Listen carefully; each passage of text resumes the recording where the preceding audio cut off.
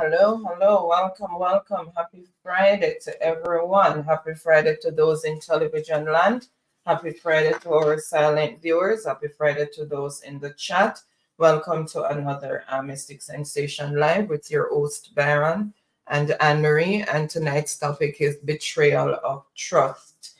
Hope everyone had a wonderful and productive week. I'm looking forward to a wonderful and restful weekend.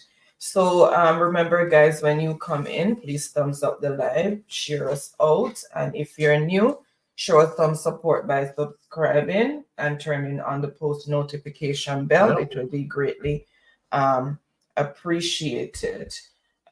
So let me just say, well, it is the holiday weekend for Christmas. So I just want to say in advance, Merry Christmas to each and everyone. Hope everyone will have a merry and festive time, and make sure that you all keep safe in whatever you are going to be doing this Christmas. Okay. Whatever you're going to be doing this Christmas. So let me just welcome those quickly in the chat, and then I will hand over to Baron. Truck Life, bless up. Happy Friday. Thank you so much for joining in. Sonia Foster in the UK, welcome. Happy Friday. Joan Morris, welcome. Delroy, happy Saturday in the UK. Is also in the UK. Owen Siegel, welcome. Saying thankful. Sweet Pea, Noel Baugh, welcome. Corinne Griffiths, happy Friday. Arlene, welcome. She sent Christmas blessings. RJ, bless up. Moya's Way, happy Friday. Abena, season's greetings to all, says Abena. Welcome. Blendon, welcome. Janet Jackson, Eileen Harvey, Darren Daly, Yvonne Johnson saying good night to you both and to each and everyone in Jesus' name. Amen. Thank you so much. Joey B, welcome. Happy Friday. Cynthia B, Don Mel, Aldine saying happy Friday. Juliet Gooden Millis, happy Friday. Welcome. Ricardo looking, welcome. Debbie Jervis, welcome. Bless up. Barbara Finley, welcome. Chilling with Ali and Malik, saying Merry Christmas to you, Mystic Sensation and friends. Same Blessings. To you, Ali and Malik. Happy Friday again. Welcome. Dwayne Anglin, bless up. Happy Friday. And Debbie's also saying Merry Christmas and season's greetings. Okay, so we're not going to be delaying. I'm just going to hand over to Baron so he can start the discussion. But before I do, welcome to all our new subscribers. Really appreciate each and every one. And to those who joined us at the beginning and in the middle of our journey, thank you. Really appreciate each and every one. And Charmaine Francis Thorney also saying good night and happy holidays. And Baron, Mystic Sensation viewers, thank you so much and welcome. All right. Watson, welcome. Thank you for that, wifey, for that precursor there. First, I want to say in extension, right, wishing all of my subscribers a wonderful Christmas, and hoping for everyone to enjoy their Christmas, right? So I am definitely wishing for all persons to have really a happy Christmas. Now, I want to say big thanks to all of the persons who are following us thus far and new subscribers, right, that came on board. So big thanks from Mystic Sensation. We appreciate that. Now, before I start into the heat of the matter, because tonight we are going to deal with some truth and reconciliation as it relates to the Jamaican Labour Party. And of course, we're going to get into, the facts finding situation, because Mystic Sensation, we're doing the propaganda business. And I have to make sure that for persons who are following us, right, whenever they come on a Friday, they are going to get what we had done in terms of research and the facts.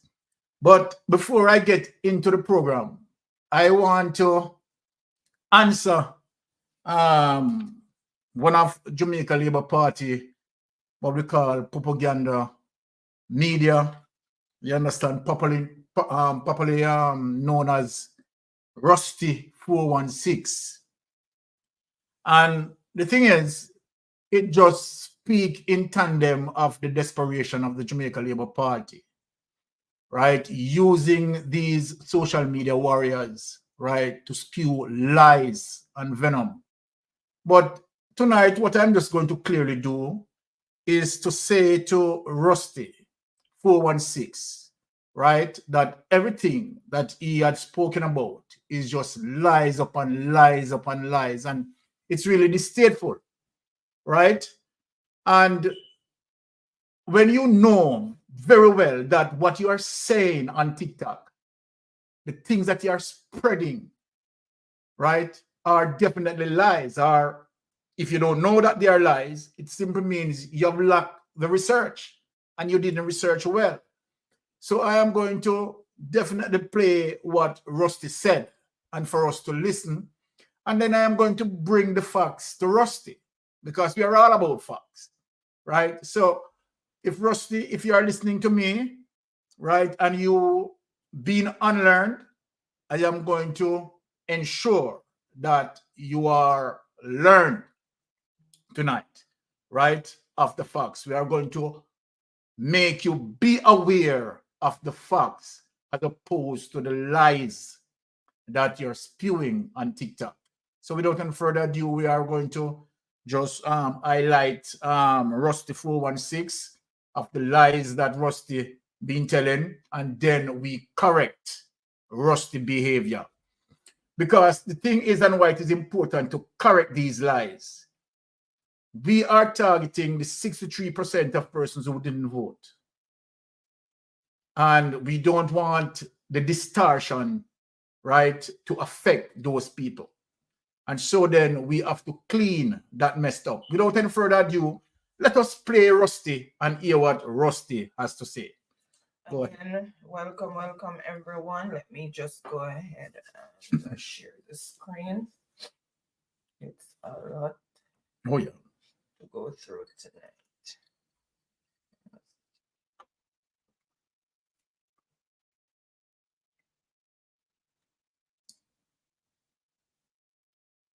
This one.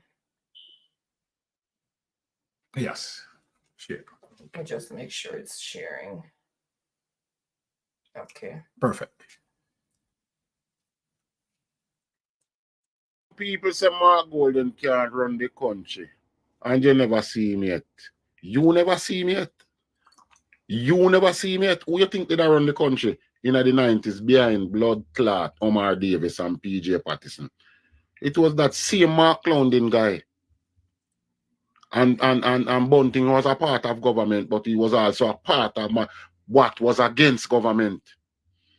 Because Derring, Bunting, and Golding did hold by them two men there, and an next man named Chris Derring, Peter Bunting, and Mark Golding are them. And they were the one that reaped all the benefit from FinSac, or me say Killsack. And the amount of people kill themselves after that. Never normal. I mean, never stop talking about that, you know, because if that period and that era in Jamaica never happened, Jamaica would be among the best countries in the world right now. Yeah. Top rank, top ratings. And they could have done it, but they just never have the brain. So the only brain they did have to just take poor people money. Take things and take and sell. Just imagine the Blood Clot PJ Patterson sell out the one utility company where we have JPS. And sell cement company. Sell Norman Manley Airport. Sell Blood Clot Donald Sangster. Sell your Jamaica.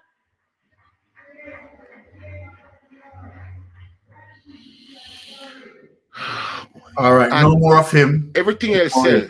But hear me now. You sell the WAF. Okay. You sell the WAF.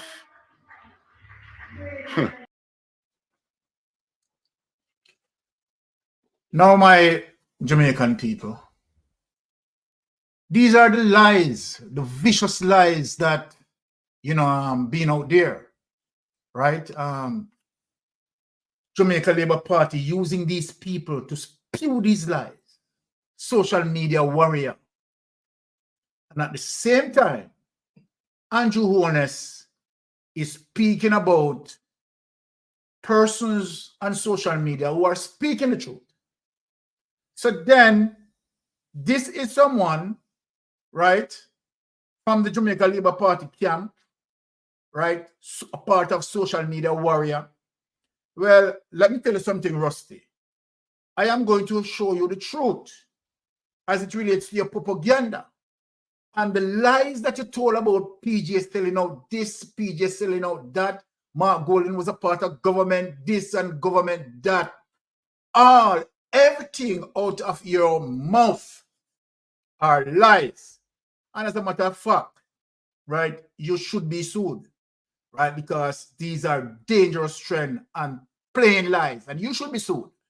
So without any further ado, if you are listening to me, Mr. Rusty 416, this is the evidence, and the evidence that I'm presenting to you coming from mainstream media, coming from also JIS, Jamaica Information Service. So then there's no way you can say that what I'm going to present is lie. But let me correct your behavior, your gossip, your pasa, your propaganda, and your lies. Let me correct that. So without any further ado, stand by for your correction. Let us bring up Port Authority, NROC, JPS added. Okay.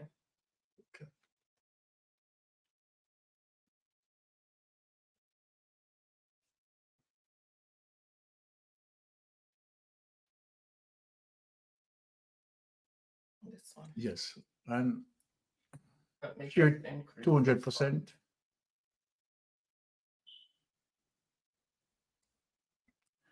Okay, so let us Let me just make sure it's sharing. all right. There. Sharing? Yeah.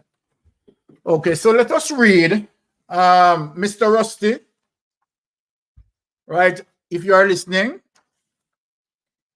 here are the facts, Mr. Rusty, and let me present them to you.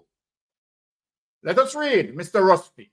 Port Authority, NROCC, JPS, added to divestment list, published Wednesday, December 23, 2009.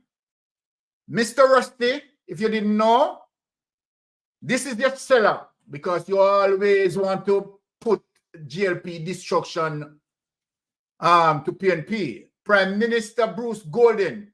This is not PJ Patterson, Mr. Rusty.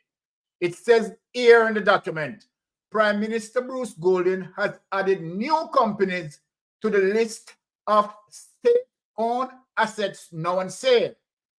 Did you get that, Mr. Rusty? As the government hunts for cash to keep the country solvent.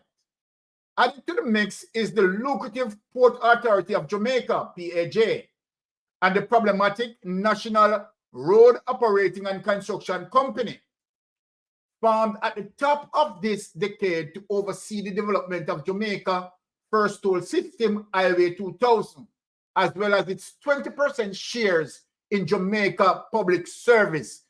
You understand that, Mr. Rusty? That PJ Patterson have nothing to do with the devastation of Jamaica Public Service? It is Mr. Bruce Golden. So you please go and ask Mr. Bruce Golden, why did he do that? Okay, Jamaica Public Service Company Limited and Montego Bay Convention Center. PAJ, which is run by Noel Hilton, is among the top performers in the government's portfolio of assets. But last year swung from 1 billion of profit to 6.3 billion of losses, dragged down by debt finances and liabilities of 31 billion incurred from a multi-phase expansion program to grow capacity to 3.2 million TEUs, or 20-foot equivalent containers. The port decks are projected to climb to 42 billion by fiscal year ending March 2010, notwithstanding efforts a year ago to restructure its balance sheet. The Port Authority, however, commands revenues of 11 billion to 13 billion annually, and its fixed assets and investment properties commands were estimated in 2008 to 2009 at a combined $35 billion. According to the Public Sector Bodies Report 2009 to 2010, NROCC, which has not turned a profit since inception, while its debt grow, has little room to maneuver. Its expenses of 2.7 billion to 3 billion is more than 3 times its income of 860 million to 1 billion. Its losses this year are projected at 8 billion, up to from 6 billion losses in 2008-2009. Golden also named other entities for which negotiations are either stalled or are ongoing, including Air Jamaica, Panton Aluminum Productions, Norman Manley International Airport, and the Sugar Company of Jamaica. His list also covered Central Wastewater Treatment Plant and sporting facilities, Sabina Park and Trelawney Multipurpose Stadium. The latter costs about 25 to 30 million to operate and is not generating income. The Prime Minister said, take that away. Take that away. So Mr. Rusty, 416, the Golden who sold it is not Mark Golden. The Golden who sold it is Bruce Golden. Bruce Golden. So Mr. Rusty, get that in your thick head that the Golden who sold it is not Mark Golden, it is Bruce Golden. And these are some of the people that JLP have say that they are social media warrior, right? Persons who just lacks in everything, not doing their research, but spewing venom, right? And propaganda, right? So I hope you stand to be corrected that the Golden who sold those things was not Mark Golden, Bruce Golden. All right. So then we clear up that. Now, my people, last week, right, them need to get the facts straight. Yes, Jennifer. But, you know, they have no intention to deal with the facts. You know. They are propagandists. Barbara Finlay, Bruce sold out everything. And now they want to put the blame to say it is PJ, right? That's what the Jamaica Labour Party is doing, right? Their sins and their corruption, they want to transfer to PNP. It's not going to work. We are here. We are here to speak the truth, and that's why our followers continue to follow us on YouTube, because they know that we speak 100% truth over here and we research properly. Now, last week, let us get back a little bit with the illicit six, because last week, while we were speaking on the illicit six, one of the subscribers called the program and asked us, right, in saying that based on what I said, right, as it relates to, you know, my strategic way of doing things, wanting for the Integrity Commission to keep the report, exercise due diligence, doing their investigation, and have no haste in sending that report to Parliament. Now, the caller who called me and asked me to verify this, even if the Integrity Commission investigators keep that report, right? If they send out that report, if they send out that report and the DPP rule on it, right, make a determination in terms of not proceeding forward on the report if it can, you know, reinstate it when Mark Golden comes in power. So I have the information for you, and I am going to provide the information to all our subscribers. So let me say this. What I said last week as it relates to the Integrity Commission to keep that report, I am still saying it. That the Integrity Commission needs no haste in sending that report to Parliament, because all what the Jamaica Labour Party is going to do is use the tactics that they call cash and kill. So they want the report to come over to them, right, while they delay the report. And if the report has to pass on, of course, they are going to pass on to the DPP that they had given extension to for the DPP to dismiss this. And as I said, right, as it relates to my subjective opinion, I believe this is what the DPP been waiting on. This is what, right, we have members of Parliament, particularly the illicit six, right, wanting for that report to go to Parliament, that they control the report and control the narrative. Okay, Mr. Rusty must be a little boy. During that period, governments were privatizing companies to move away from the for-profit business to focus on social activities like healthcare, social service, etc. Now, so people, let me say this before I open this document, right? Now, and let me explain it. The DPP office is an extremely powerful office. But I have news for the DPP. If the DPP is sitting and waiting as it relates to the illicit six. And tonight, again, I am going to express certain information, right? So then, let us look to show you how powerful the DPP's office is. And if the DPP engage as it relates to the six, the illicit six, and have that case dismissed, then that case will dismiss for good. It is not like it can come back when being reinstated in the court when the new government form, right? Because what would be automatically applied is what I had spoken about last week as it relates to double jeopardy.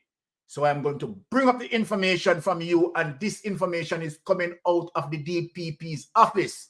Jennifer Daly, you are seeing and looking ahead far beyond what they're planning. I'm telling you, Jennifer, because guess what? We are strategists. And we understand that, of course, Andrew Holness is playing his chess game. But guess what? A draftist like me, one of the best, you understand?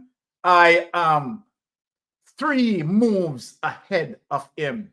And I am going to dent his mission tonight.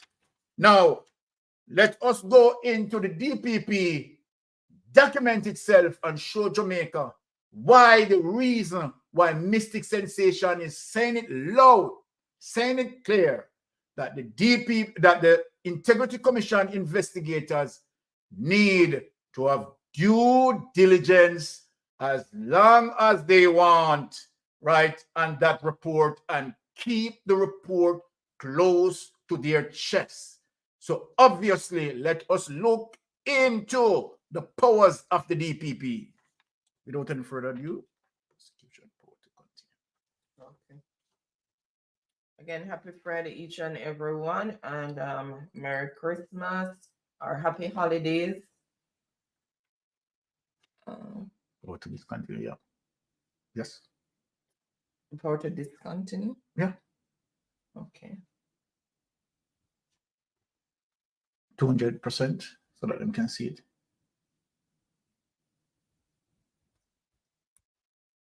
That one? Yep. Okay. Okay. The decision to prosecute a Jamaica protocol, the Office of the Director of Public Prosecutions, right? So let us look, my people, the power to discontinue criminal proceedings. In exercising its power or her power to discontinue proceedings, the DPP enters what is called a null prosequi. This power arises under Section 94, subsection 3, subsection C of the Constitution and Section 4 of the Criminal Justice Administration Act.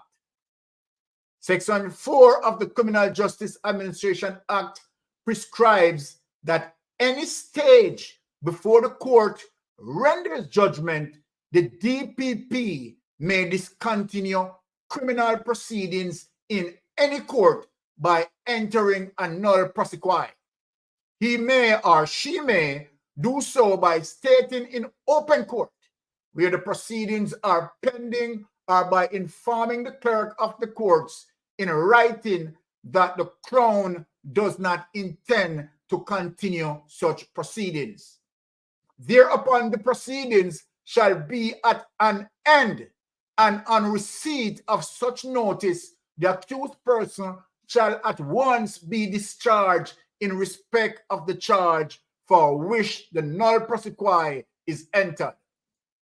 The entering of the null prosequi by the DPP is not an acquittal on the charges being tried, and the DPP has the power to bring back or re-indict the matter. A null prosequi can be entered even though the accused person has pleaded guilty to a lesser charge and the indictment, for example, pleading guilty to manslaughter instead of murder, as long as the court has not passed the sentence. Now, such a situation happened in 1983 in the case of R.V. Lydell Richards. On appeal to the Court of Appeal, the only ground pursued was that the prosecution on the second indictment was in contravention of Section 20, subsection 8 of the Constitution of Jamaica, which provides so far as relevant. Remember last week I spoke about the double jeopardy.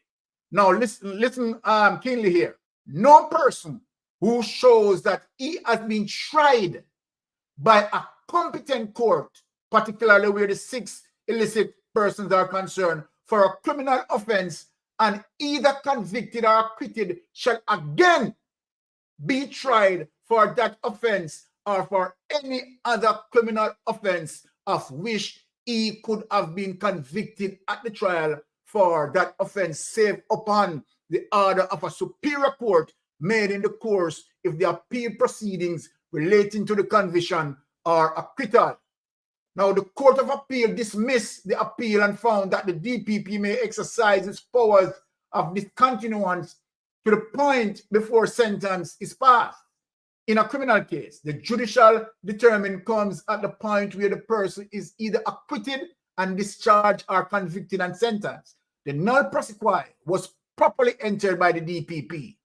It having been entered before the judge passed sentence, so it must be entered before the judge passed sentence. Number 2, that a plea guilty not followed by a sentence of the court does not constitute a conviction. The plea of guilty is no more than a solemn confession of the ingredients of the crime alleged. The null prosequi was properly entered and the DPP needed no further authorization to indict the accused man and commence the proceedings. Right? On appeal to the Privy Council, their board, in dismissing the appeal, accepted the correct that Section 20, subsection 8 of the Constitution of Jamaica is simply intended to embody the common law doctrines of artery first convict and artery first acquit. The central issue raised by the appeal is whether a plea of arteriferous convict can be sustained by anything less than evidence that the offense with which the defendant stands charged has already been the subject of a complete adjudication against him by a court competent jurisdiction comprising both the decision establishing his guilt, whether it be in the decision of the court, of the jury, or the entry of the own plea, and the final disposal of the case by the court by passing sentence or making some order, such as an order of absolute discharge. Take that away.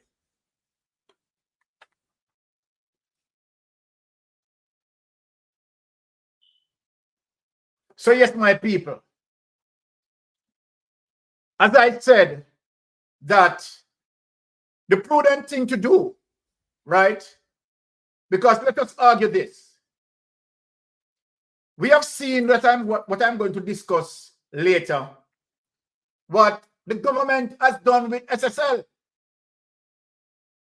where the FSC is concerned. Remember, we spoke about Nigel Clark, Harold Grant, greetings, Mystic Sensation. The DPP is covering up the corruption. Andrew illegal demolished the people houses at Clifton, and she said nothing about it. There you go. There you go. But now, as it relates to the illicit six, let me speak to Jamaican people. What is going to happen is the Jamaican people who believe in good governance have to vote out this government. My Jamaican people, I want you all to listen to me. Because not only I am suggesting that the Integrity Commission should preserve the report, Mystic Sensation also measured the DPP time in office. And people, I realize that the DPP 3 years extension is going to be finished upon when the general election is going to be called. So that it is in the right time frame that with a Mark Golden government, as it relates to her 3 years extension, her 3 years extension is going to be up, and the DPP, Paula Llewellyn, you will not get another extended time, right, if you are waiting, right, to deliver the judgment as it relates to the 6th. And so then Jamaican people have to vote this government out if they want to expose the 6th, because Mark Golden will now get the opportunity to install a new DPP. People, if you think I am joking, let me show you the evidence. Yes, I have a question. Can Mark Golden reverse some of the activity of the present government when he becomes the next prime minister? Yes, off the bat. Now, so this is how it works. Depending on how most of what GLP government done as it relates to policies and laws and so forth. When Mark Golden win, depending on how Mark Golden win, if we have majority members of the parliament. Remember, I spoke about Andrew Holness' most powerful weapon, which is the 48 members of parliament who is going to vote on any policy decision with him. So then, if Mark Golden win the election, which I believe Mark Golden is going to win the election, right, and win it awesomely, and have the numbers, Andrew Holness policies and what being done there, Mark Golden, as it relates to the members of parliament supporting him, you understand, will able to erase some of what being done there. So yes, the answer is definitely yes. Some of what Andrew Holness put there, Mark Golden will be able to change that, right, as a result of, you understand, the strength of how he win. And that's why people, you understand, need to understand the political process. So then let me show the other document in terms that when we said Mystic Sensation measure the DPP time and realize that the DPP, you understand, extension 3 years will also finish that up. Will also finish the same time after the government election, the general election, which will end the rulership of that DPP. And so then, And so then, Jamaica, let me tell you this. Mark Gold install a new DPP. I am telling Andrew Holness. I am telling the illicit six that trust me. Fire them moose tail and him think a cool breeze. Because the judiciary that I believe in is going to deliver justice accordingly. The judiciary that I believe in, with the change of a DPP, is going to deliver the justice that I believe in. Jennifer, you all can't let them get another term to oppress the Jamaican people, citizen, right? Or nyam them supper. Well, all of this now, and people, don't blame Integrity Commission for anything. Integrity Commission, right, as far as I'm concerned, has done an excellent job and continue to do an excellent job. So then, all what the Jamaican people need to do is to deliver as it relates to vote out this government. Because the DPP, what Jamaica Labour Party is depending on, and that's why it is a situation of desperation. Let me say this to Jamaican people. Andrew Holness doesn't want to extend his time because he believes in policy and he wants to move Jamaica forward. JLP want to extend their time because they want to have their get out of prison card free. Because guess what? A lot of corruption is going to reveal. And so then they are desperate if they lose the general election. If they lose the general election, we are going to see the corruption after corruption after corruption that need to expose. Jamaica, we need good governance. And we are happy that the DPP time is going to be ended. And there will be a new DPP installed. Let me show the evidence. Without any further ado, show that clip.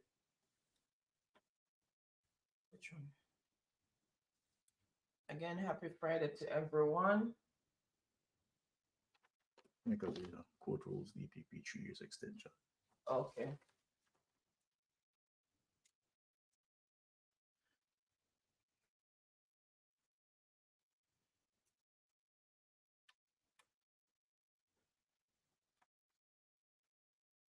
One sec, guys. This thing is... Bring it to 200%. Hmm? 200% that they can see. It's at 200%. Right? Share. Already. Yes. Let me just go back. Share. It's shared. Very good. Let me just open it up a little better here. One sec, guys. There you go. Okay. So my people, here it is. Court rules DPP's 3-year extension lawful. So then we know that she only has 3 years, which is going to end in 2025, the same time that we will be having our general election. A major victory was scored yesterday by the government when the full court ruled that the 3 years extension granted to Director of Public Prosecution, DPP, Paula Llewellyn, in 2020. In 2020, so that was lawful.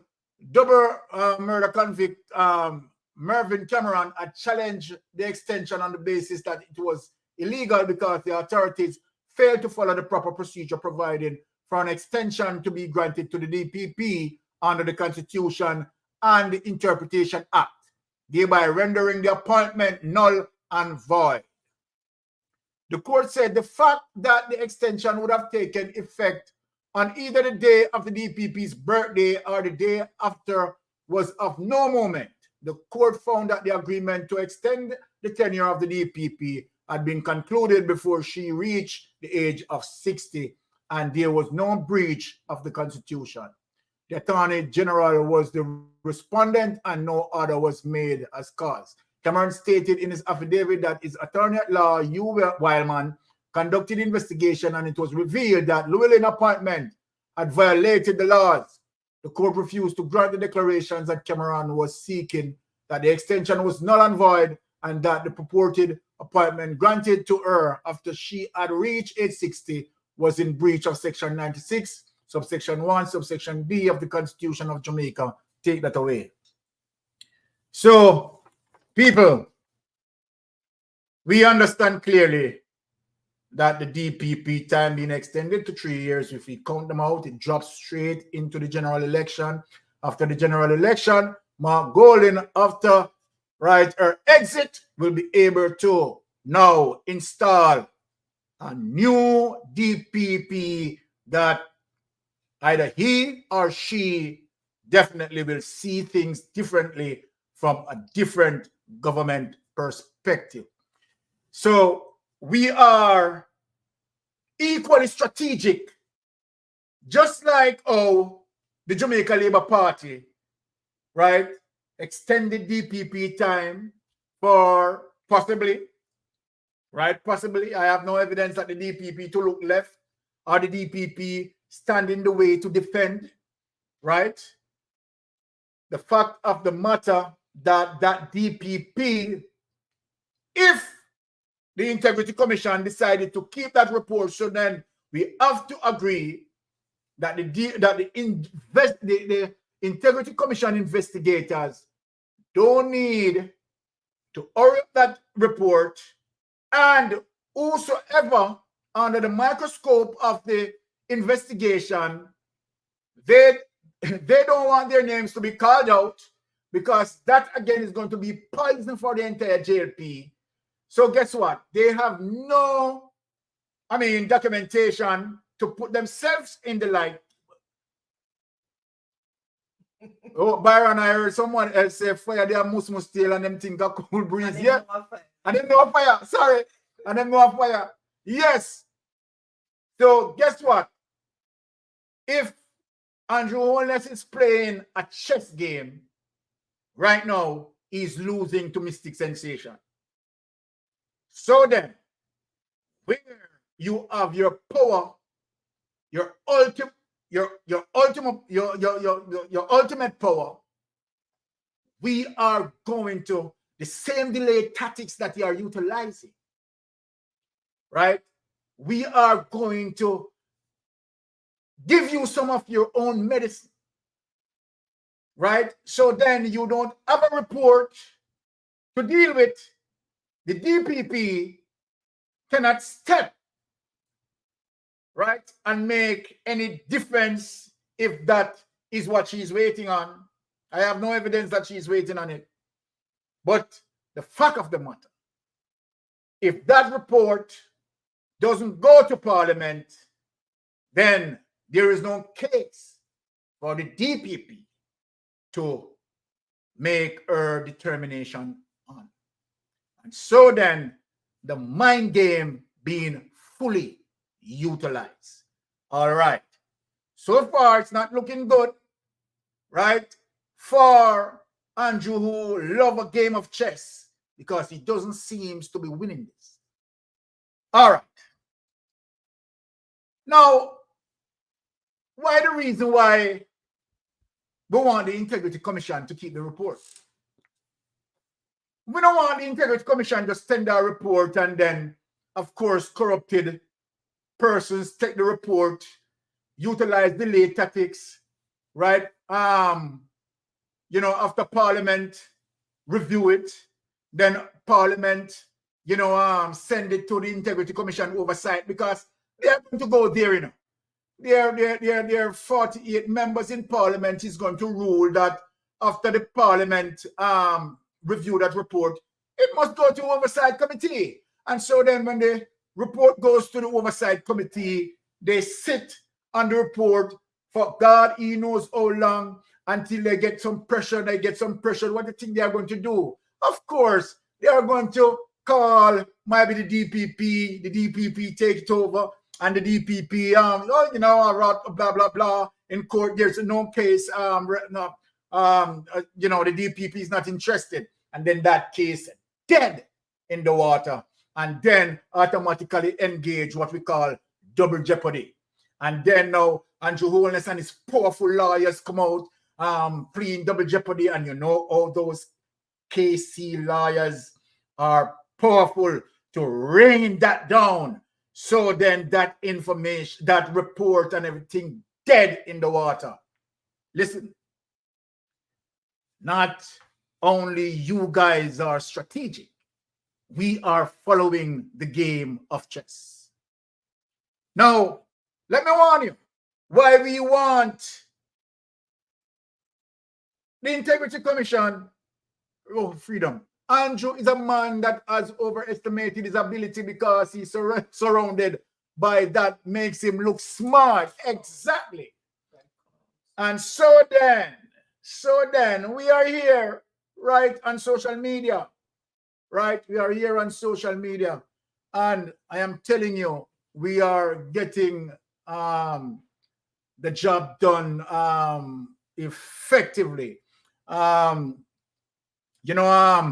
Let us go and show you what we want as it relates to consequences must follow. Without any further ado, hear this clip. Sorry. Word was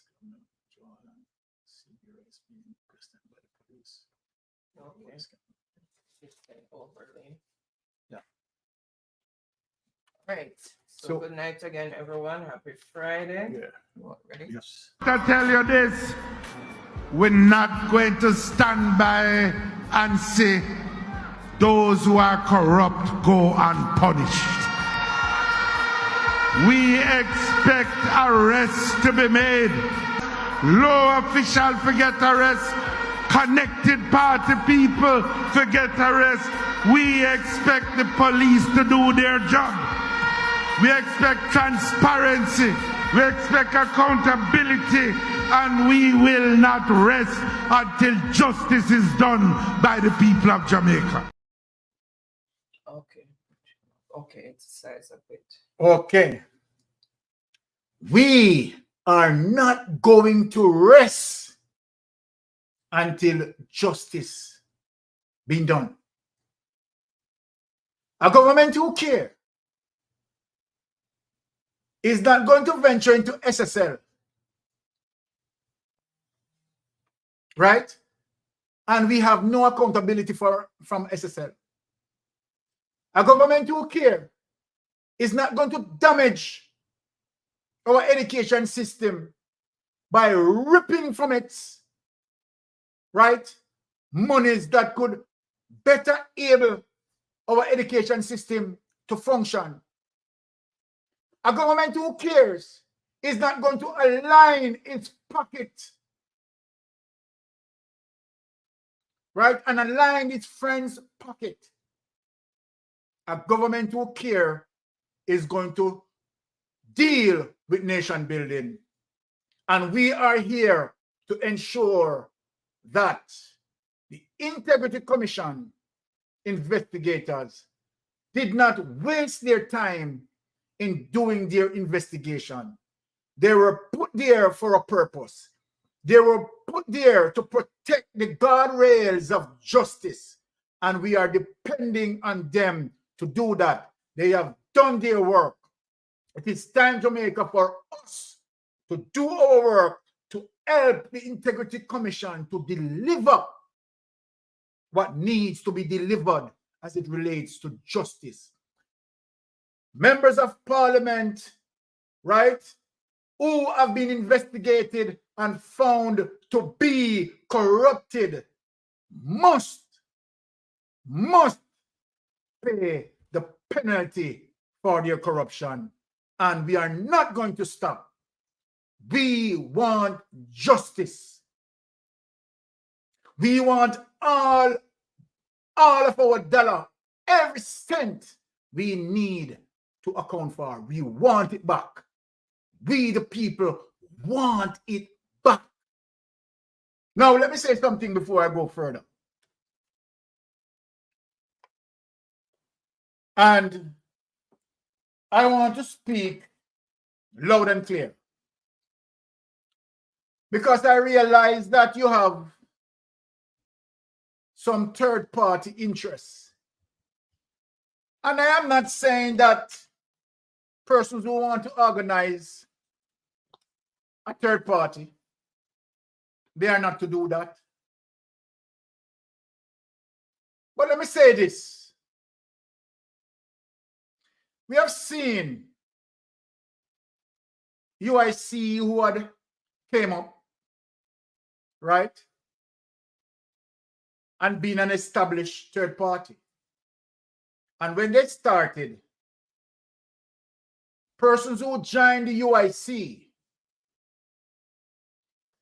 they were trying to influence people to join the UIC, right? And yes, UIC did have some good policies, because I've read them. But the very same persons who started with UIC being separated from UIC.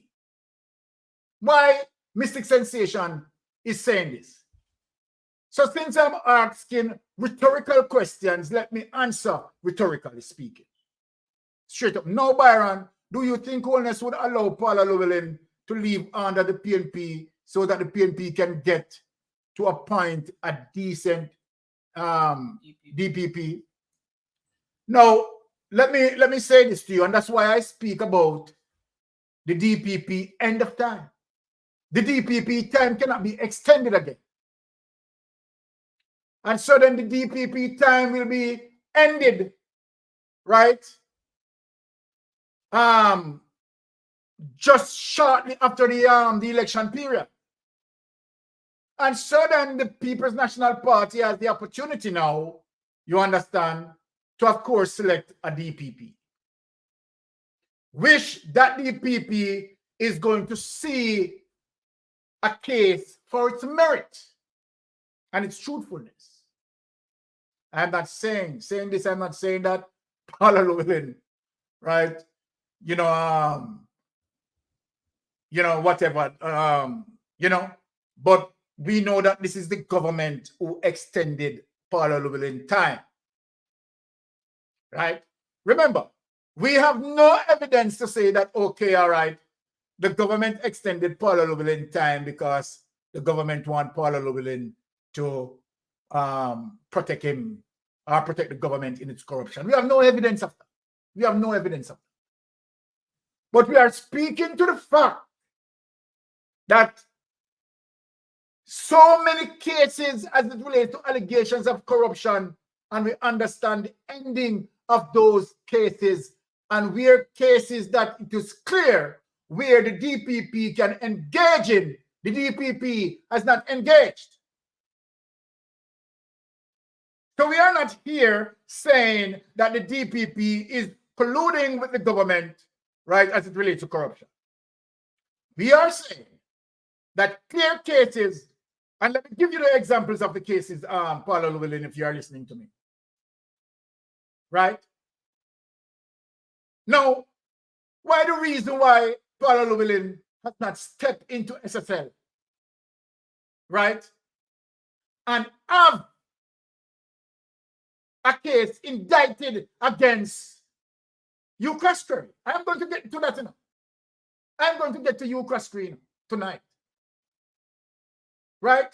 But the DPP maintains silence as it relates to the clear and present danger of SSL looting billions of dollars.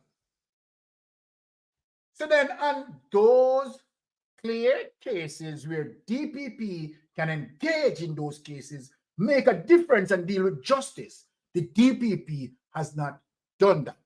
So it leaves to inferences, opinion, suspicion, perception, and the list goes on. And rightly stated that the people have a right to perceive what they want to perceive if they believe that injustice was done. And so then, yes. And so let me just make the point about UIC and the third party. So then with the UIC, some of those prominent leaders who separated from the party. Let me talk to you, third party people. When you started, you were trying to influence people to join UIC. But you yourself had left and pointing fingers at the leader, Mr. Patterson, said that he's autocratic. And so then you are now finding fault. And then people in Jamaica are saying, why we don't try a third party? Here you have a third party, right, who can't be properly organized, can't put it together and have separation in their party. Now, let me go to Margolin. Because many of these third-party persons want to attack Margolin, and I've seen it. And they have no form of evidence to accuse Margolin as it relates to what Margolin had done. Their accusation is that Margolin is not going to, futuristically speaking, without the man even get into power. And so then all of their references in dealing with Margolin, all of those references are futuristic references. They haven't given Margolin a chance to say, okay, all right, there you go. We have given you a chance. You said, okay, within the first 100 days that you are going to do this. Okay, this never done, or that, blah, blah. Nothing to provide a background from. But here they are with their futuristic references that Margolin is not going to. Margolin, and all of that is just futuristic references that they are making. Unfair. And at the same time, they have a chance to organize their party, come forward and stand in unity with their leader, and they cannot do so. So you tell me, if you who found differences with the UIC and who previously, before you find differences, you were influencing people to join UIC. Now what happened? You now are running away from UIC. So then, all I am saying, we need to stay focused in this juncture to know that it is a critical moment of our time as it relates to poor governance. Poor governance. And so then when you see that we are dealing with a government that is apparently corrupt, we have to stay focused in getting out this government. Freedom, I agree, Byron. I have commented on that. Why didn't they see the future when Andrew was running? Exactly. That's my point. That's my point. And so then when you see these things, you wonder. You wonder. Right? Because guess what? At the time when they started with Patterson, right? They thought they have a good thing. They thought they have a good thing. But now they are finding fault with Patterson and explaining their reason as it relates to them being separated.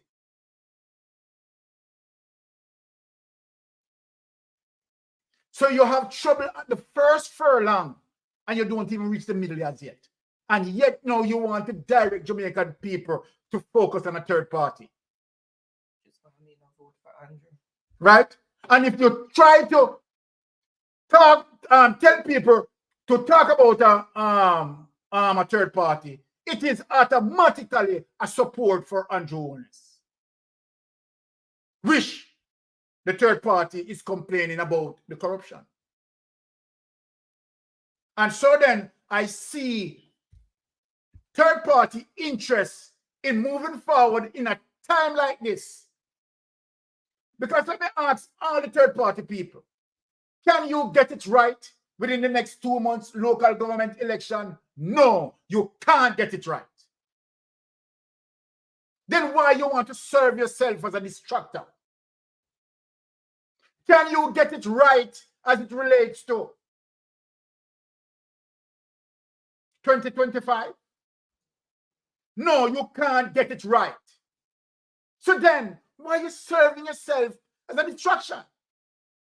To what? To make Andrew Holness get a third term? And then the influence that you are giving out there is that the two parties are one of a kind, where I prove from time to time and telling you that the People's National Party is absolutely different. So people out there who are spreading their third party campaign, right? I see them as someone who is supporting Andrew Holness, you understand, and the arms out that Andrew Holness is doing, because that's all what you are doing. Our third party interests now, every single one of them. That's what you are doing. Right? Supporting the extension of Andrew Holness. So in this time, you are like the Trojan horse. People need to focus. We have two major parties, and which there's no Jamaican, as it relates to the majority of Jamaican, that is going to rally around a third party. It is not going to happen. Get it. Get it into your brain. Get it into your brains if you don't have any. It is not going to happen. And so then your purpose of insurging yourself, you're insurging yourself as a distraction. Freedom. Norman Ferguson, I agree. The people must get involved and take action in their country and the politics of the country. What we want to see is those illicit six being tried into a court. And if they're found guilty, must get punishment. Janice Keane, absolute true, Sir Byron. Thank you for that, Janice. So then, for third-party interests, you understand, please desist. Please desist. Because you're only a great distraction in terms of giving an extension, right, to a party that is highly corrupted, that we want to get out and get out forever. Okay. Go ahead, caller. You're on Mystic Sensation. Go ahead. I want to mention the point that you were about what Rusty was saying. Yes. I don't look for Rusty as somebody sensible, you know, because what I time hear him say, Mr. Siaga implement the highway. Can you imagine? In the 60s. And for me, hear him say that, me not listen to him again, you know, because Mr. appear totally nonsense matter. So me say to him, say, Mr. Siaga implement highway 2000 from in the 60s. Go him go through from 1980 to 89 and he not build no highway. All build highway. Crazy, right? Rumor him spread, man. So yeah. me not listen to him. So my brother, nonsense in that. Okay, so this is the type of social media warrior that the Jamaica Labour Party talking about. It's crazy, right? Yeah. And another thing again, let's say one poll TV here. Yes. From Panton News, them release one poll and that poll this evening say the PNP are lead by I lead the JLP by. But we feel say more than that. Much more than that. Feel like say Much more than that. Yeah, it's much more than that. But you know? but guess what? I don't think when election next time early next year or in February. I don't think so. Yes. Because the poll you might go try to give a lot of goodies in the budget.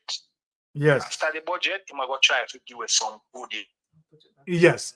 So we are going to attack even those goodies too, you know. You understand? We are going to deal with it. And another thing before me go. Yes. Why NP must put black to dissect every misrepresent nationwide misrepresent the PNP. They set nationwide definitely upon the PNP, you know. Anything the PNP do, nationwide grab it and run with it. Well, they need to put somebody upon nationwide to dissect every non-truth or misrepresentation. Yes. Misrepresentation them bring out. Them fi put a black, let them dissect everything will then say and keep a good scrutiny upon them. That may I say. Thank you very much. Blessings, my brother. Yeah, and have a wonderful Christmas. All right, cool. Yeah. Okay. All right. So as we go down the stretch, right?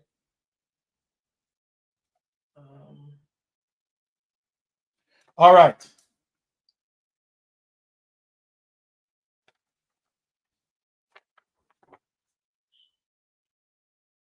Okay, so we are going to move on into what we call the apparent corruption.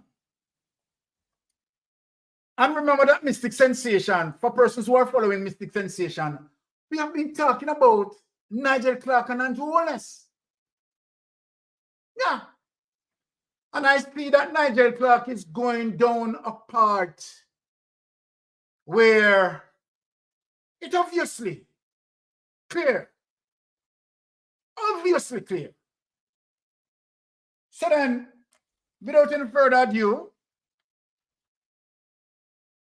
when we talk about here is FSC that decide to withdraw claim against SSL founder. People hear the facts of the matter. In 2016,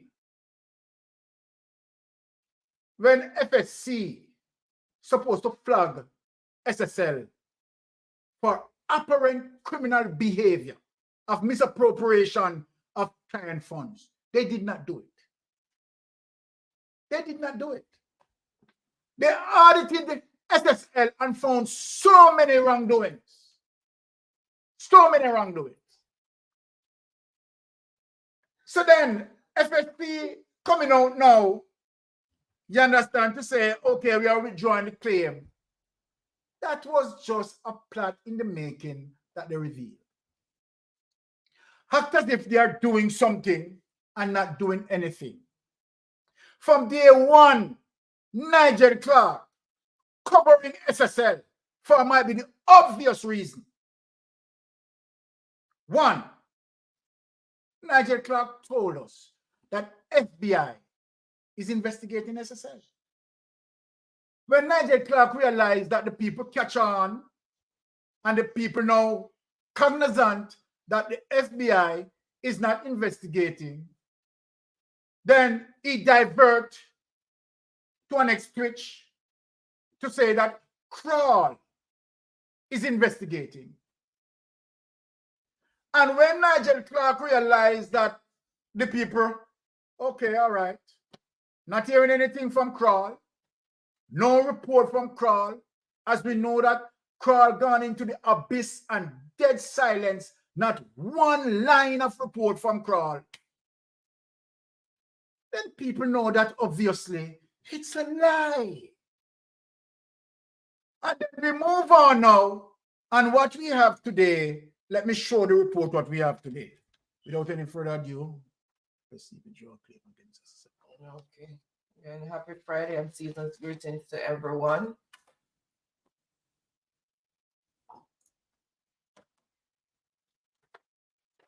Okay.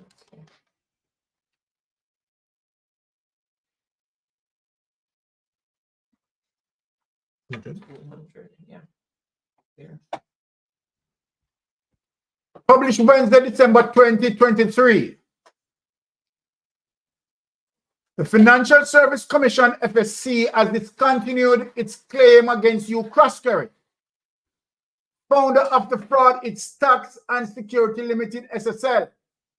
Lawyers representing the FSC made the announcement today when the matter came before the Supreme Court. Croskery was the third defendant in the claim. The FSC had claimed that Croskery and other SSL directors breached the FSC's directives by appointing a trustee on January 16, a day before the FSC took temporary management of the investment firm.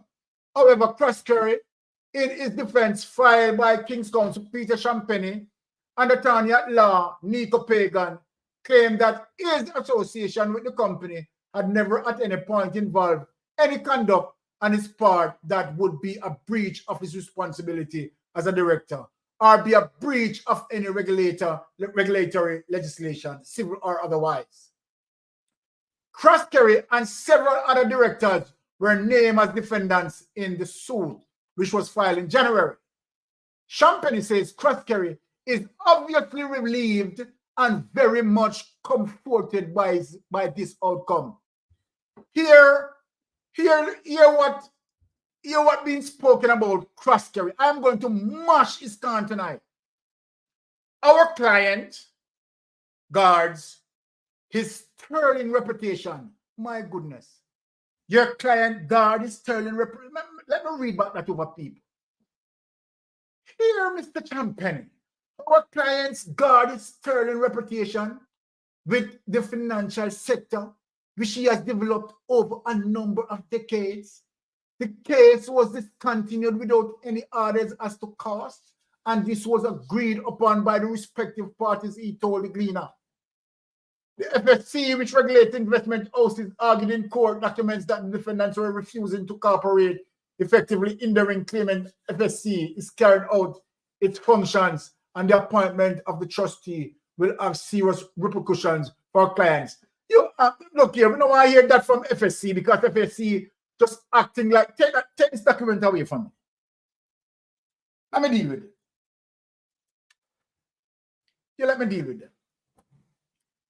People, when you think of the cruelty that done, and FSC now acting as if they are doing something, okay, let us take them in front of the court, and all of that is staged.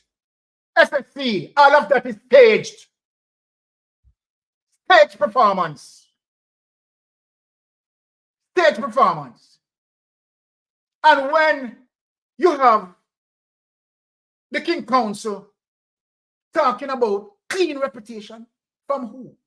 Croskery. I am going to show the Jamaican public, local and in the diaspora, who is Croskery. So let me get, without no further ado, let me get to the next document to show you a history of Croskery as it relates to Paul Cheng Young, where SSL originally belonged to Paul Cheng Young, who handed over to Croskery. A long time running this between them, you know. So when King Champagne talk about clean character, just stick out of your mind. So let me show the world. Let me show the world as it relates to court document. Let me show the world what is going on. So when you come in and you're cleaning up, you want FSC, you understand, okay, we have to do something. We don't want it to look too bad. You understand? Just show the public that you are doing something and so forth and so forth. Big cover-up. Big cover-up. So then if you can do this to SSL, if you see the reason why I said that the Integrity Commission investigators need to hold close that report and preserve it. Huh? So then, without any further ado, let me show this document and read it out for the people. Janet Jones, the JLP has everyone on their payroll and still can't get it right. This is the age Aquarius, the age of awakening, of knowledge. They can't trick the masses anymore. Can't, Janet. Thank you for that input, Janet. Wonderful input. Can't.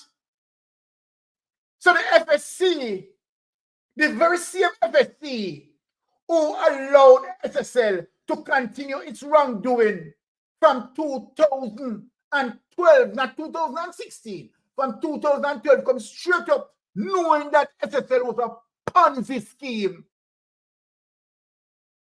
And they have done nothing to stop it because of members of parliament who involved in SSL. Mystic Sensation said that. I'm going to take it back. Because members of parliament who involved in SSL, yes, they do. They have account in SSL. And so then when FSC acting as if they are trying to, defend, you understand, poor people, who you think you're fooling? You are defending the criminals. It's plain that you, FSC, is defending the criminals. And so then, let me show you the history of cross-curry. Let me show you the history of cross-curry. Without any further ado, put up the document.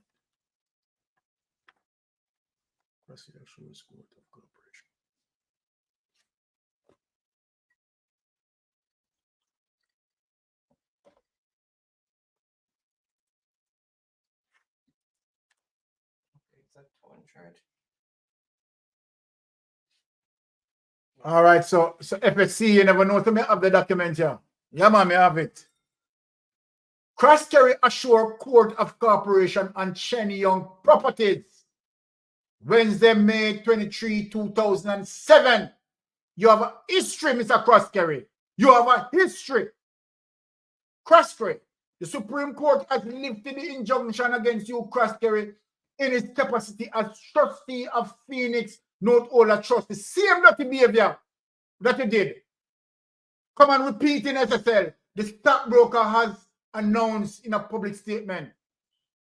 Justice Marjorie Goldsmith had initially placed an injunction on Cross-carry to May 10 and had given him 14 days to declare the locations of all assets held by him on behalf of Phoenix, whether in his own name or nominees. Let me read that over again for the people to understand. Justice Marjorie Goldsmith had initially placed an injunction on Cross-carry, right, to May 10, right, and had given him 14 days to declare the locations of all assets held by him on behalf of Phoenix, whether in his own name or nominees.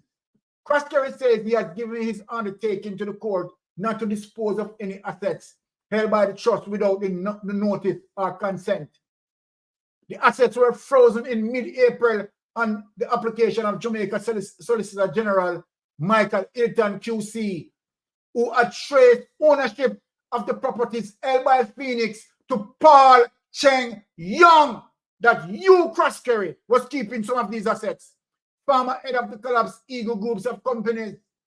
The Miami court has since lifted the freeze on Chen Young, which means he is free to transact business with them in that jurisdiction. Cross-carry said of his role in the trust that he acted purely in a representative capacity as the trustee, just as how you acted purely in SSL for a small group of investors who put up the funds to purchase houses. As trustee, he ensured that their investments were protected. Yes, just like how you ensure SSL investors were protected. Who you to? The statement said, barred. Courts in Jamaica and Florida had barred Chen Young and Cross-carry. Let me read back that over and the people understand.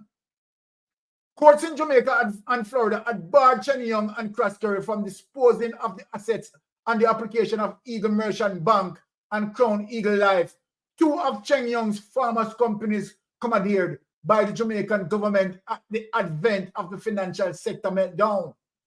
Croskery has again asserted that the freezing order was not related to his securities brokerage stocks and security limited. Formerly Paul Cheng Young and associates, of which he is a chairman. Hilton presented evidence. Here it is, people. Here it is. Hilton presented evidence to the Kingston and Miami courts showing that Cheng Young, despite a court order on May 4, 2006, to declare his assets and not to deal with or dispose of any properties without approval, had transferred 19 properties to Croskery. 19 properties Paul Cheng Young transferred to you, Croskery, on May 12, just days after the judgment against him to pay over 900 million plus interest. 3 other properties were transferred to Croskery on May 24 and June 15 of that same year. The former Eagle boss also held 170 Florida properties in a company of which he was president, director, and treasury. Take that away. Take that away.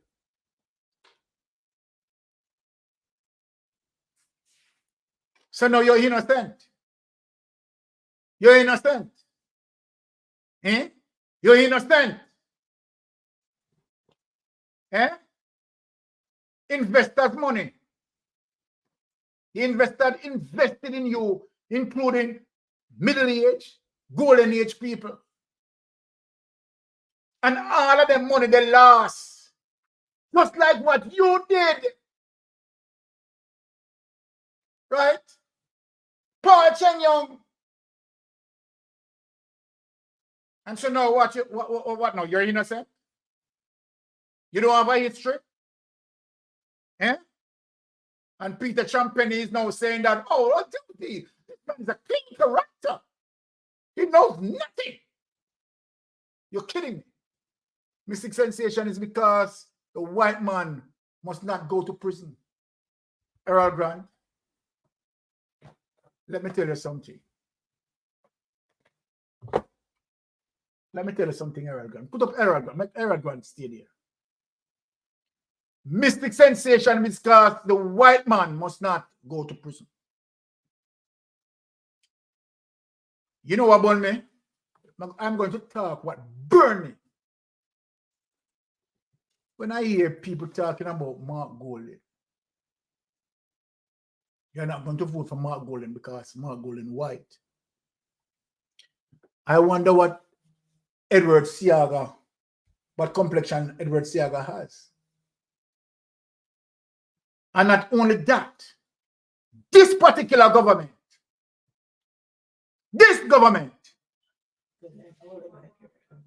right? This government is doing everything for Croskery to be untouched.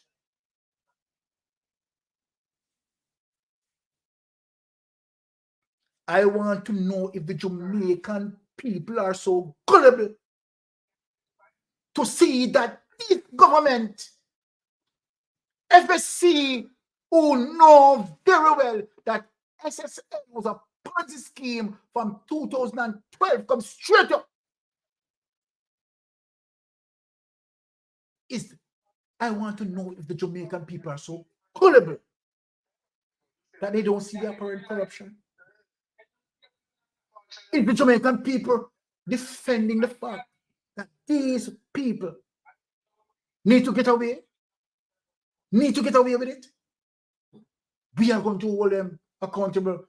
But let me just start to my brother because my brother is on the line here. Speak up, brother Urel.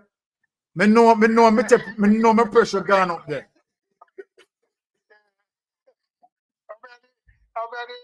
The pressure check, Me know. That's why I know see you can check my pressure. You know, so I tell you before the check-in starts, my pressure gone up. Right.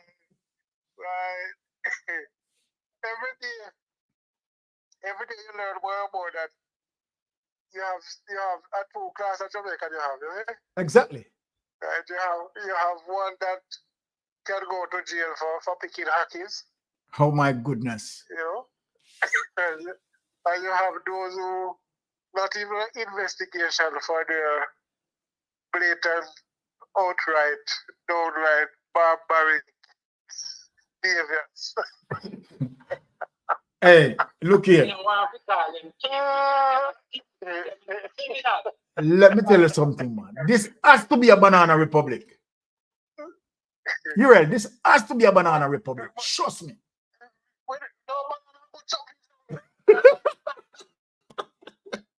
Banana, you can't get a banana report. Banana good something, you can't do that.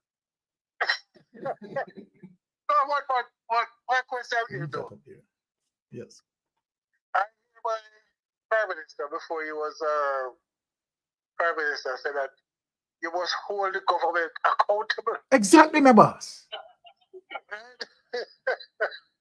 And if you have a politician that is not doing their duty properly and you think that there is some corruption, you must speak out loudly.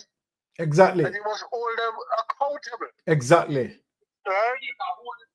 So, so my take on it would be, from the moment, if he is so much up in integrity and have good governance and integrity, whatever, he want to place on it.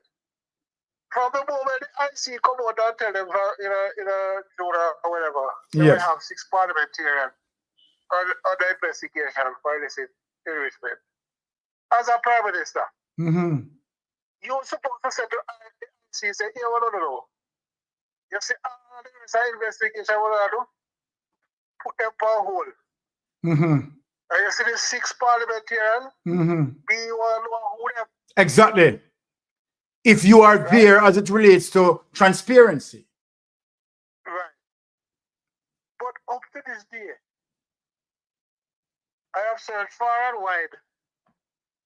And you see like anybody the integrity commission have written to or ask any questions. So Urel, you know what? Hold on, Urel. Do you realize that the narrative that they are shaping? Let me tell you the narrative that the Jamaica Labour Party is shaping is to say that there is the 6 doesn't exist. I want to understand where they are going, Urel. No, but that's avenue you could look at it too is that since they don't want to come out and talk anything, the whole 49 of them are thief. Keep aromatic there. Yes. Because we don't get the 6. We don't get the 6 and we don't know who the 6 are, so we have to call all 49 of them. All right. Yeah, all of them are Right? suspects. All right. You understand? And if we don't know, they go back to the SSL something because they tell everybody, I think we tell you already, Byron. Yes. That investigation, something whatever tell we say, them they do. With sorry, FBI and Crawl or whoever. There was never pure lie. Any investigation. Pure lie. So we should just stop talking about investigation because not go on. All right. Because I don't know how you got this late stage. You investigate from January. And now in December you go tell me say computer based. Madness, man. Madness. Madness. How kind of investigation I go on? You're a and you have investigators all the way from London, you know. From London, right? And you have SSL staff at all on computer. And what crazy. Crazy. No. Crazy. Somebody in the chat room, please explain to me why I need to turn on a computer for an investigator. But I mean, it's just madness. It's just mad. It's just absolute madness. You know, well. And then after all of that, our beloved finance minister, yes, Mr. Nigel Clark, yes, right, tell us that after all the debacle with want to pay SSL or the taxpayer money, we ball. Can you imagine? Oh, they have insurance in London, you know. Yeah. They have they Can have you a imagine? insurance over there, right? But the insurance when they get, I never care about the people that will get, they want to get robbed, you know, SSL, was to pay the staff. What kind of job? What kind of job? What I tell? Man, have a good day. Thank you, my brother. No, you know, like me, I forgot one about your pressure, you know. Big up yourself, my brother. Have a wonderful Christmas. All right. All right. All right. Aromatic Realistic TV.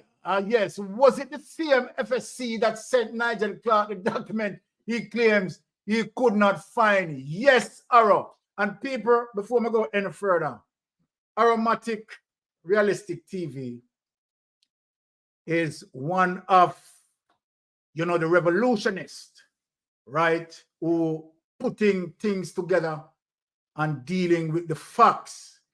And I want people to support this youth because he's doing the work. You understand? Aromatic is doing the work. Father Lonesome, who is one of the pioneers, you understand, is doing the work. Right? Jamaican Carlos is doing the work.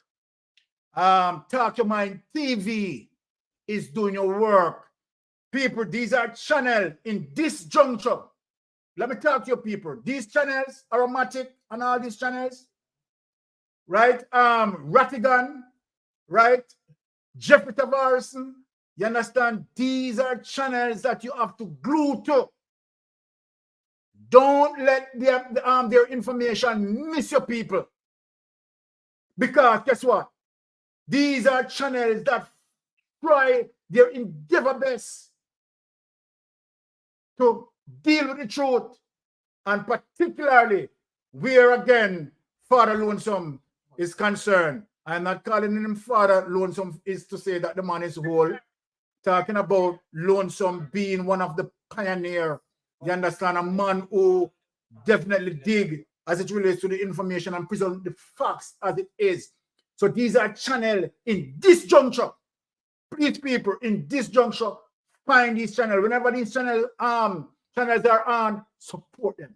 Support them, subscribe, like, and share. Because these are the channels that are going to make a difference for us. Right? So people, please connected, right, to these channels. Mystic Sensation, Wayne Lonesome, Rattigan, Jeffrey Tavares, Aromatic, right? Jamaica Carlos, you name it. Talk Your Mind TV, hook to these channels. Hook to these channels. Okay, so we have a caller on the line, but before you answer the caller, JD said, Mystic, how come you all wearing green? It's a color. No, hold on now. It's the Trojan horse strategy. Trick them and beat them. That's what we are doing. Trick them. Every time in green, we beat them bad enough. Yes, caller, you're live on the line. Go ahead.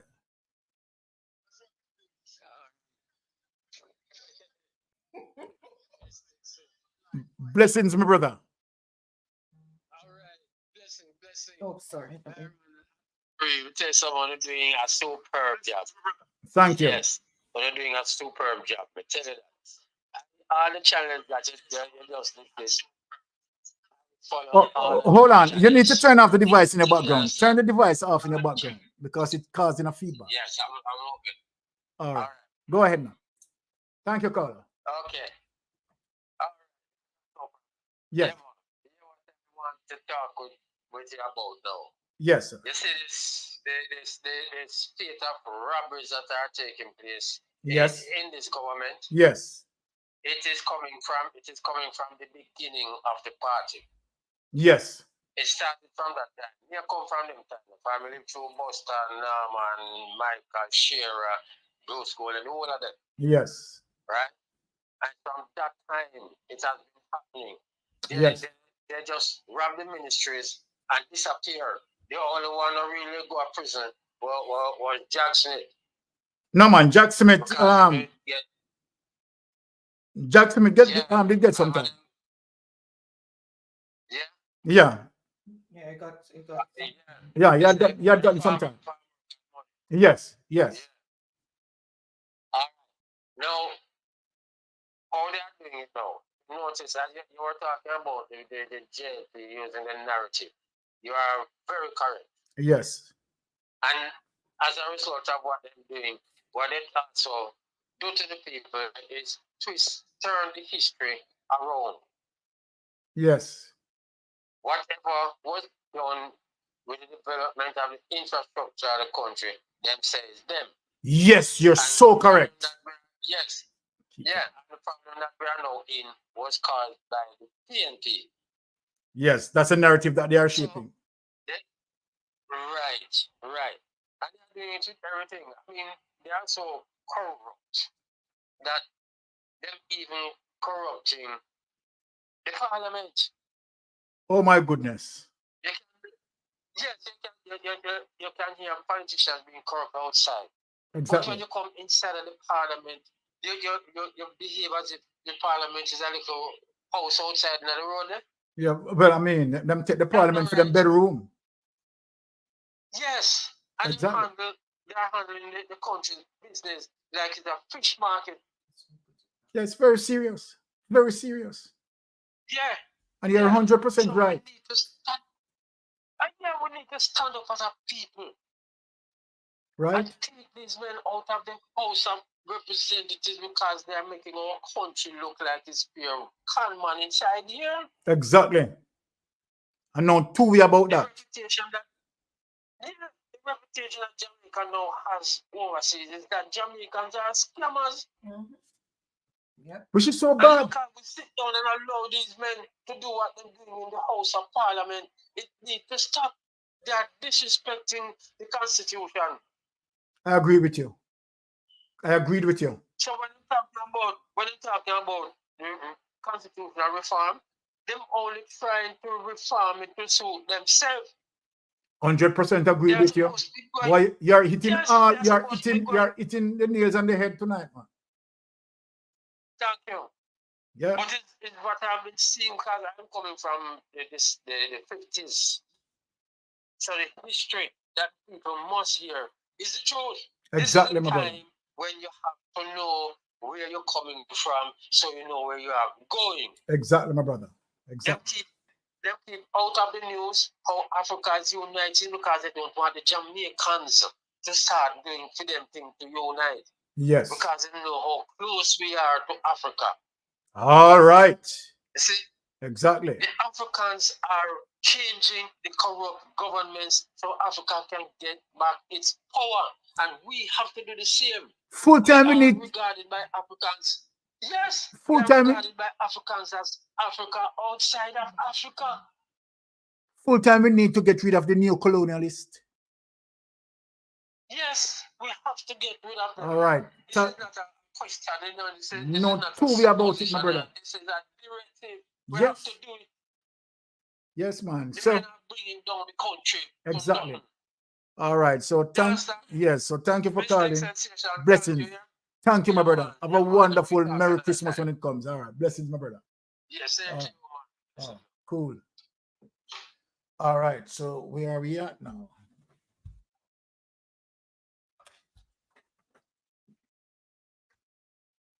Okay, so there it is. So then when we look on SSL situation, and now we have seen what the FSC had done, you see the reasons why I am saying to the Integrity Commission to keep the report, hold on to the report, and preserve the report. We don't ready to hear about them yet. We're not ready to hear about them. We prefer to hear about them. But Mark Golden is at the helm. We don't want to hear about them now. We prefer to hear about them when Mark Golden is at the helm. So now, people, I want to show you something as it relates to the primary thief even identified what she was instructed to do. And not one police. And this is what I'm talking about where the DPP is concerned. So, Paula Llewellyn, you have not heard the statement what Jean and Panton made. And you have not seen that in spite of the statement, no one questioned Croskery. So that might be you didn't hear, Paula. Let me show you and present the information as it relates to what Jean and Panton said. So let us go here. Okay. So let us show the public, both locally and in the diaspora, what the primary thief stated.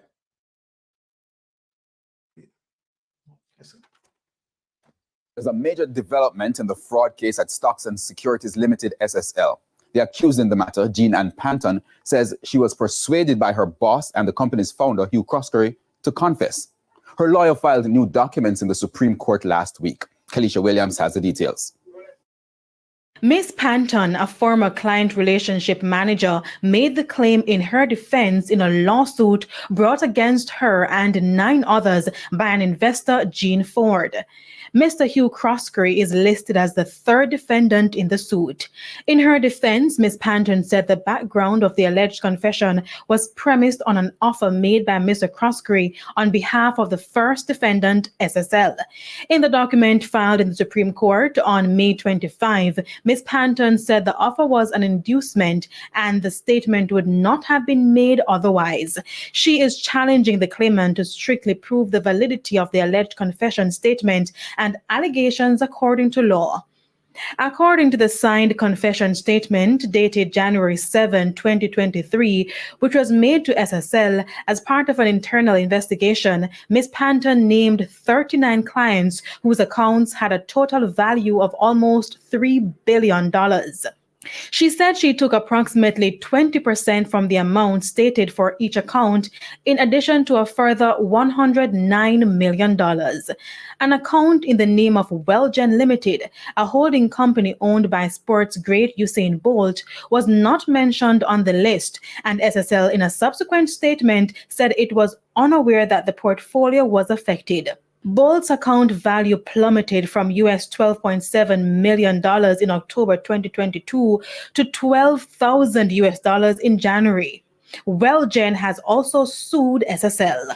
In her suit, Ms. Ford, who is 80 years old, is alleging she was defrauded $830,000. Both matters, which are being heard together, are scheduled to be mentioned in the Supreme Court on Wednesday. Kalisha Williams, TVJ News. Okay, so let us take that away.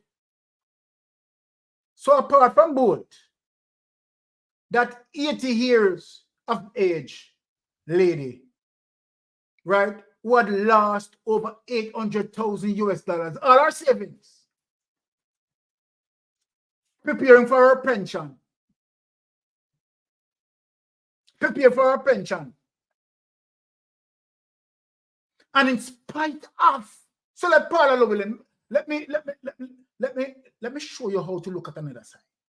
This 80 years of age lady who had lost over $800,000 apparently might be all of our savings that she put in SSL, anticipating, right, a good payment. Golden age. Mrs. Paula Llewellyn, golden age. And then, in spite of the fact that Jean and Panton said that she was coerced by none other than Croskery, the DPP did not order extra protection to have Jean and Panton in police witness. And not only witness protection, and not only that, instruct police to to have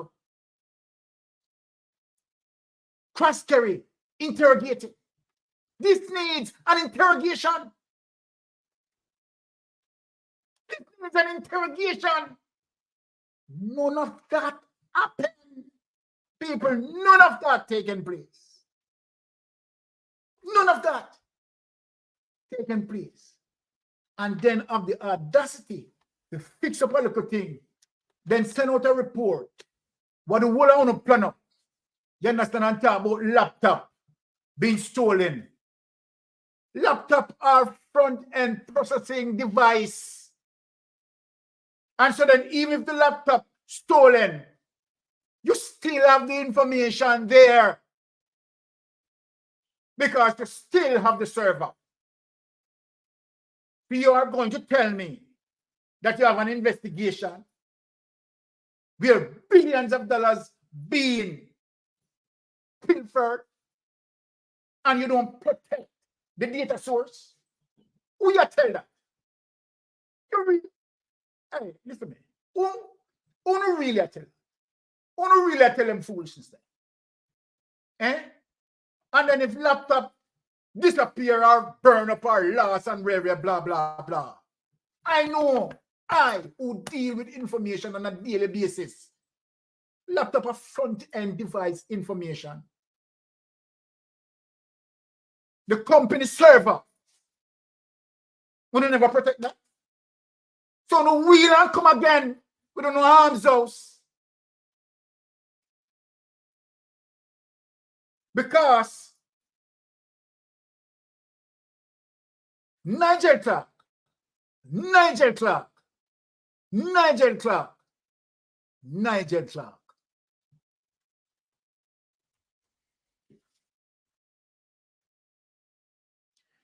Now, let us show them why them are worried and fret. But this is not about worry and fretting. You think I'm only talking about losing an election? Huh? Because you see, all the kick up, what you people kicking up after a storm, there must be a calm. So then, let us show them also know why they are worried without any hesitation.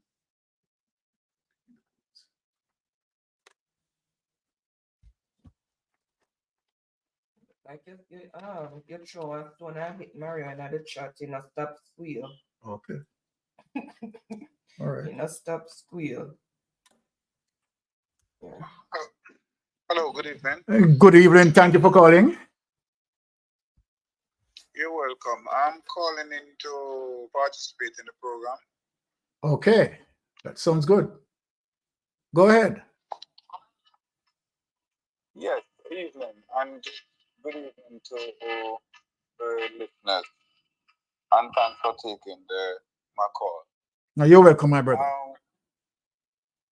I hear you.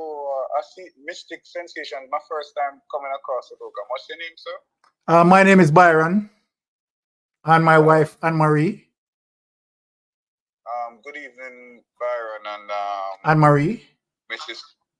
and Anne-Marie. Yes. Good evening. Yes.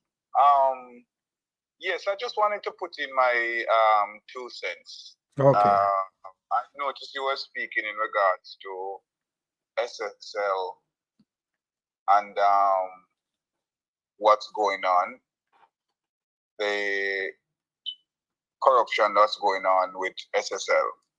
Yes, the apparent corruption. I want you to describe it. The apparent corruption. What's the clear corruption. The clear corruption. Go ahead. The clear corruption. Yes. But I would also like to speak on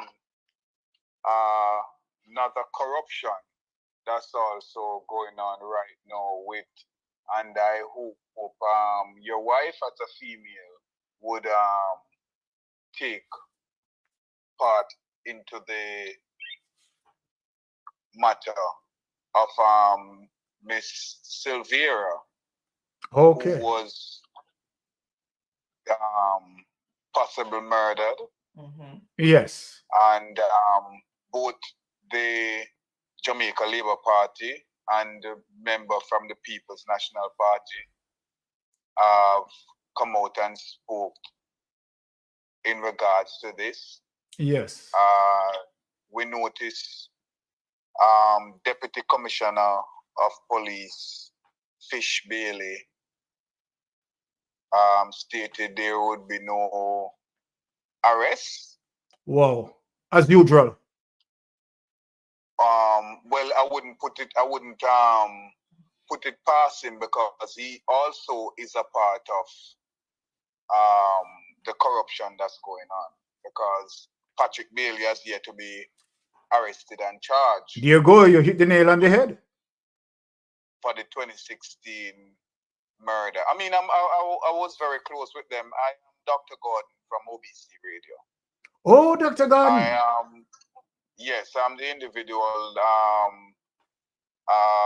Mistress Dr. Nigel Clark took upon herself to call to tell me that my article that I wrote was libelous. Oh. Not knowing who was on the other side of the phone call. Yes. But as a journalist, as I said, it's my first time come across your program and I hear you speak. But and I will, as I spoke out on my program, I've voted twice in my life, and the only time I've ever voted is for the People's National Party. Okay. However, it's been years I've put away voting because of corruption that I've known about. These are people that I've familiarized myself with.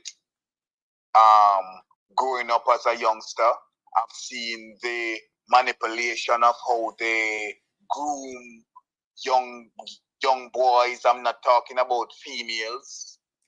Groom young boys, and the hypocrisy of what's going on. I mean, what goes on in people's bedroom, and I'm not here vindicating for the law. Hold on, Dr. Gordon. Hold on, Dr. Gordon, because you said something that I need to push you on, and let me say that, because you're saying you have witnessed. I think I gather that you are saying that you have witnessed, right? Might be members of parliament, people in high places, elites, who in the business of grooming young boys, and we know what that is. And so you are saying that you witnessed these things. Oh yes, these are things, and these are not allegations, and these are not third-party information where somebody coming to me and said, these are people that I was around. I'm born the 9th of July. Patrick Bailey is born the 10th of July. Okay. Always start celebrate his birthday on my birthday, the 9th. Okay. Because midnight would have been his, and because of my endowment as a youngster, I was introduced to that party, and I know every single Ishi and Big Dan who are now member of parliament and senate in the house, who used to attend these places. Fish use party, I was a member close there. I know Fish use boyfriend, who also named, we share the same name, not the last name, but our first name. And he's a prominent now editor of the Jamaica Gleaner Company. Wow. So the ties with the media house and everything that's going on, these are things that have been dominantly going on years before the Jamaica Labour Party even think about winning seats.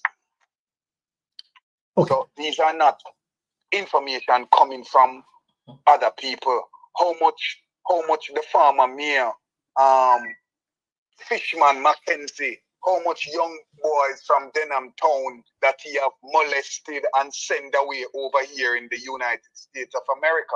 All right, hold on. I want to further push right there. When we're talking about young boys, what are the age group that you define as it relates to what Mr. Mackenzie engaged with? 15, 16. I mean, the age group is 16 years old, but we're talking about 15, 16 years old. 14, you know, a 14-year-old boy that send one to come over here. Okay, so from the mystic sensation, you know, and you know, as it relates to, you know, just to be politically correct, because these are allegations Allegation based on your side. based on my side. But on your side, you are saying that you witnessed these things. Yes. So Jamaica, please note that what the gentleman just stated, that he had observed, right, these behaviors, right, and from mystic perception sensation side of things, that he stated that he had observed these situations, which would simply means a criminal offense. And I am saying that, you know, if this is a fact, we still have this member in Parliament. This is the first time this gentleman is calling my program. Very first time. Right? And so then I'm going to allow him to speak further. Go ahead, sir. Yes, it's right across the board. I remember at the age of 18, Dr. Christopher Monroe gave me what I thought was a position of a lifetime. And for those of you who are quick to make assumptions and said, oh, he didn't get the position, so he's now a bitter person. Oh no, that's not the case. What led me to start speaking out on these things was the call that Nigel Clark, I've written an article about the government of Jamaica being Robin Hood and stealing Usain Bolt money, asking for the citizens to pay back, the taxpayers to pay back the money. And Nigel Clark took it upon himself to call me and say it was libelous, thought I was in Jamaica, one of those stupid people who he could have scared into taking down with his big words and stuff. And then he buck up in her. All right, hold on, Dr. Gordon. Are you saying that you have facts that this government stole Usain Bolt's money? That's what you're saying? Of course, it's them stealing Usain Bolt money.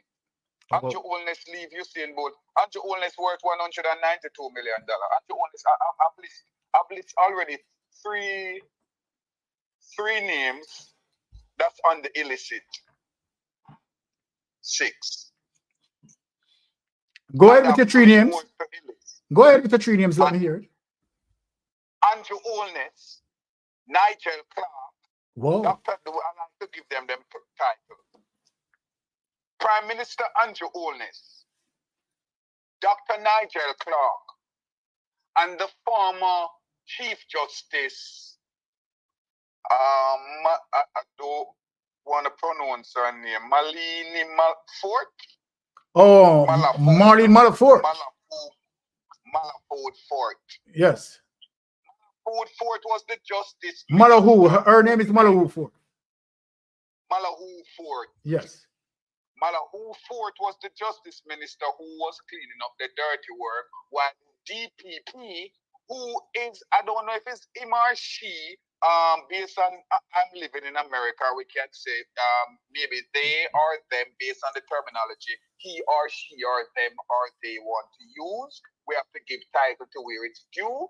But the DPP, this is why the DPP, him or she or whatever title they intend to use, is a very close friend of Patrick Bailey, Andrew Holness, Malafu, who clean up Andrew Holness' dirty works, because Patrick Bailey was Andrew Holness' attorney. Yes, we know that. We know that. And we confirm that. Yes, so this is where it all comes from. Malafu is on the 4th, is on the illicit 6, and the other 3 I'll be dropping tomorrow on OBC Radio. Wow. So let me just ask you something. Let me just ask you something, Mr. Gordon, before you proceed any further. Do you have any, evidence to substantiate that what you just said as it relates to them being on the they are a part of the illicit six? Any form of evidence to substantiate that? I remember, Brian, you say your name is? Byron. Yes. Okay, Mr. Byron. I said this on my program, and I'm going to say this on your program to answer that question that you just asked. Okay. When I speak, I don't speak in terms of saying allegedly. And I am waiting, I am opened for any lawsuit want to come to OBC Radio LLC or to Dr. Jermaine Gordon. Wow. We welcome it. That's extremely confident. Let me tell you something.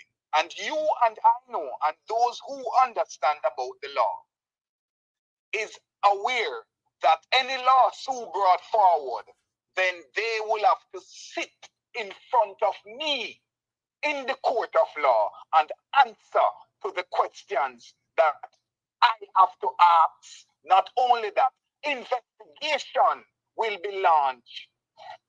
Keenly international investigation, because I'm no longer living in Jamaica, I'm living here in the United States. Investigation would be launched, not with Jamaican hypocrite and corrupt police force led by Andrew Holness and Mark Jefferson Golden, because there's no better area, no better barrel. We call a spade and not a clubs. Okay. Any one of them want to come with a lawsuit, then they will have to sit, and I sure know them don't want an investigation on their ass, because I'm not speaking of alleged term.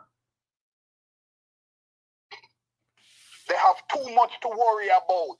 I know they would wish they could shut me up, because this man is talking truth, and these are not second and third on information. I was with them, not as party affiliate, but I was more with the Jamaica Labour Party, because I was too close with the People's National Party. So from my community, I didn't want news to go back. So I was more closely on the Jamaica Labour Party side, even though I'm born and raised in the People's National Party community. However, with what going on in Jamaica, I'm not going to sit down and bias. We need to get away. I hear Bunty Killer say, she said something the other day we agree with. We Jamaican citizens, we too dieted about PNP and JLP, and it's the two parties who have mashed up and wrecked the country and done nothing for the people of Jamaica. Jamaica is no longer a two-party country as we try to make it be and make it seem, and they try to belittle the other, but we need to be unbiased and stop dieting because of the community we was raised into, and vote when we vote for the betterment of the country, not for us, the licky parents who will take a bun and cheese and a $20,000, but for your kids and your grandkids to live in a better for Jamaica, because Jamaica going to the dog.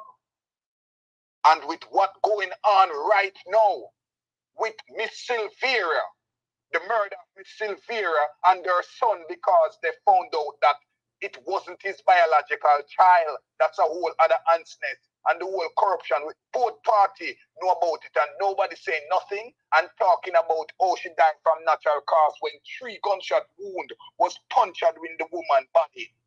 And they all cover it up, change the bed, paint the house. This is serious, my brother.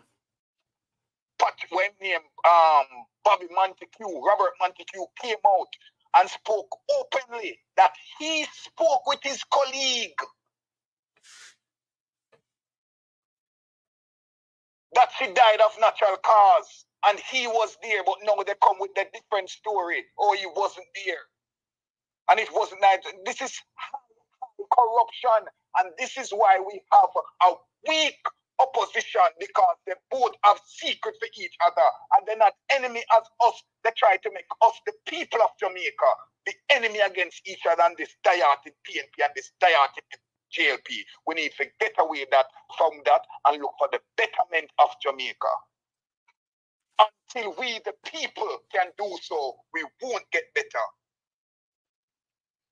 So, Dr. Gordon, I do agree with you that the people need to see Jamaica, right? Choose Jamaica over party, right? No two way about that, right? Nation building, and that's what we are saying. But you're actually stating that, you know, you have been amongst them and you observe the apparent corruption, and you are saying, obviously, in terms of SSL, that the government, right, guilty of, you know, both money being stolen and other people money being stolen, and all sort of atrocities, right, you know, sexual predation against little boys. This is very serious, and Jamaica need to get it right. Who would benefit more? Who would benefit most from SSL? Let's go back to your topic of the night. Yes. SSL is a very high investigation. I heard you spoke about Ligel Clark, Dr. Ligel Clark, state, because he stayed on the conversation with me and him. Yes. That international entity was investigating. Yes, Crawl to be exact on the FBI. Okay. Now, I know he told me that for a fact. No, and I played for Jamaica to hear. Yeah, he told the entire Jamaica. No. An investigation that's such of a mass vast. I asked Dr. Nigel Clark when he stated that the investigation has to go on, and this is the reason why he's paying the workers. And I made assumption then saying, or is it for you to pay, you're paying them to clean up the mess? He said, oh, no, Dr. Gordon, no. However, 3 months and few days after, that's exactly my assumption come to light. Andrew Holness left the island and came out publicly for the world to see that he's not in the island. However, that night, watching Prime Minister Holness, if you should go back and watch that video, there was some uneasiness, some discomfortness in the Prime Minister's body language. That cocky, bro-god demeanor that he portrayed, it was not shown that night when he was sitting before the diaspora at large. And in the comments, a lot of people, in fact, majority of the people wasn't with him and was upset that he's even there, and was even pointing out, say, yes, he looked worried. However, ironically, the very said moment upon his discomfortness, based on that time frame, and the following day when SSL, we found out that SSL was broken into. When the puss went away, the rat came to play. Now, the rat went to play while the puss was away. However, the rat didn't steal cheese. They stole laptops. What type of laptops? Out of all the numerous laptops in SSL firm, a firm that's under investigation based on Dr. Ligel Clark, that in FBI and other international entity are investigating. Now, with all the video cameras around that building and the man-force security foot power that's supposed to be around that building watching. Now, which Jamaican rat going to be so brave to go into a place like SSL? Now, people that want quick money, criminals that want quick money, they go to and hit down the brinks and go in the banks. This is what's going on in Jamaica. Mm-hmm. We all see what's going on. Nobody not going out to go take a laptop to go sell. Now, which criminal gonna be so brave to go in a place like SSL without any acknowledgement as how to go in there and what to do and what to take out? That ironically, while the Prime Minister was away and came out publicly to let everybody see that he was away, SSL was broken into and 5 laptops was stolen. All right. 5 laptops. All right. Hold it, Dr. Gordon. Let me take a parallel line because I see where you're going and you're making sense. You're really making sense. So let me just in terms of asking some questions and you and I think about it. Now, I want to find out if SSL is a place that would be utilized with alarm system. Because if the building has alarm system, right, for me who operate system like those, right, the question would ask, right, was there an alarm that triggered? And for the persons who are monitoring the alarm to have an understanding that, okay, one of the alarm, one of the parameters being triggered. Now the question goes again, who are the persons who set the alarm or did not set the alarm? Was the alarm, right, engaged? Because if... Let me answer the question because I will speak what everybody else is ready to speak out on.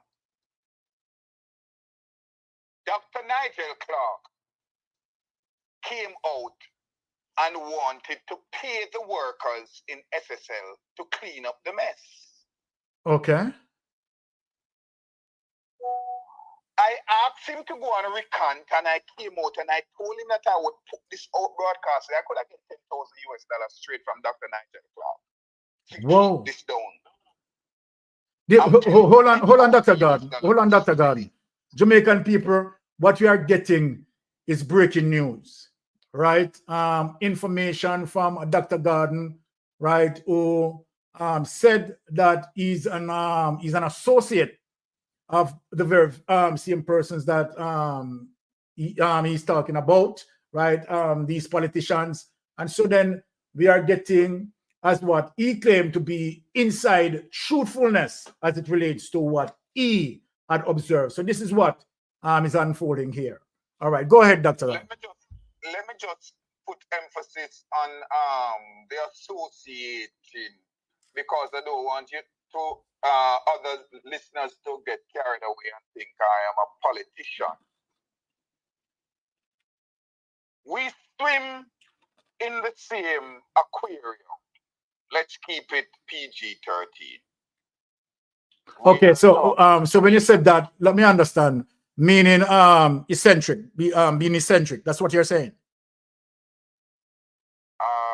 Break down eccentric for those who may not understand. Okay, so when I said eccentric, you have persons who gay, live in gay lifestyle or so forth, right? Okay. So that's eccentric lifestyle. Okay. I'm an open gay member and living in America, left Jamaica, and while I am an open gay member, I am not here to campaign. I am okay. Let me just say this publicly on your platform. Okay, sir. I am okay with the boogery law staying in place in Jamaica. I do not believe that every country in the world should go by what America states. We have rules and regulations to follow. However, we have people who we elect to serve that are very hypocritical. And the Wow. same time trying to force things onto the people and the citizens of Jamaica without them knowing. So back to what I was saying. Could you just refresh my memory, Mr. Brian? Okay, so you're talking about right people who engage, right, as it relates to you. You could have collected $10,000. You could have collected $10,000, and you're talking about Right. people Thank you, in the same aquarium. Yeah. Very good listener. I could have collected easily $10,000 from Dr. Nigel Clark when he realized who he was speaking to and the information that I was spitting out over the phone. I chose not to because I was sick and tired of being sick and tired of what hearing the people of Jamaica crying out what's going on in Jamaica, and like there's no care, and it's not like back in the days when politicians was taking people for fool and hiding it. They're now letting you know right out that we're taking you for fool and there's nothing you can do about it. They scared you into, if somebody go out and talk that Mr. Holness knows is big, police officer come and find them wherever they're in Jamaica. You hear a few hours later and they make a public apology and they are sorry. However, thousands of our children are being missing. And from what I did an interview with a lady who lost not one, but two of her kids from organ donors, from harvesting organs, where they cut up the doctors, them cut up kids, they have the doctors right now in Jamaica, kidnapping the little girls. Hold on, Dr. Gunn. Hold on, Dr. Gunn. Because this is extremely, what you're saying here is extremely serious. I want Jamaica to get this. Because what you are saying, and let me say this as it relates to Mystic Sensation, right? This is not the opinion of Mystic Sensation, but the opinion of Dr. Jermaine Garden, who is highlighting his truth. So let me say that clearly. And what the doctor is talking about as it relates to witnessing, as it relates to organs harvesting, right? Atrocities of number 3. This is serious, Dr. God. This is extremely serious. So then let me ask you, based on what you're saying, right? Do you have solid evidence to substantiate Stick up this? in right here. Stick up in right here. I know you were going here. Evidence. Daniel Rowe. Wow. I think she was what, 8 or 9 year old? 9. You all know the story. Yes. Okay, 9-year-old Daniel Rowe. Is a doctor Daniel Rowe. What? A doctor from the University of the West Indies kidnapped Daniel Rowe. And not only Daniel Rowe, but 3 other girls who happened to get away, and one of the ladies who have interviewed on our program happened to be there the night. In fact, it's that very same lady who, when the artificial intelligence photograph came out, could go to every police station in Kingston, Jamaica, and let the police them know that she saw that very same doctor at the gas station trying to take away 3 other girls, and there was a big altercation in uptown, somewhere in Harper Tree. And the only police station she didn't went to was Portmore, because the lady said every place over Portmore look alike and she didn't want to be lost. And that's how that lady who is arrested right now, go check it out, who she is. Now, this I can put an allege on. From what we're understanding from the interviewer, and she don't scare to call her name because she says she's sick and tired of it, not one of her child, but 2 of her child. two of her kids. They infuse lupus symptoms on them and then cut out the organ when she get one for 7 months, one on the body, the whole on the body. She seek an independent doctor. The other doctor not knowing who the devil of who he was, Dr. Ford, Jeffrey Ford, who passed off and dead. I who also know him personally too. Had altercation with him in his previous life. And when she get back the second body, the body cut up from head to toe. Normally, when she go to identify the body, they only allow you to take the sheet off the top of the head. She says something struck her to remove everything, and when she removed everything, there was surgical marks, all the organs, the eye, everything was gone from her kids. And from what we understand, it is alleged that Kevin Simit is still alive and at the University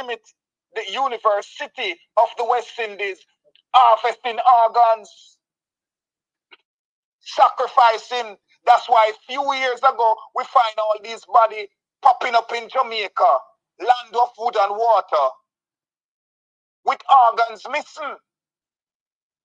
And we wonder where our kids are being taken, and we don't know where they go.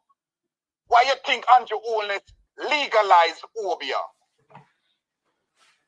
I never know that Andrew Holness legalized Obia. I know that Obia is on the books as a criminal offense. On the books.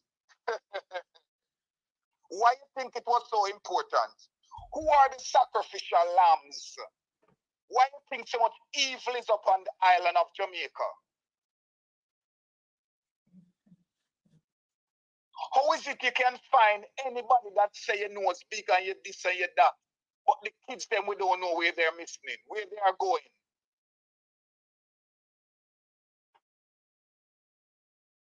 Walk up and down in the hospital, you not even can get bed linen, if you can get a bed when somebody is admitted in the hospital.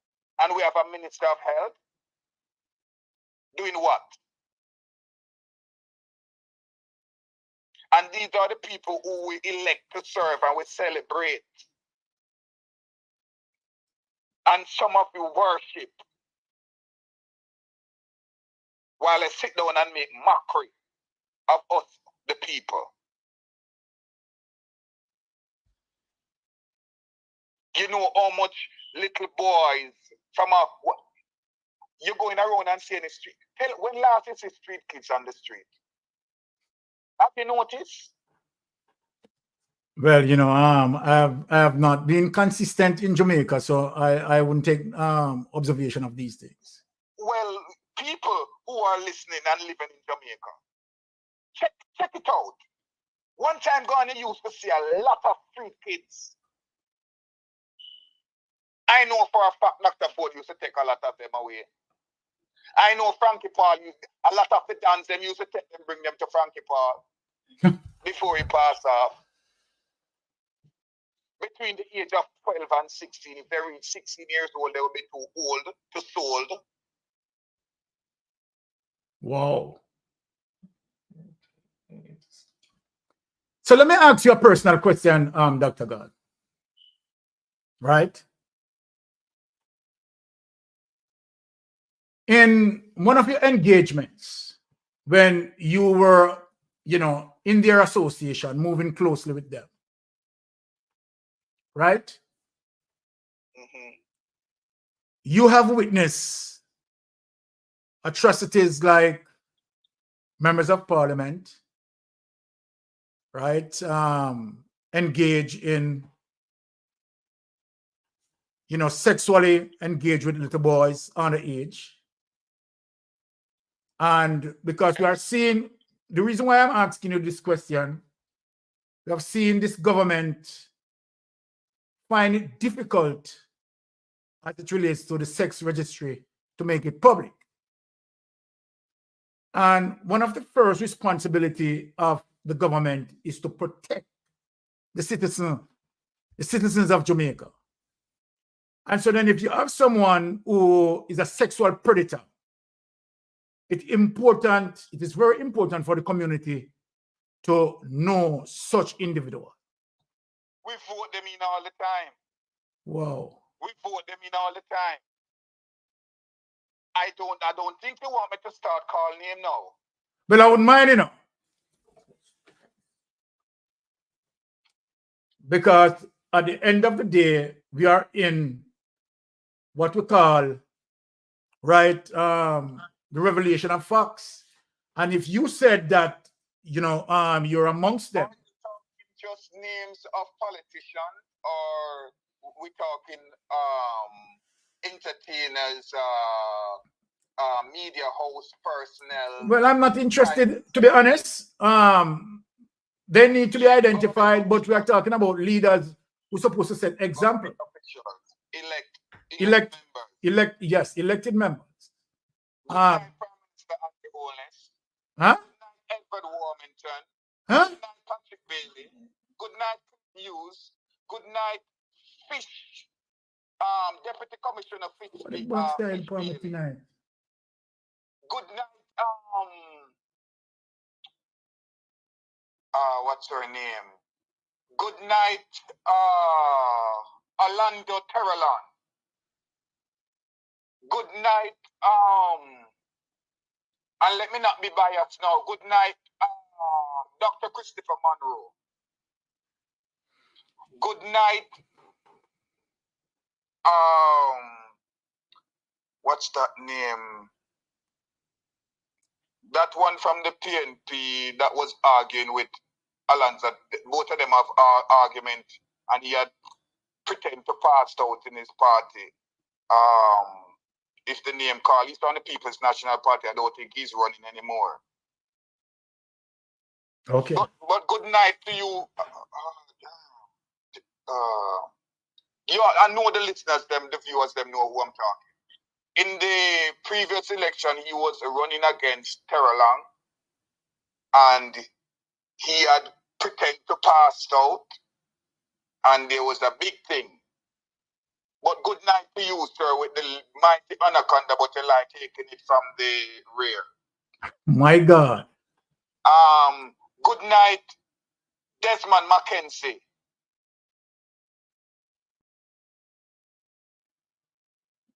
Wow. Good night, Mr. Voss. How are you doing?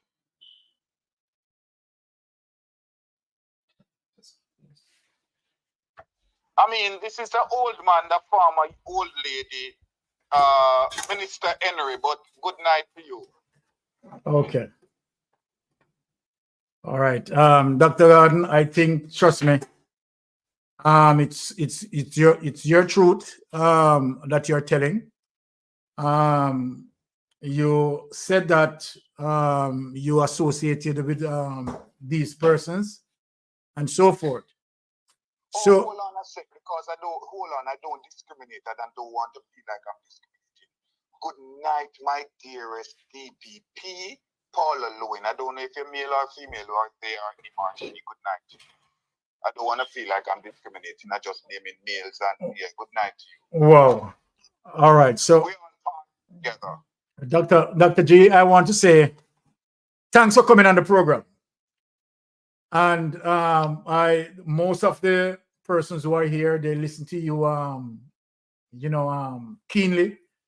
And we are all shocked in terms of what we're receiving. But I think we have as much.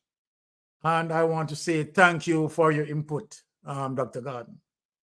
All right. Thanks for having me. You're welcome, sir. You're welcome. So I have a good OBC Radio. Yes. It's second chances for the forgotten voices. Okay. Our app is available in the App Store and the Play Store. Or you can ask Alexa to play OBC Radio. Or go to obcradio.com. Follow us on our social media platform. Would appreciate it. All right, you hear that? To follow Dr. Gordon. Once again, Dr. Gordon. Countries around the world tune. Yes. Be a part of it. All right. Thanks. If we give the information, we won't call any. Okay. All right. So I want to say thanks for the input. Real thought-provoking, right? Serious allegation, but it's really a lot to really process, a lot to really digest. I mean, amazing.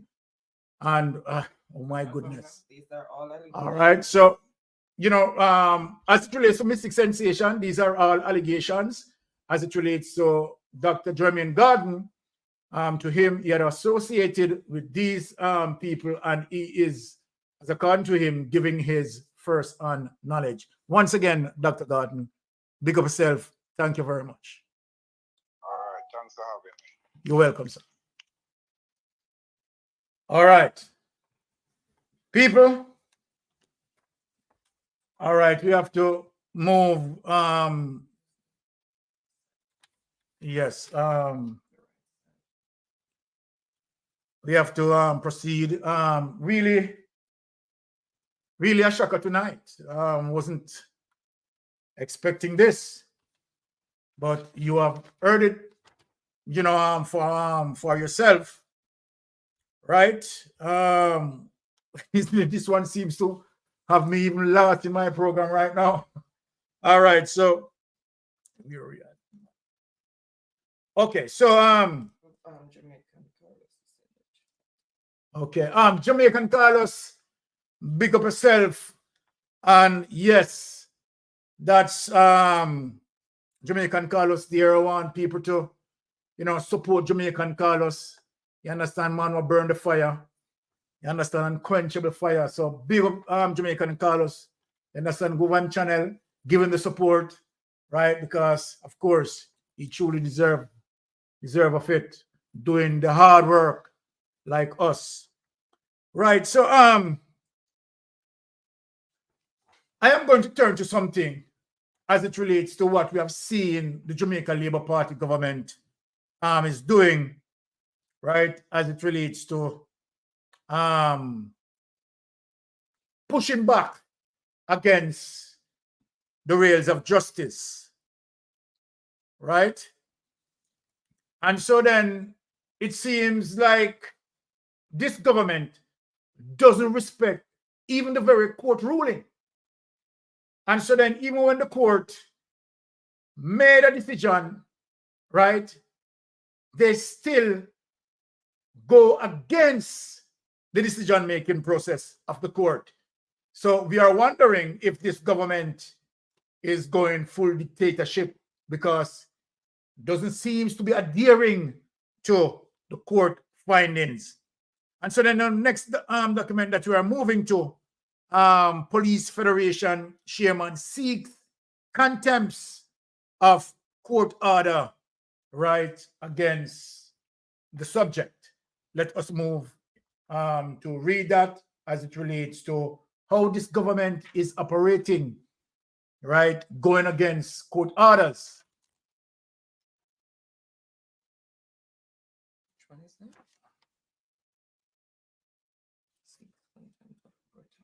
Yes. Okay, let's scroll down and see.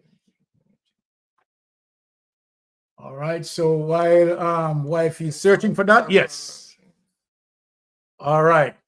So again, we want to say One sec, guys. Continue talking. yes, I want to say, you know, much respect to Corporal Rowan James, Oh, there. who had fought a good battle in defending his position, and of course being awarded the winner. Right, so here we have it. Corporal Rowan James seeks contempt of court order against police high command. Right, this is December 19, 2023. Another major legal showdown is looming between chairman of the Police Federation, Corporal Rowan James, and the police high command. This time over its decision to delay the full reinstatement Corporal James to the force.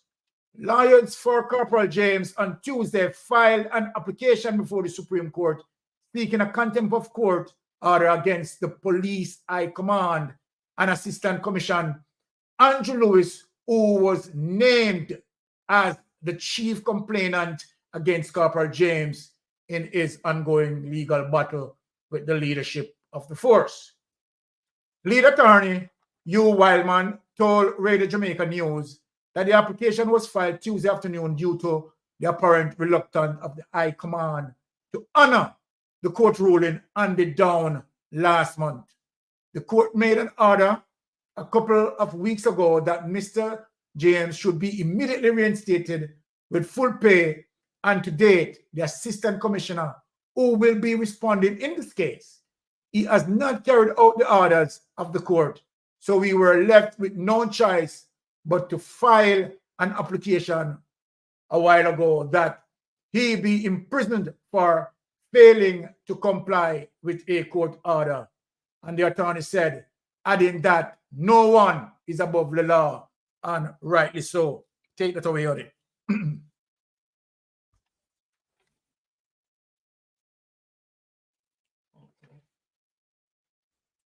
So, as we speak, there it is, where it seems like, the government, right, is indulging, right, for these persons, to break the law. The court ordered Corporal Rowan James to be reinstated, and they believe that, the court decision, right, is not on any merit, and so then they are going to disregard, right, the court's order. So what we are talking about this behavior under the governance of Andrew Holness-led government. No one seems to be disciplined as it relates to this government, right? Total disrespect. But I want to show people a pattern with this government. It is not only Corporal Rowan James that this government defies, right? This government stand and allow persons to continue to defy court orders.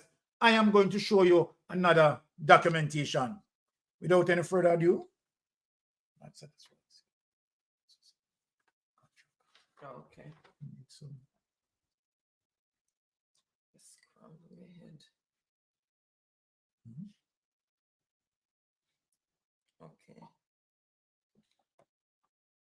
Related matters, all is not well in the local security industry as scores of guards are now out of a job. We are not able to say the exact figure, but it's understood that a number of security guards attached to a particular company have not signed their new contracts now. Some of them staged a protest at the Ministry of Labor today. Anthony Lugg reports. Security guards had been looking forward to April 1 as it marked new beginnings. Their employment status officially changed from independent contractors to employees. The process has been anything but smooth. Many of them are now on the unemployment line because they refused to sign their contracts. They took their frustration to the Labor Ministry Thursday. Now the first thing on it, you cannot be working with a company for 10, 15, 25, 30 odd years. And still they want to put you on 3 months probation. And during that 3 months, they can let you go at any time. And when they let you go, you're not going to get nothing at all. And I work with the company for 27 years, from the 6th of March, 1996, up until this morning when they told me I should not take up duty tomorrow morning. And when I asked them why, they said because I do not sign the contract. I said to them this morning, then if I'm not with you anymore, you need to give me my official letter of dismissal. They said no. That's what they said. They said no, and I don't think that is right. Look at my ear. I am gray. I am 64-year-old. Next year, I'm 65. And when next year come, what you think they're going to do with me? Send me home on my yard. Them is a wicked set. We don't deserve this. But that's not all. I hereby confirm that I have no pending claims, proceedings or dispute with you of any nature whatsoever, and that I waive any claims or disputes that I could have. I unconditionally release and discharge you from all past liabilities to the full extent possible under law. That is why we are here, because the guards are saying if they sign this, the years of service, the vacation leave, those who get injured on the job and have pending claims, etc., etc., all of that gone. President of the Union Clerical, Administrative and Supervisory Employees, Vincent Morrison, says he was hoping to participate in a meeting which at the time of the protest was in progress at the Labor Ministry, but he was barred. He believes some of the terms outlined in the contract are unjust, stressing that the ministry must intervene to protect the interests of the workers. We put together a steering committee comprising 11 workers from across the industry. We'll be meeting with those workers at 5 o'clock this afternoon, along with our legal representative, Mr. Leonard Green. We've been unsuccessful in our attempts to get an update from the Ministry of Labour on the outcome of Thursday's meeting. Anthony Lugg, TVJ News. Now, let me explain this, right?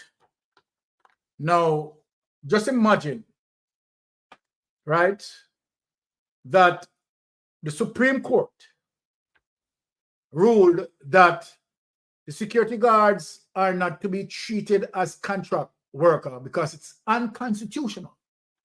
They are to be treated as employees. And so then what this government, I am blaming the government. Because the government, and you see, for persons who want to vote for this government, this is what this government is doing. Stand aside, right? And watch these companies continue to abuse the Jamaican people even after the court ruled that they are not to be treated as contractors.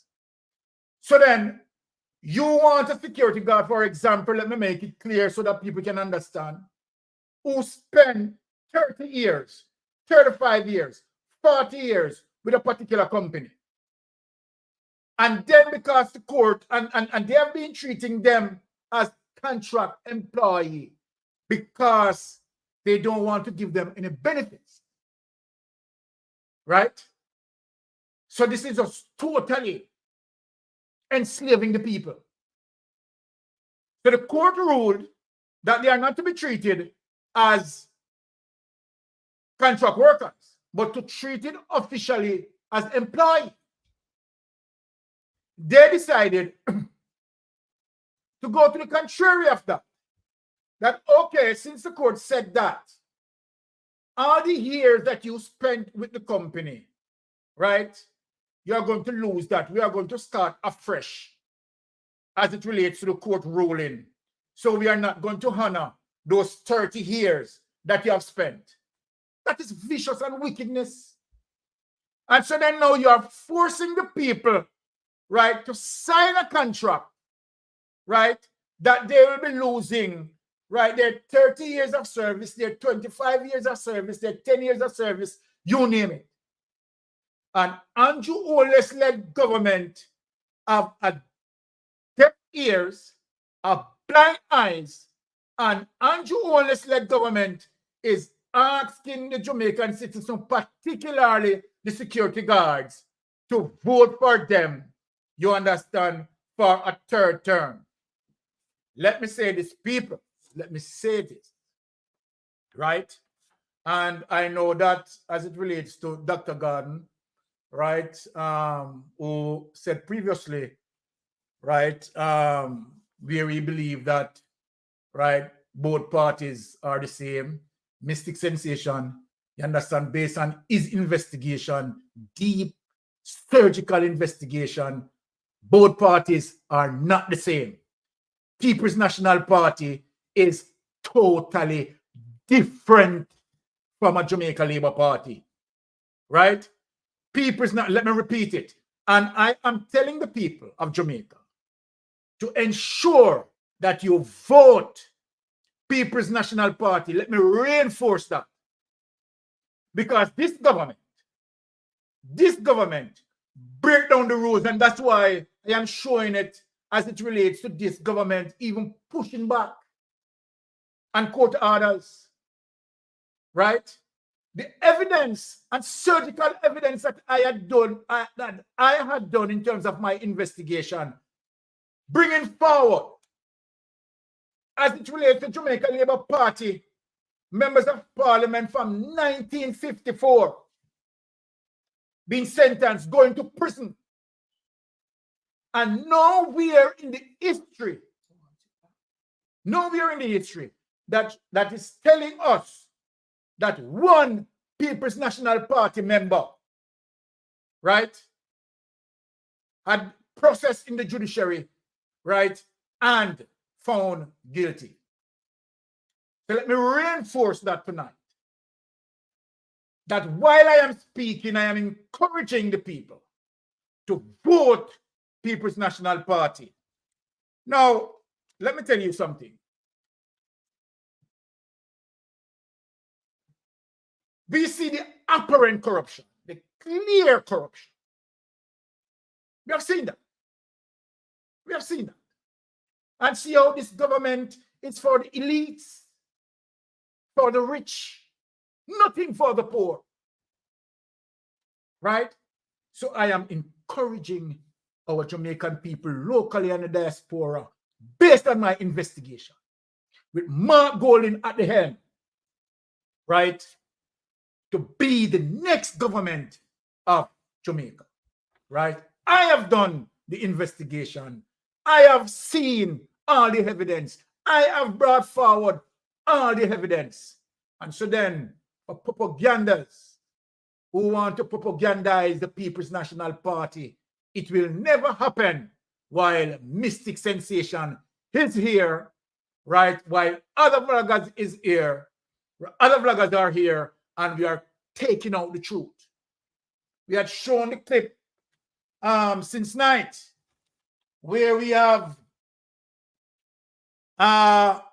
this person, Father Rusty, right? 416, the lies, right? The venomous lies he spewed from his mouth.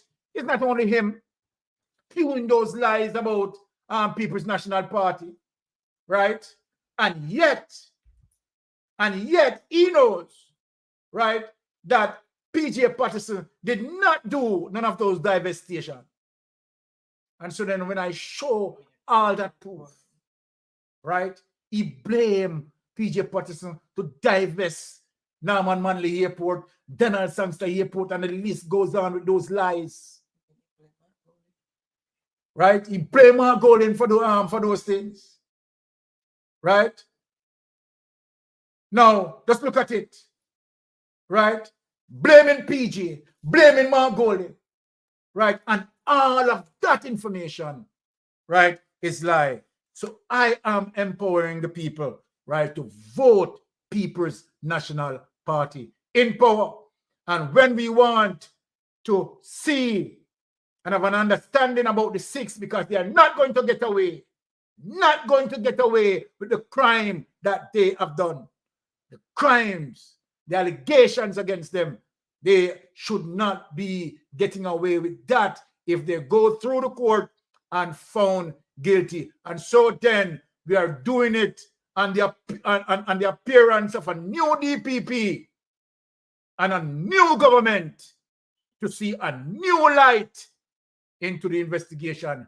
Unique Ray. Good night, Mystic Sensation. I have a burning question that I watched also regards to the SOE. Why is that Andrew Holness never ever set up a SOE in Tivoli Gardens? Just ask him. Do you have any reason? It's for the obvious reason. I don't have to ask him. It is his constituency. He's not going to.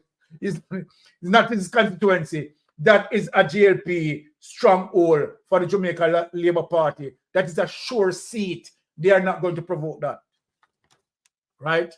So sorry for that. Not his constituency, but that's a sure seat for the Jamaica Labour Party. And this is how gullible some people are. Right? Let us move further.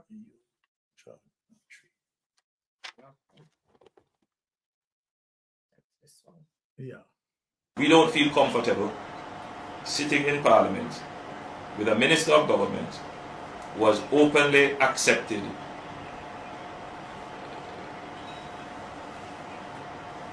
responsibility, who expresses no regret for the act, where a Commission of Parliament has confirmed that the act is corrupt and has referred it for prosecution, and that minister shows no sign of wanting to resign, or the Prime Minister showing no signs of moving to dismiss the minister.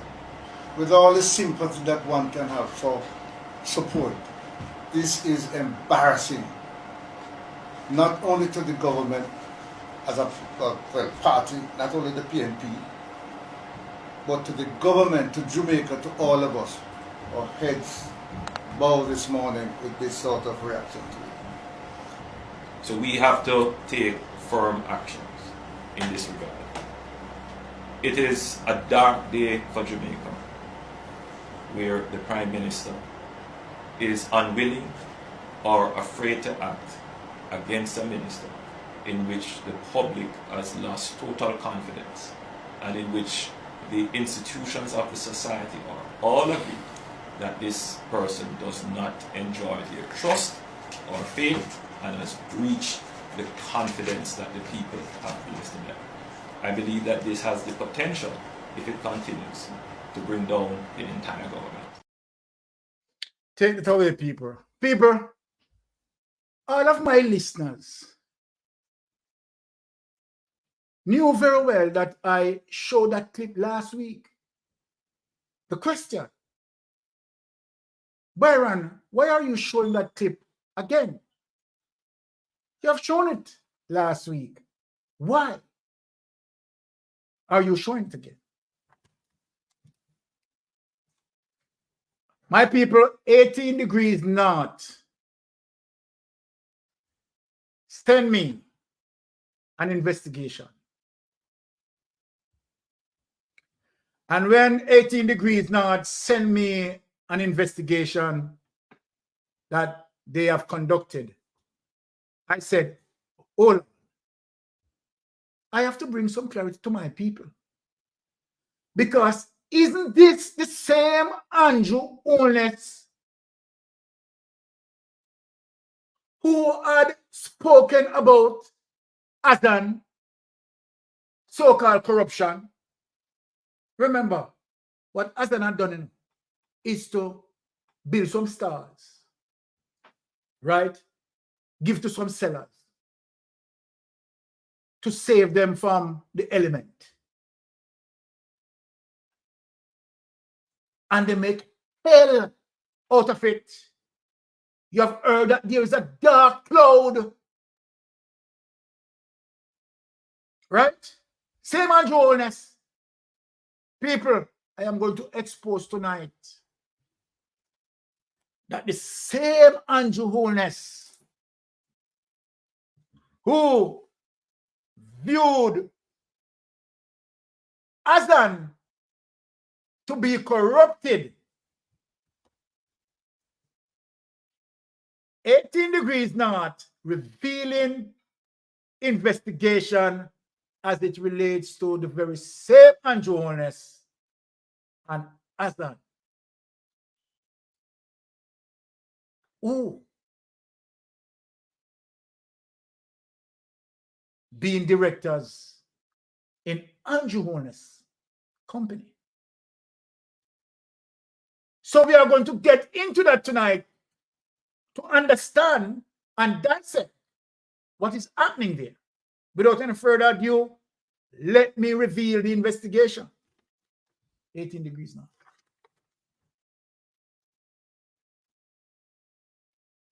Okay.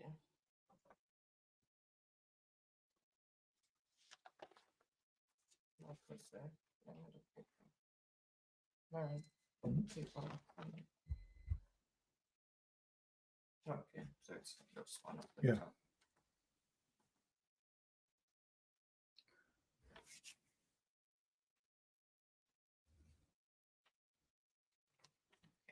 And make sure it's at 200% so that they can see the information.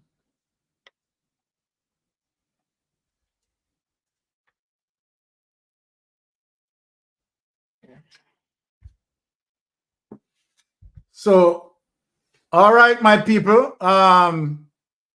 This one from 18 Degrees North. And the topic, right? Despite having served as a director of both entities, businessman Mark Azan claims to not know anything about Positive Jamaica Foundation, or a media company he and Prime Minister Andrew Holness started in 2020. This is after Andrew Holness claimed to see Azan to be corrupted.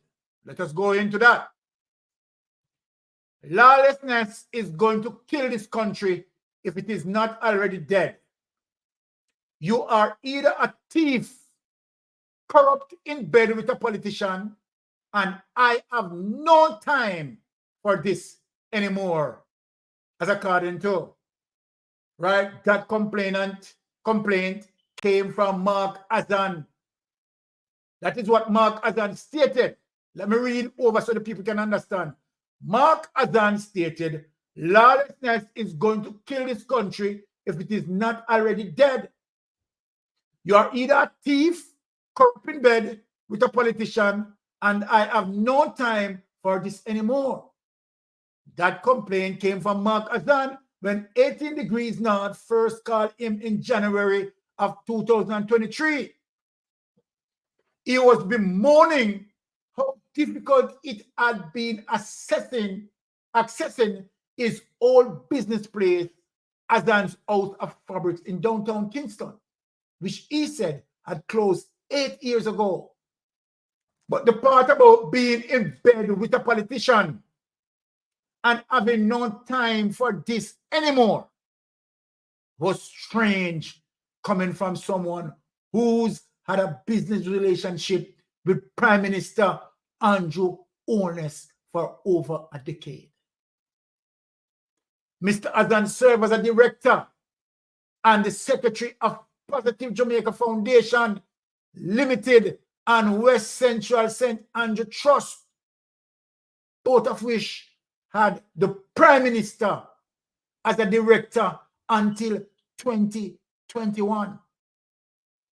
Even today, the 62-year-old's name appears as a director and shareholder of media company registered in 2020 that was originally backed by Prime Minister Holness.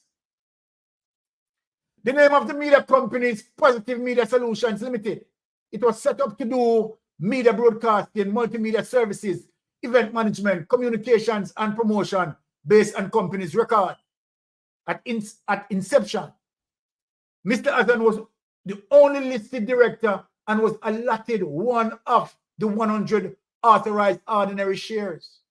The holder of the other 99 shares was a company called Imperium Investment Holdings Limited, whose beneficial owner is Andrew Holness, a politician. The secretary for Imperium was and still is Donovan Williams, an attorney and also a politician. There they're showing you the organizational structure of the company. I'm not going to go through that. Let me read on. Imperium was incorporated during the COVID-19 pandemic in June 2020, 4 months before Positive Media Solution was registered in October of that year. 2 years later, on October 31st, 2022, Imperium forfeited its 99 shares and they were re-allotted to Andrew Matthew Holness. This is Andrew Holness' son, Matthew, who used the same address as the Prime Minister and who, based on reporting in the public domain, appears to be his son. The Prime Minister's full name is Andrew Michael Holness. Though a few days shy of his 18th birthday, the underaged Holness also joined Mr. Azan as the director of Positive Media Solution effective October 29, 2022. No, the company's office couldn't say how the junior Holness was able to become a director before turning 18. But the paperwork to make the changes was received by the agency on November 7, 2022, after he would have turned 18, which means his directorship start date would have been backdated. You know, hear them corruption, the people? People, you know, hear them corruption there?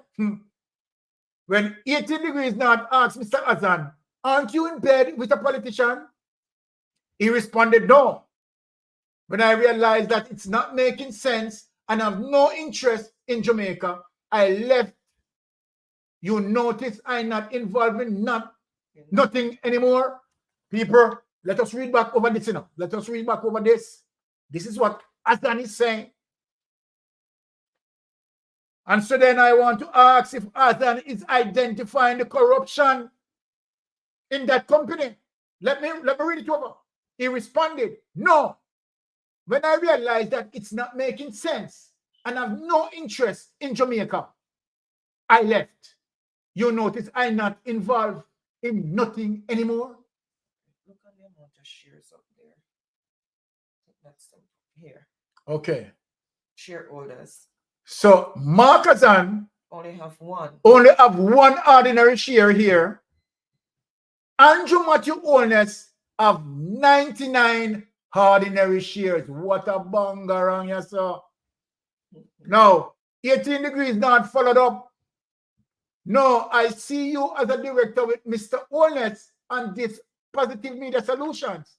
At the time, 18 Degrees North hadn't realized that the director was the son and that the shares had switched to being in the son's name after first being held by the Imperium that was backed by the Prime Minister. People who hear that, let me read it over again.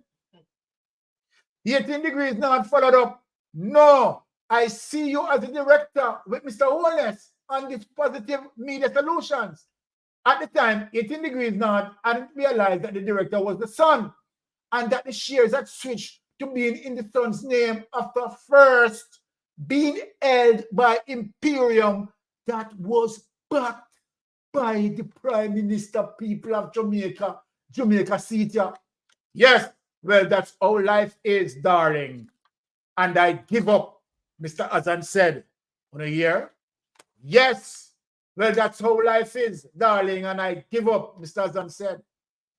After a decade of serving in the roles, Mr. Azan did stop being a director and the secretary of Positive Jamaica Foundation in 2021. He ceased being secretary of West Central St. Andrew Trust in 2016. Last week on December 12, 2023, West Central St. Andrew Trust also filed paperwork to remove him as a director of that organization to be effective as of back date of January 19, 2022. Don't know anything. Mr. Azan told 18 Degrees North the reason he came off as a director of Positive Jamaica Foundation was because I don't know anything about anything that's going on. When asked, he also claimed to not know what was going on at Positive Media Solutions either. Speak to Mr. Holness on that, because I don't know anything about that, he said. You don't know anything about this company, 18 Degrees North Press? No, he responded. He referred the question to Kedisha Campbell at the Prime Minister's office. She is the person that deals with everything. She handles all the paperwork for the Prime Minister. Reached by phone, however, Mistress Campbell, who has since added Rochester to her surname, said it's not true that she deals with Mr. Holness' company's filings. In the past, she was reportedly Mr. Holness' personal assistant and the person that had assumed the role of Secretary of West Central St. Andrew Trust when Mr. Azan ceased serving in that position in November 2016. She stopped being the secretary in December 2021. But while in that role, she was hired as project director of the Constituency Development Fund Project Management Unit. Reaction to Mr. Azan comment, Mr. Azan response are more than curious and worthy of further investigation, says Joseph Patterson. So who? Joseph Patterson, founder and chairman of the political party United Independence Congress of Jamaica. He doesn't know anything about this. Is not an acceptable answer, Mr. Patterson told 18 Degrees North. That answer should cause us to dig further, especially because of the nature of the persons involved. One being the Prime Minister, Robert Stevenson, members of activist group Advocates Network, adds that being secretary or director of a company should be treated seriously. The secretary is usually the one in charge of the regulatory filings. And Mr. Azan's responses, he said, it indicates a lack of care. It's indicating that these people aren't serious about being straight up front. Mr. Azan didn't answer a follow-up question sent to him via WhatsApp in November 2023, asking him why he allowed his name to be used on Positive Media Solutions and Positive Jamaica Foundation if he doesn't know anything about them. Neither did he answer a question about how he and the Prime Minister Holness came to be doing business together in the first place. Because remember, Sir Andrew Holness found him to be corrupted, you know. As according to Andrew, Prime Minister Holness didn't respond to questions about the relationship between himself and Mr. Azan, and whether Mr. Azan was an actual director or just a placeholder director of Positive Media Solution, since the businessman said he didn't know anything about the company. Prime Minister Holness also didn't answer a question as to why this is now 19-year-old son switched to being the majority shareholder of Positive Media Solution instead of Imperial Investment, whose beneficial owner is himself. The Prime Minister now answer no question. He now answer no question about SSL. Right? He now answer nothing. The junior owners couldn't be reached for a comment. Me not wrong, you take with yourself. As to whether Positive Media Solutions had ever received any government contract, bangarang. Bangarang people. Prime Minister Holness didn't answer a question about that. Me not wrong, you. Right? No said nothing. A database with information regarding entities that get government contract is no longer made public by the Integrity Commission. Take that away.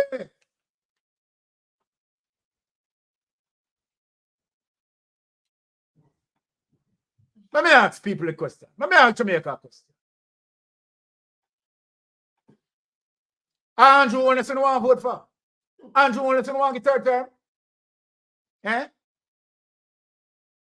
Andrew Holness. Other people want to give third term. Andrew Holness,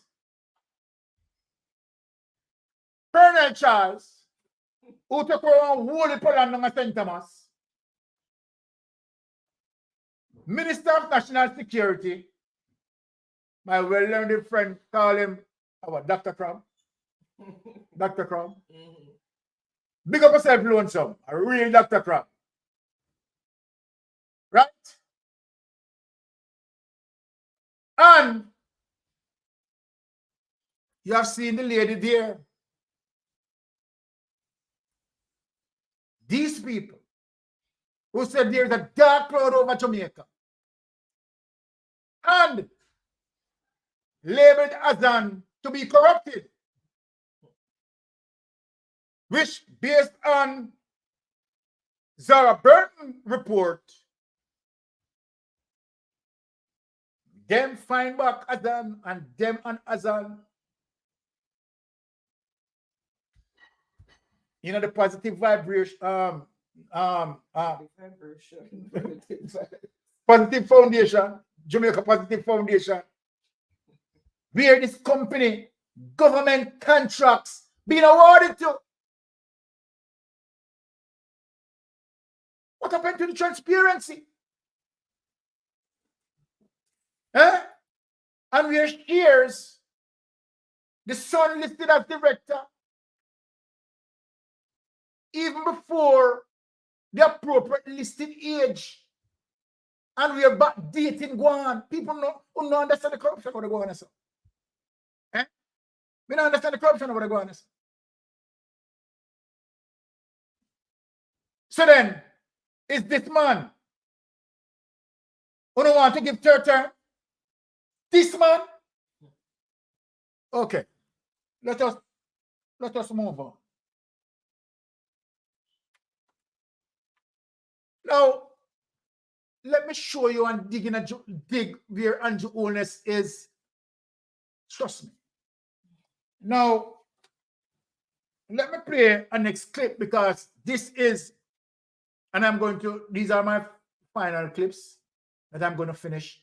I leave the most dangerous clips for last, right? The clips that we have some serious issue as it relates to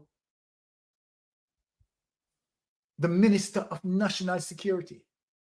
The Minister of National Security. And the hypocritical behavior of the Prime Minister. Without any further ado, let us play this. We need war and guns, as according to the Prime Minister. I'm going to show Jamaican people what is happening.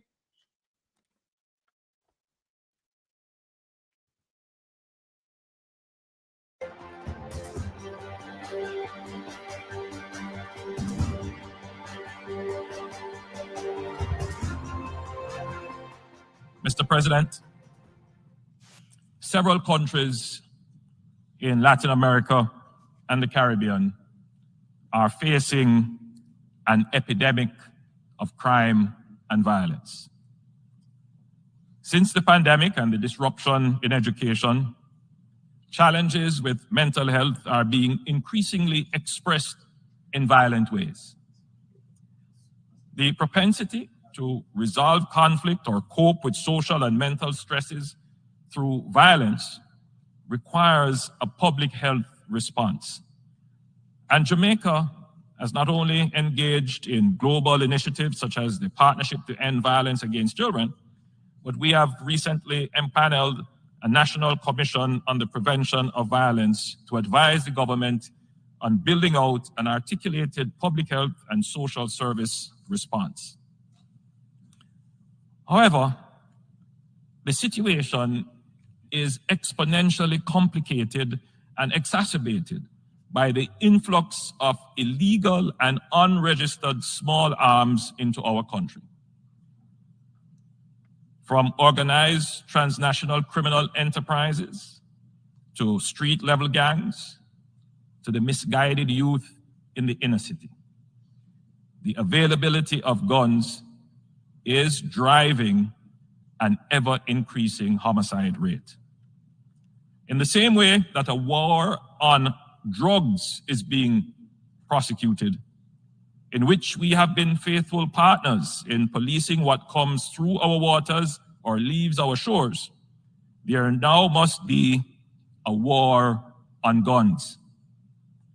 Jamaica does not manufacture guns, but our population suffers from the effects of widely available guns.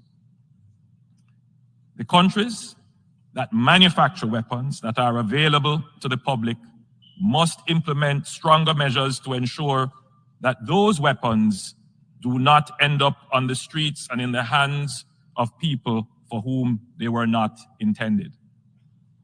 In the same way that there is a concern about illegal drugs on the streets of the rich countries, there must be concern about guns on the streets of developing countries like Jamaica.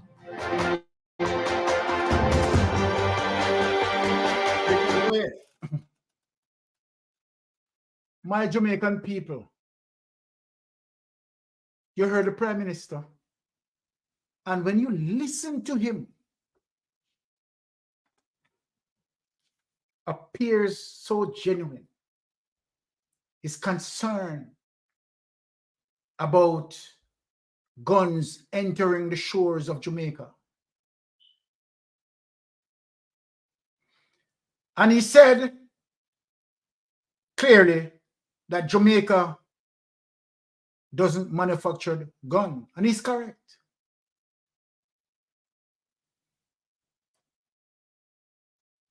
And so then,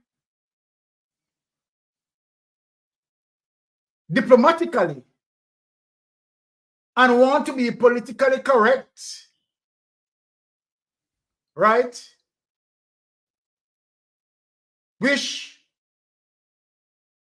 is actually saying that United States, who is manufacturing guns, should have stricter penalties to contain them in the United States shores. And so then, while he's right with that,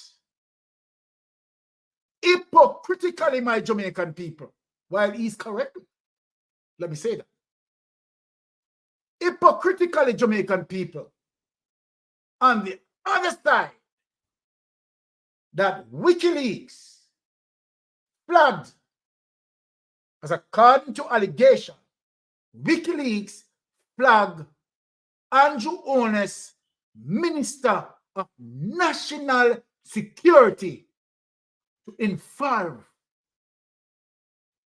in the transshipment of guns.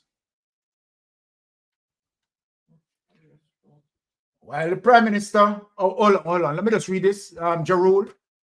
Mr. Mystic, can you tell me what did Mark Golden did about the situation of the security guards? All right, since you're asking me that question, right, I don't have an immediate answer for you, sir. That it's not the Prime Minister. Right, hold on. I think being the opposition, you want to see what the side that the opposition take in might be defending the situation. So it's an appropriate question that he asked. Right? So what I'm going to do, as I promised, I'm going to do some research, because if I don't know something, I am not going to act as if I know it and trying to answer something that I don't know and ending up telling you lies. So I don't know offhand. So next week, that is going to be one of my assignments, sir. I will get back to you on that. Right? Hope you understand. All right. So then, while the Prime Minister is talking, as it relates to saying that the United States should have stringent policy in controlling, right, their arms coming into our borders, particularly the Caribbean, right, hypocritical, as it's alleged by WikiLeaks, in WikiLeaks cable, that the Minister of National Security was flagged, right? And flagged to be a part of the problem. Up there, oh, what a tangle web we weave when we practice to deceive. See him, sir.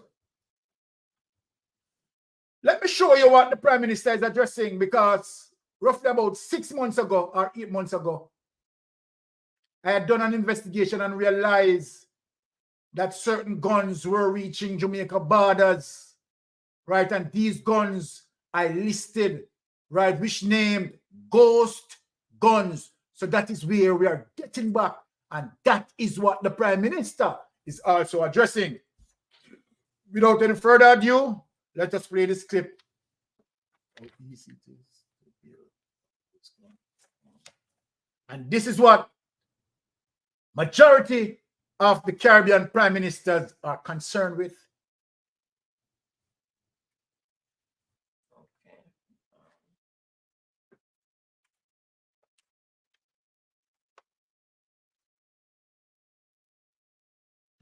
This is a ghost gun. There's no record of it. It took no background check, and we have no idea how many like it are on our streets today. Because it's built from a perfectly legal, pre-packaged kit, and then made into a working firearm in the amount of time it takes to build an IKEA cabinet, just over an hour.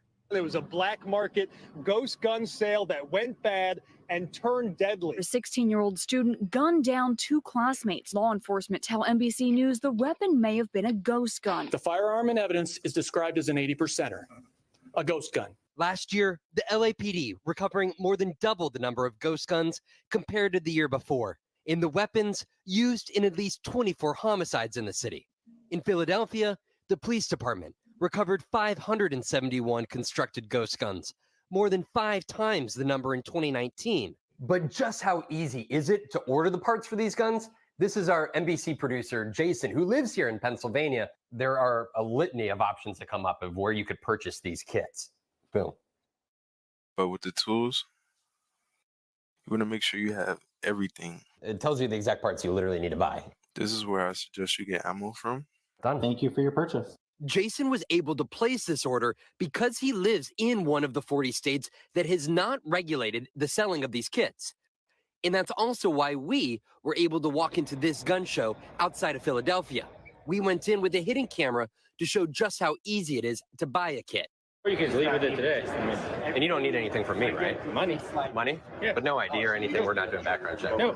So then I'll just need essentially the drill. Comes with the drill bits. Comes with the drill bits and everything. And then, like I said, you just drill in 3 holes on each side. Got these tabs off. There's tons and tons of videos online. Okay. Like, you just Google. How long does it usually take you? First time, it's probably gonna be like an hour and a half, 2 hours. Okay. I mean, my fastest time was like 24 minutes. 24 minutes? Yeah. To buy other firearms at this show, they required background checks. But to get this kit, it just took that cash. Have you seen the demand for your supply going up?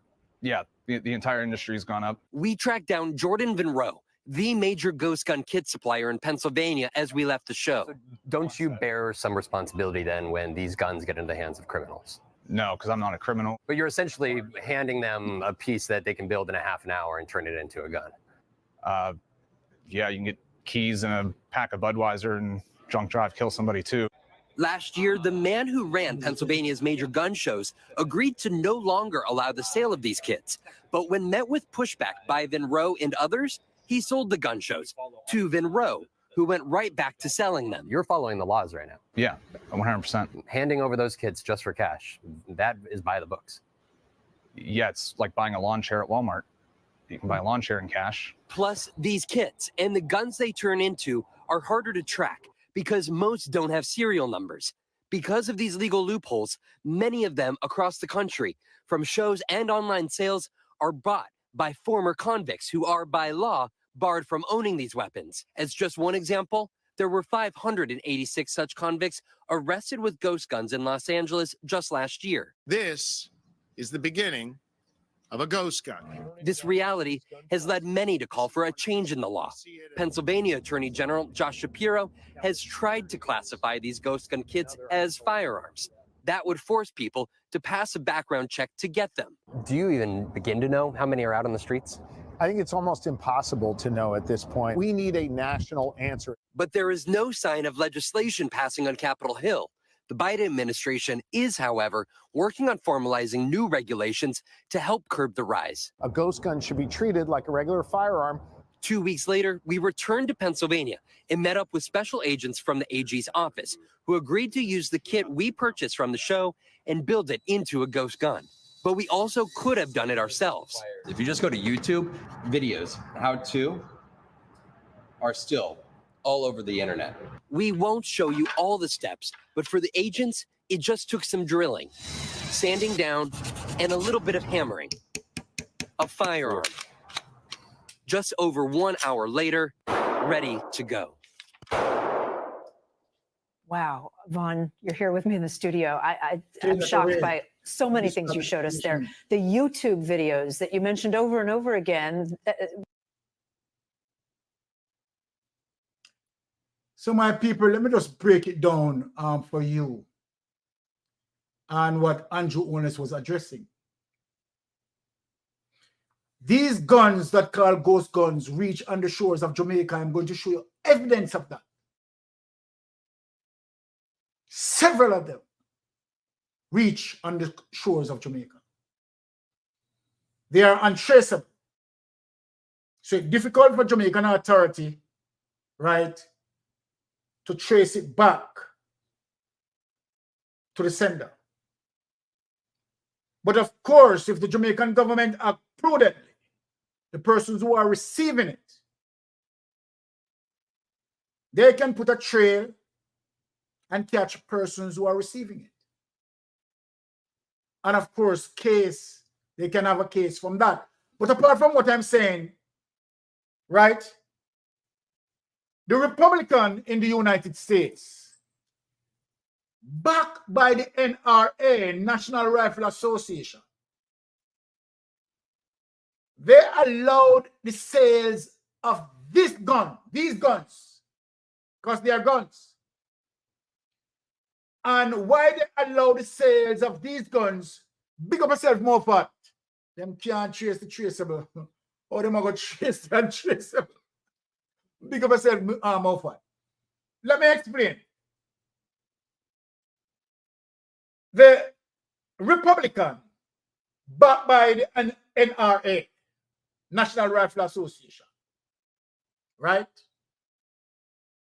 And so then what they are saying, that the gap in the law that created on the receiver where the trigger guard is located, because it doesn't have a serial number, by law, it is not classified as a gun. People, when you hear the madness, people listen to me, when you hear the madness, because the receiver doesn't have, right, that information on it, it is not classified as a gun. And so then that being 80% finished, people can buy the kit, right? File on what they need to file on and make a perfect gun. And the American society doesn't classify it as a gun. Now, these guns are sending all over the world, not only in the Caribbean, in Asia. The NRA is making money from people's blood. Andrew Holness did scared to say that. But that's what it is. That the NRA is making money in people's blood to allow these guns to reach on multiple shores. Without any further ado, and where, as it relates to WikiLeaks information, people who are connected, right, in this huge gun operation. This is madness that is going on. So let me play a clip that confirming that politicians are in this gun deals running. I want you to hear it for yourself. Without any further ado, let us play this. You see one. Yeah.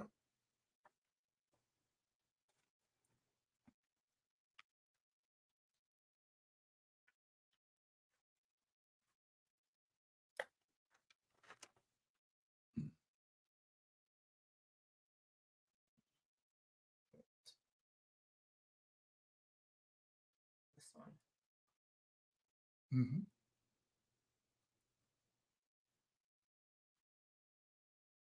$10 to kill someone, would you do that? Right now, I remember saying nothing now go on and we tell us that we don't have no work, no job. So that is like a job to we. Probably me wouldn't even get the job because 10, 20 man want it before even me. The hierarchy, the way the gangs work in Jamaica. So I'm realizing you've got soldiers and you've got dons. Yeah, you have dons and you have followers that follow back at the don them same way. So how did you get to become a don?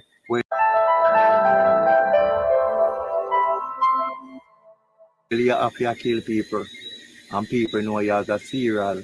Respect. So them respect you as a killer. If the don wants someone killed, would he have to pay? Don just want to say, One talk and I hit that. 17, 15 man want go. So people would kill for the Don for nothing? Right now. And how long does it take to become a Don, or is there no time frame? Is it just based on how many people you kill? No, all depends. You have to born and grow in an era, and you're there in the era and you respect due people.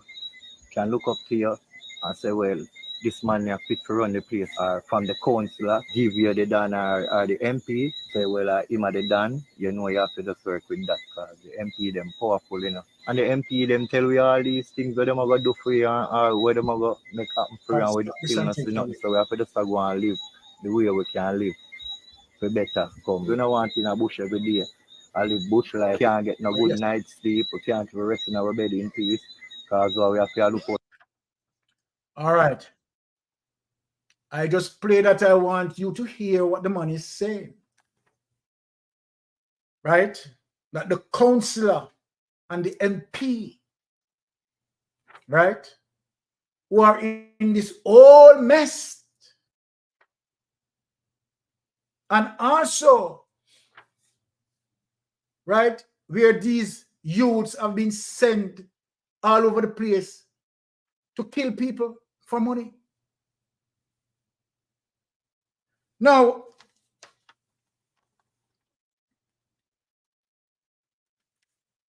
this is where I want to get at.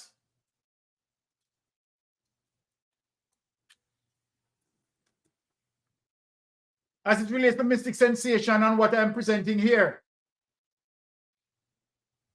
Trying to see a modus operandi as it relates to Andrew Holness seems to most of the persons who surround Andrew Holness seems to have allegations of some serious corruption.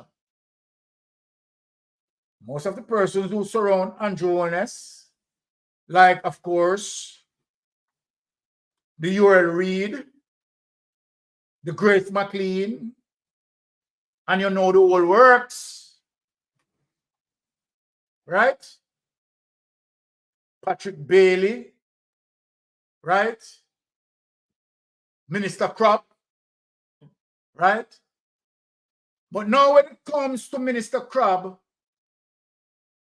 Minister of National Security, mystic sensation of a special attention on him. Now, as it relates to St. James, the parish of St. James, this is, as it relates to certain particular areas, the Minister of National Security or a strong constituency.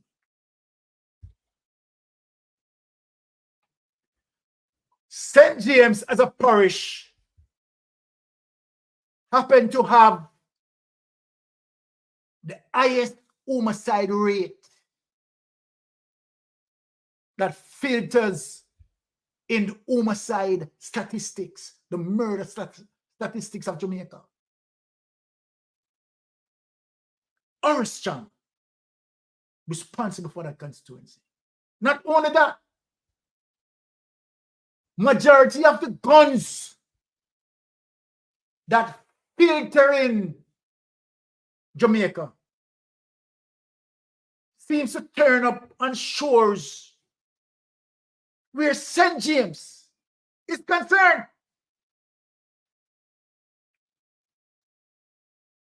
Are these happenings are just coincidence? Now, let me show you something, people, to show you a pattern that exists where you have WikiLeaks saying that this man, right, involved, right, in transshipments of weapons. This man, constituency of the highest homicide under his portfolio, judging from 4 years back. This man, constituency, the amount of guns been coming up. Why? So then, as an investigator,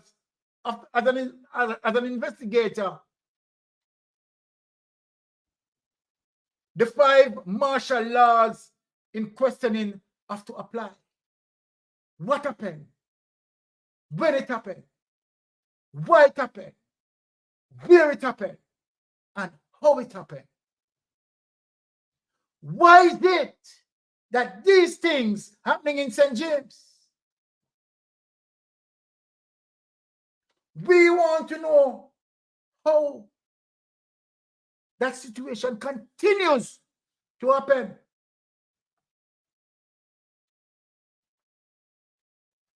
Let me show you a track of history, my people. That Mystic Sensation is not making these things or generating this information. Without any further ado, let us go through the track and the history of guns that found in St. James. First clip, clip number 1. Police probing major gun find at St. James Port.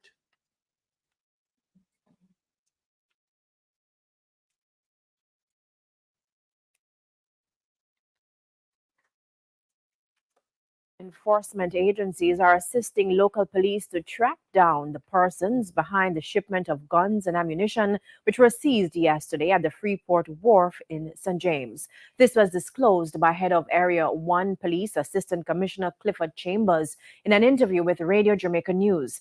ACP Chambers said the police were called to the wharf about 6 o'clock yesterday evening. Based on observed irregularities, a shipped container was opened by members of the contraband enforcement team in the presence of police, and found in the container were 19 handguns, 6 rifles, 13 magazines for pistol, 9 rifle magazines, and 474 assorted ammunition. Based on the find, a high-level investigation is now on the way involving local and international counterparts. It must be noted that this is the second major seizure at the wharf in recent years, as in 2018, a similar seizure was made for which a gang leader was investigated and prosecuted. Now, 30 handgun magazines, 9 rifle magazines, 6 Glock speed loaders, and 12 Glock bag straps were also seized. All right. Before we proceed, let me answer this caller. Caller, you're on Mystic Sensation Live. Go ahead. Yeah, good night, Mr. Mistake. Pleasant good night to you, sir. Yeah. If you live in a house and it is leaking and you plan to leave it and go into a next one, you don't like it not to leak or have any form of major problem. Reason why I ask that, we are planning to vote for the PNP, but did Mark Golden make an effort to help or give a word for the security guard and behalf of the security guard when they were in desperation? I'm just asking that question. Okay, all right. Let me answer you. As I answered previously, right? And to be honest, I can't give a comment on that as it relates to not having as much information. It would be unfair for me to make a comment, right? Not having the adequate information. I prefer to do my research, being equipped with the information, and then I can answer you in a positive way. Do you understand what I'm saying? And I don't really want to bash him as if he did not either. That's why I'm asking. But if he did not, yes, it is not looking good on his part if he did not. But I don't know if he didn't. Okay, all right. As I said, right, I'm going to make sure that next week, same place, same time, I'll be doing the research, and I'm going to answer this question definitive. All right? Because this is the thing, you know. There is a mother and a father, and the father is not treating you good. You go to the mother, and she tried to treat you the same way as the mother is treating you. You are going to go to stranger, which probably treat you just the same. Right now, we are in a dilemma on the board party. All right. But Carla, all right, Carla, what I don't want you to do, right, is to make comment as it relates to you being oblivious, because you really don't know if Mark Golding make any effort to speak on it. And I'm just saying if he don't. Okay, I got you. That way. Okay, I got you. All right, okay, Yeah, sorry. all right. My apology. You're welcome, Thank you very much. Bless him. Yeah. All right. Now, yes, okay, Daisy Magazine, a Minister of National Security in WikiLeaks cannot travel to meet with his counterparts, yet he sees every relating to issues of local and international security. How can that be? Only in Jamaica. And Miss Daisy, trust me, right? And these are grave concerns, right? That we have to have. Grave concerns that we have to have as it relates to what been happening, right?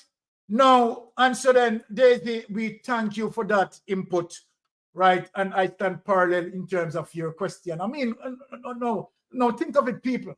Think of it. This is very serious as it relates to the Minister of National Security. And so then we're going to dig deeper as it relates to his constituency and the amount of guns being coming up. So clip number 2.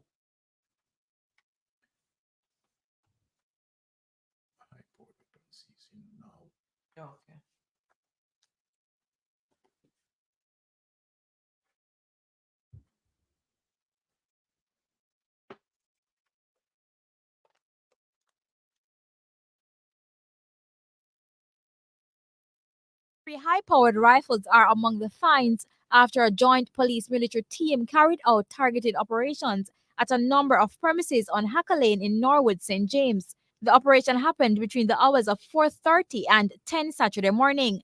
Commanding officer for St. James, Superintendent Vernon Ellis, tells CVM Live that the early morning operation saw several units in the Jamaica Constabulary Force swooping down on the premises. The security forces went in, conducted multiple targeted raids. The fugitive team, the JDF members from the K9 and the Caribbean Search Center. During the operation, 3 high-powered weapons were seized, 2 AK-47 rifles and 1 M16, several assorted rounds of 7.62, 5.56, 0.40, and 9mm cartridges were also seized. The police are also reporting that 8 men have been arrested in relation to the seizure. Superintendent Ellis notes that a quantity of drugs was also seized through the deployment of a K9 unit. The K9 teams with the search dogs and the Caribbean Search Center, they were exceptional in the execution of their functions this morning. He says the St. James Police also seized 2 other weapons in separate operations. We've actually recovered some 5 weapons in 48 hours and some 300 rounds of ammunition due to our increased operations in the space. The violence-ridden community has been long plagued by criminal elements whose actions have significantly contributed to the parish's murder tally. Christine Forbes for CVM Live. So my question to the voters, and particularly the 63% of persons who did not participate for some reason or the other, that when you have a Minister of National Security who cannot reduce the homicide rate in his constituency, a little area in a parish, who cannot control a little area in a parish as it relates to his constituency, where that little area from here to here under his tenure of Minister of National Security is boiling and boiling and overboiling. So then if the Minister of National Security cannot control his constituency, why are we have him as the Minister of National Security when he cannot control his constituency. Why? Now, let me just show you what the Minister of National Security is saying to us as it relates to the amount of guns, you understand, coming through our ports of entry on a monthly basis. I am not making up these things. I am not making up these things. Without any further ado, let us pray. Okay.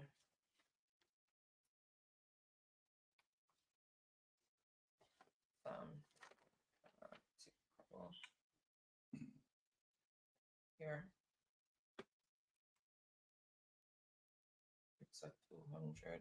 Make sure it's sharing. Okay. Here. Now let me read the let me have the let me go through this document. 200 guns a month. Shang says, this is the Minister of National Security saying this. He should be ashamed of himself. 200 guns a month. Shang says players behind massive cocaine seizure are known dealers in illegal arms trade. Okay. Jamaica is being flooded with approximately 200 illegal guns every month. Wow. Minister of National Security, Dr. Horace Chang, has revealed. According to Chang, members of the criminal network behind yesterday massive $35 million US or 4.5 billion cocaine seizure of the coast of St. Thomas are among the individuals responsible for importing this kind of firepower. You must know. Understand, these are the men who bring the guns by the hundreds.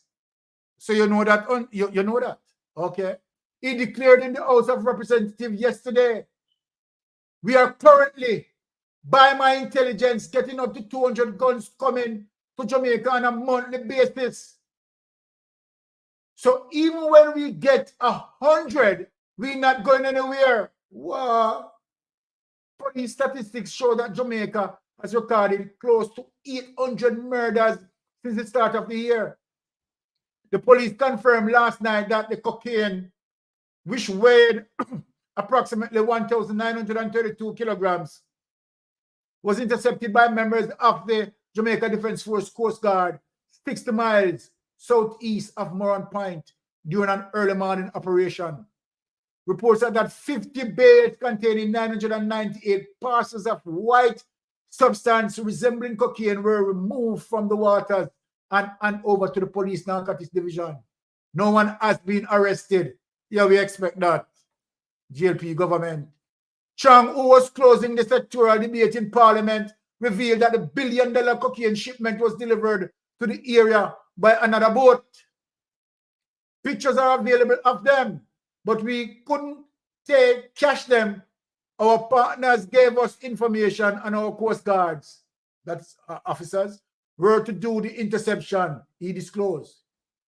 He laughed. He lauded, sorry, the improved capacity of the security forces, which allowed them to confiscate the drugs before delivering a chilling warning. Who we need to catch is not the man who they use to shoot people. Is the man who is organizing this, because what it is telling us is that operating around Jamaica now are people who have the capacity to deal with 3,000 pounds of coke. Right? I want to know how we know that these men have the capacity to deal with 3,000 pounds of coke. How you get this information, Minister? The Security Minister said, indeed, Mr. Speaker, the more critical issue is that when this kind of things is operated, we have a serious and clear threat to our society. That is a serious business enterprise and requires the attention of the whole country and the support of the entire country working with the security forces, he added. Chang used the incident to tout the government's multi-billion-dollar capital investment in resources for the police and the military. Now take that away.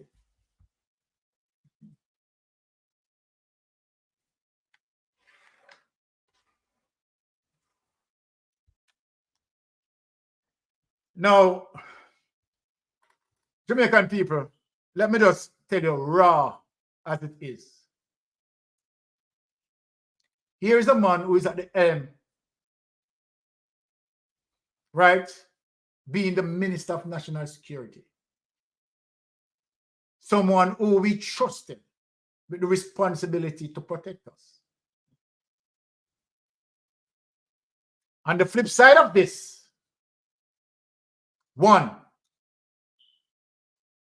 the very same man who we elected, the very same man who we entrusted to protect us, have been reported and flagged in a WikiLeaks investigation as it relates to guns and drugs transshipment.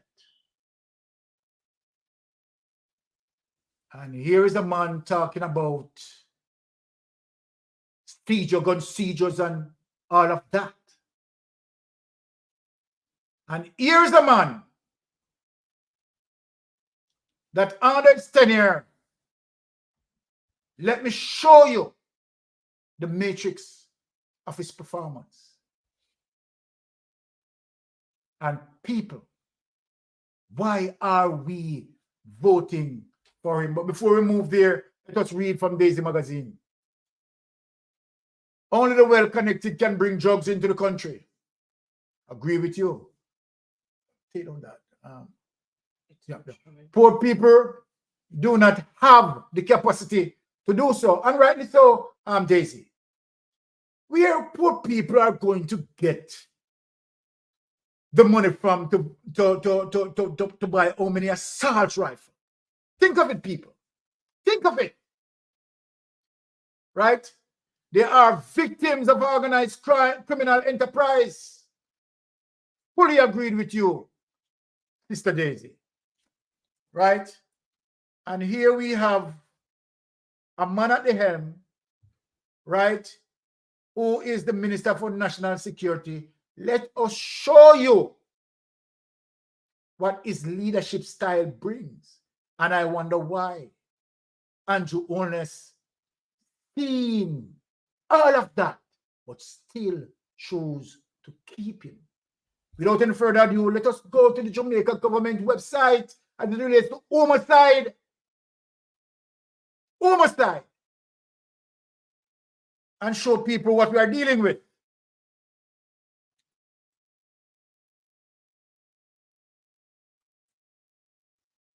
All right. Thank you, honey. You have done quite well in presenting this document. Could we increase it some more? Can it be increased? I want the people to see it. All right, good. I want, yes, definitely. Wifey, you're working solid, man. Okay.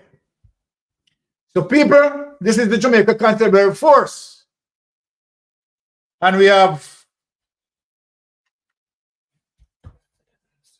Oris Chang at the helm. Now, in the era of Portia Simpson between 2012 to 2015, let us look at how the People's National Party deal with the crime. 2012, homicide rate 1,102. 2013, homicide rate 1,202. 2014, 1,005. Right? 2015, Portia Simpson handed over a homicide rate to 1,208. 2016, as a matter of fact, specifically month of February, Andrew Holness took over. Jamaica had given him the opportunity to run the country.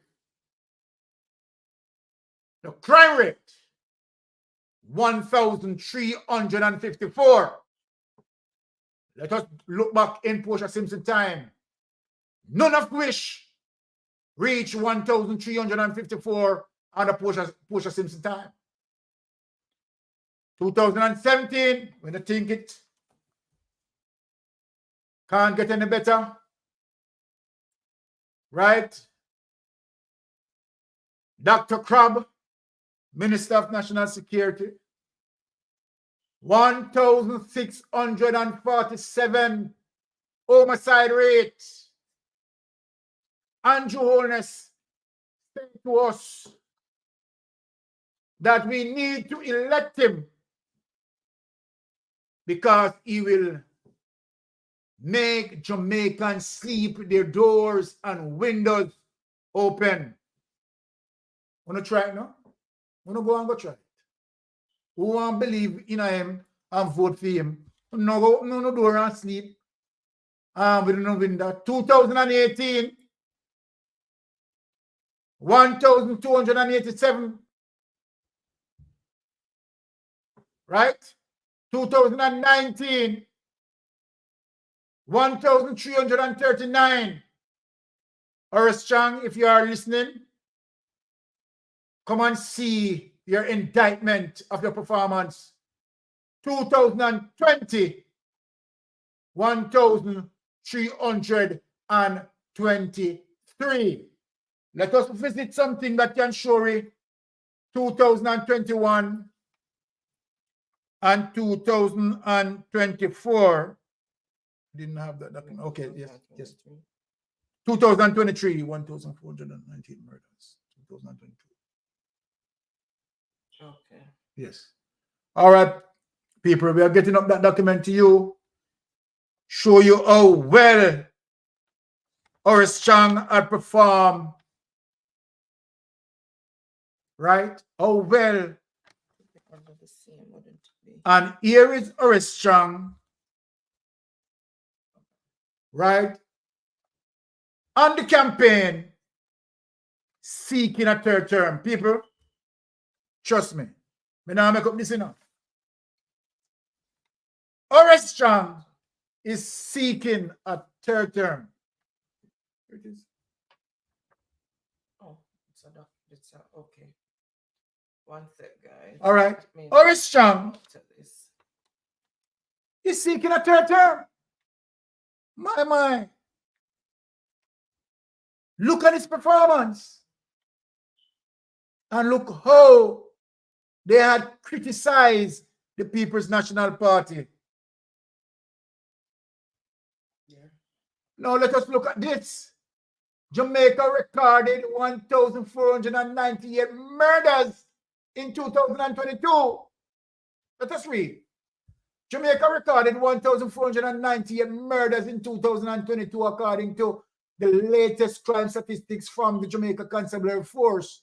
This is 24 more homicides when compared to last year. All right. Data contained in the latest statistics indicated that 1,474 murders were recorded in 2021. This is a different figure from the previous information released by the JCF, which stated that 1,463 murders were recorded last year. That's what they do. They tell lie, try to hide figures. That's what they do. Our news team is yet to get a response from the police force on the discrepancy. Going back to the 2022 figures, St. James with 198 homicide is the most murderous division, followed by St. Catherine. So let me read back over. Dr. Crabb, you want third term? You want third term to do this? Okay. Going back to the 2022 figures, St. James, Horace Chang area,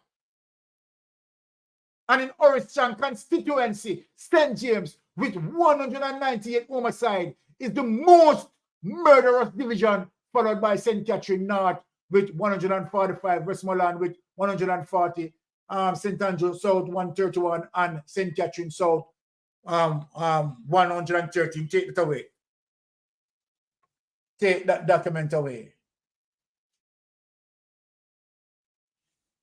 So Jamaican people, did I make my case precisely clear that uno need to run him?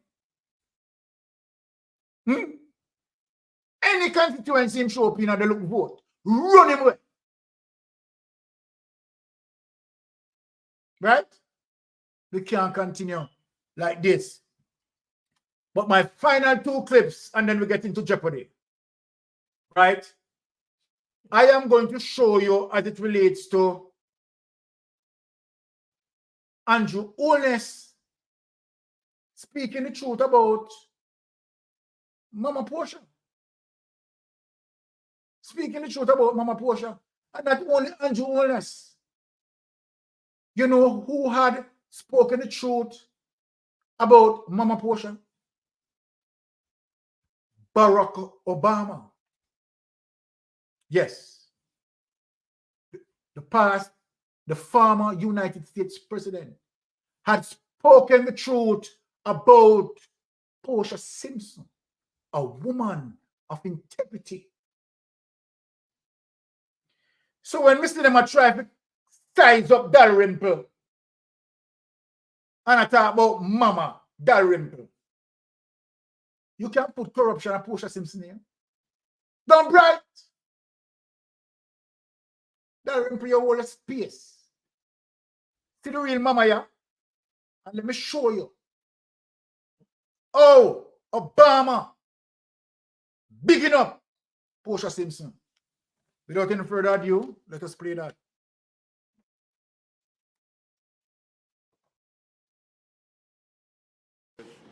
Thank you so much. Let me just first of all say it is an extraordinary pleasure to be in beautiful Jamaica. There is a long history between our two peoples. It is not just a deep friendship between states, but it is also a family bond that exists, as represented by the many Americans who come here to visit and enjoy Jamaican hospitality, but also the extraordinary Jamaican American community that has done so much to contribute to the growth and development of our country. And I want to thank Prime Minister Portia Simpson Miller for her hospitality and her team. I know it's always a lot of work when I come to visit someplace, and I think that everybody has treated us with wonderful hospitality, and we very, very much appreciate that. I assure you that Michelle wishes she was on this trip, although she would insist that I stay longer than one day. And so we'll have to return with the girls sometime in the future. She would also applaud for that. As Madam Prime Minister indicated, we had a lot to talk about.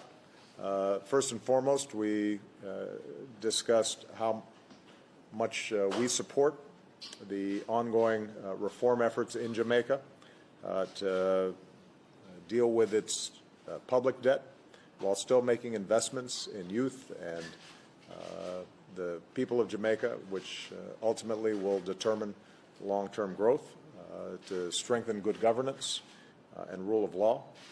And I want to thank Prime Minister Simpson Miller for the hospitality when the CARICOM leaders come today. Many of the issues that Jamaica deals with are issues that exist across the Caribbean. And so what we want to do is find out how we can be an even more constructive partner in addressing some of these issues. One area that we've spent a lot of time focusing on, and we'll discuss further with the other CARICOM leaders, is the area of energy, where oftentimes people of the Caribbean, despite having less resources, are paying significantly higher prices for energy. And if we can lower those costs through the development of clean energy. Okay.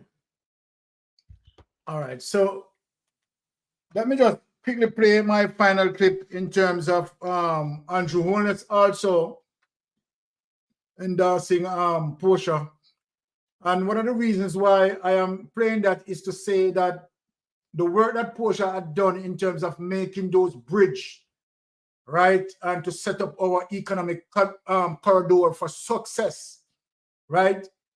And so then when Andrew Holness is speaking, it seems as if it is Andrew Holness-led government who has done all of that, right? And don't speak nothing about Portia Simpson.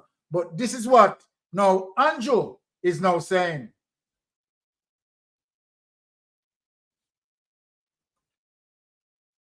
To the poor.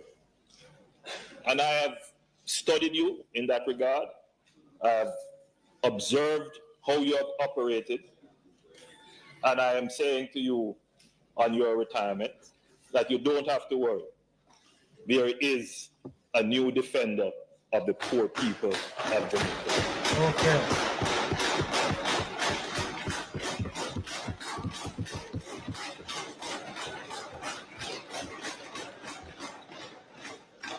As Minister of Labour, your charismatic style diffused tensions that could have crippled the country on the labor front.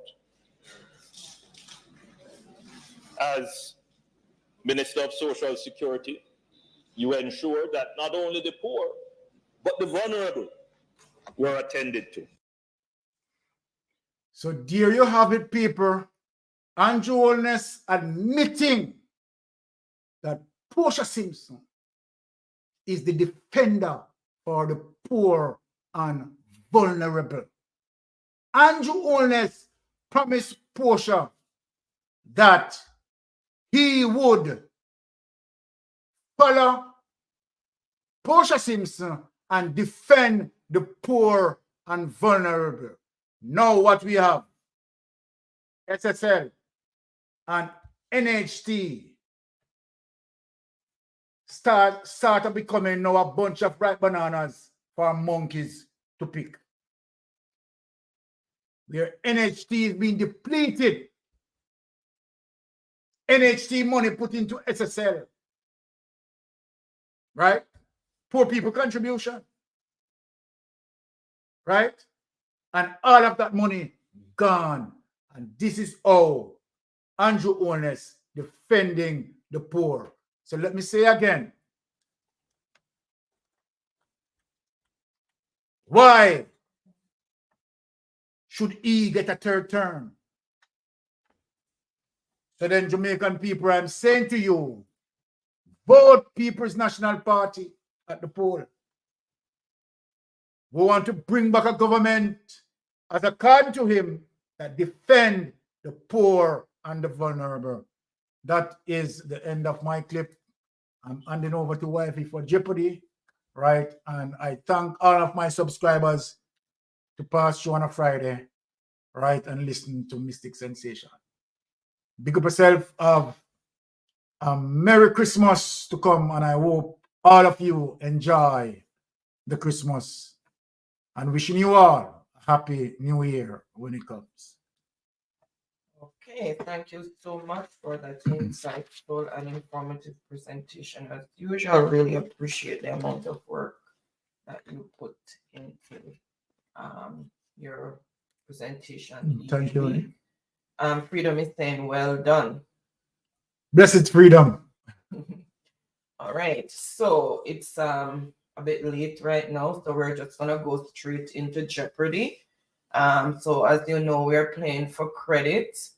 $1,000 credit to the person with the most points, and then we have 4 runners up of $500 each. It's Jamaican dollars, and it's Digicel or Flow. So the question will be in the form of a statement, then you answer in the form of a question. If it's the name of a bottle, there's a bottle of water.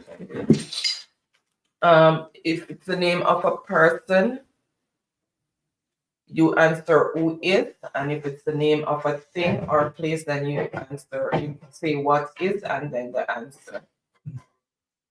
Take that away. Right, so the person with the most points at the end will win. and we'll have the forerunners up, as I said. So tonight's categories are Christmas songs, Christmas story, Christmas in Jamaica, Christmas Sinting, and Jesus is Family. All right, so to start with, you're just gonna read up the speed journey. Editing that, thank you, job well done. Barbara is also saying thank you, best wishes to you both. Okay, thank you Thank so you. much. All right, so to start with, throw out a category and for many points. And the first one that I see is what we're gonna start with. Orange book in the second drawer, please. Second drawer. And a pen out to the holder, please.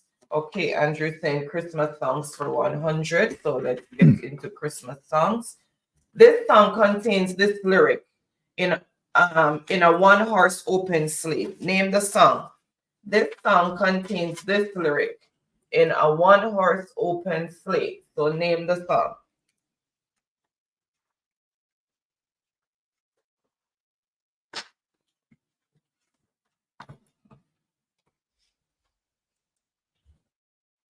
All right, I see the answer that I'm looking for. So known delays, and it is what is Jingle Bells, and that is for 100 points. So let's see who first came in with the correct response.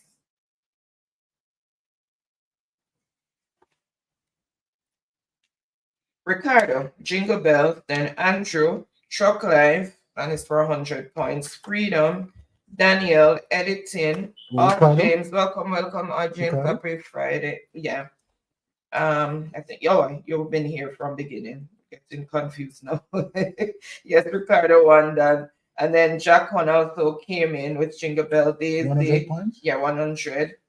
And Ricardo is saying Christmas songs for 200, so it's continuing in that. Finish the lyric. I'm dreaming of a dash Christmas. So finish the lyric. I'm dreaming of a dash Christmas.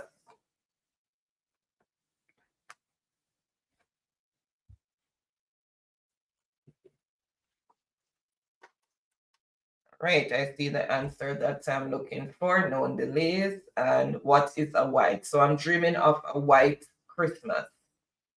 All right, so let's see who first came in with the correct response.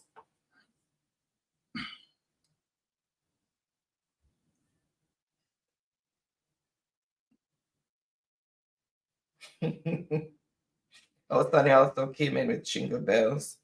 All right, so Andrew, what is white? So Andrew for 200 points. Then Freedom, Ricardo, Done, all James then done, 200. Jack One also came in with white. Editing, Joy Books, welcome. Also put white, but you need to put what is before. Muriel, welcome, happy Friday. Also put what is white. Okay. And Hyacinth M, welcome, happy Friday. So choose the next category, Andrew, and for how many points?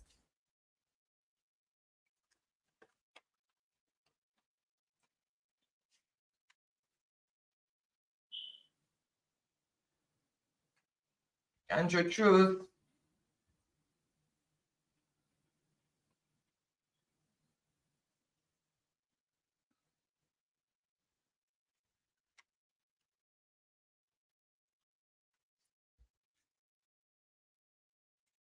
Just refresh in case.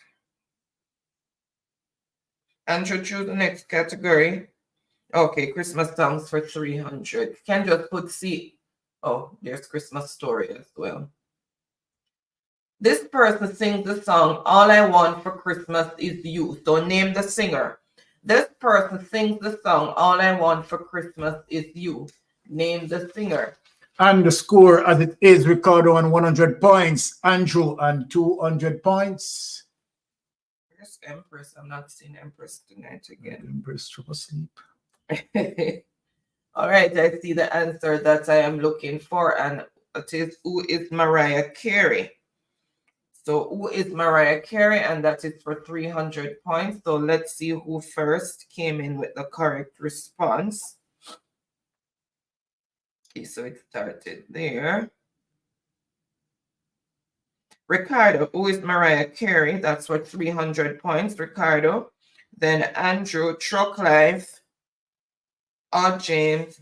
So Ricardo, Daniel, 300 points. Editing, Jaquan. Welcome, Charm. Happy Friday. No, happy Saturday over there in France. How are you? Sister Charm, big up yourself. Mega love shout out, host and chat. Blessings, Charm. Thank you so much for joining in. All right, and Joy also came in with Mariah Carey. Ricardo is saying Christmas songs for 400. Finish the lyric. On the first day of Christmas, my true love gave to me. On the first day of Christmas, my true love gave to me. Finish that line. So finish that line. On the first day of Christmas, my true love gave to me.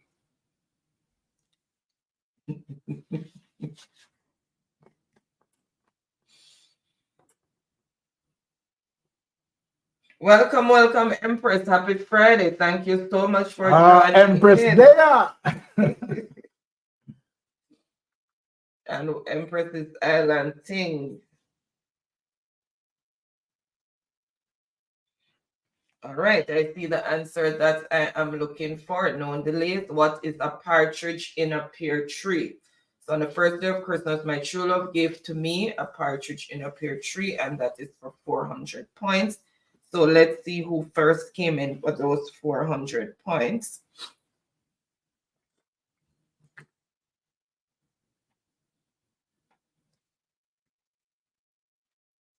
Okay, so first on the board with the correct response is Ricardo. We know that it is the thing that changed it. What is a partridge in a pear tree? So Ricardo, 400. What? Sonia, Empress, Odd, James, Truck Life, Ricardo, or to try to put it back correctly, Editing, Jaquan, Janet, Muriel. All right, and that's how the answers came in. All right, and the score as it is, Ricardo on 800 points, Andrew on 200 points. All right, so the next one he wants for 500, so it's completing it. Finish the lyric. Oh, the weather outside is frightful, but the fire so delightful. And since we've no place to go, complete the last line, and you can just write it and put times how many times it said if you don't want to type it all out.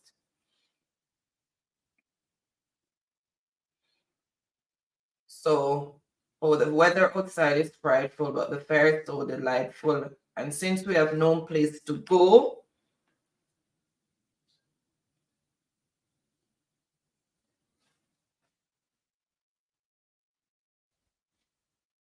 all right, and I see the answer that I am looking for, and it is let it snow, let it snow, let it snow. So let it snow times 3, and that is for 500 points. So let's see who first came in with the correct response. I'm just getting there. Let's see who came in with the correct response.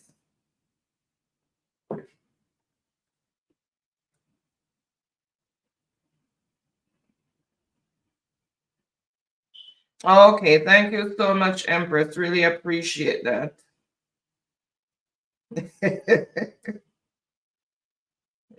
Let it snow. Okay, missing 1. That no, times 4, no. All right, so first on the board with the correct response is Truck Life. Let it snow times 3. Much points for that? And that is 500 points. What? Truck Life looking the big hits. No, it has to be 3 times 3 times odd. So it's not odd done. So it is Truck Life who got it. Let it snow times 3. And then Daniel. Then Sonia. All right, so choose the next category and for how many points Truck Life.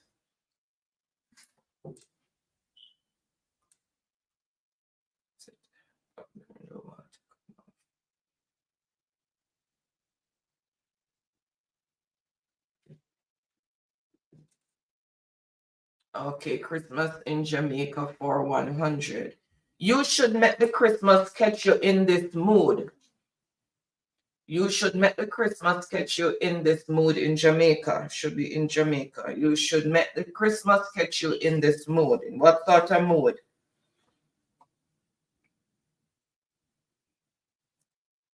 Make the Christmas catch you in. Me give you a clue. Make the Christmas catch you in. You know, say that you sound beautiful. You know. Christmas catch you feeling fine. All right, I see the answer that I am looking for. So no delays. What is a good? So make the Christmas catch you in a good mood. Make the Christmas catch you feeling fine. That's how the song goes. And so that is for 100 points. So let's see who picked up those 100 points.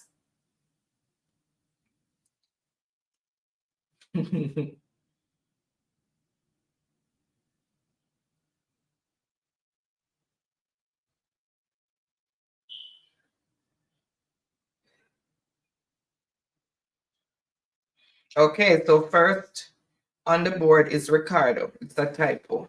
Okay. So Ricardo for 100 100 points. Then Odd, Ricardo corrected it. Empress, Joy. You need to put what is, and then Janet, Danielle, Muriel. Okay. And so the Sonia. score as it is, Andrew on 200 points, Chuck Light 500 points, Ricardo 900 points. All right. So he's saying Jesus' family for 500. This man was Jesus' cousin who wore camel skins and ate locust and honey while living in the desert. In the desert. Double your score.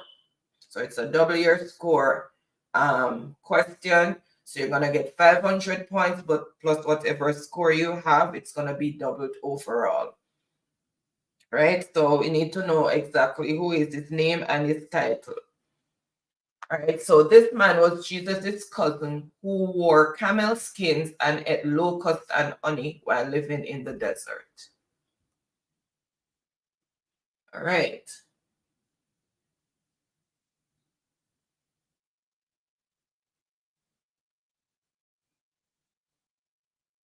All right, I see the answer that I'm looking for. So no delays. And who is John the Baptist? So who is John the Baptist? And that is for 500 points plus double score. What? All right, so let's see who first came in with the correct 500 response. points, then double score. So it started there. Empress. Okay. So 500, double at 500, so 1,000. that's 1,000 points. And then Ricardo, Jaquan, Muriel, Uriel, and Joy. That's how the answers came in. So choose the next category and for how many points. So the score as it is, Andrew on 200 points, Chuck Life 500 points, Ricardo 900 points, and Empress 1,000 points. Wow.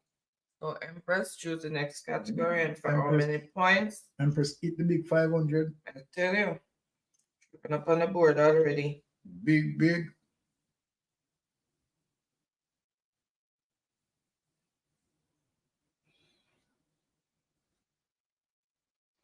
Okay, Empress, choose the next category.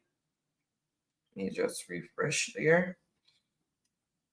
Okay, Jesus put 300.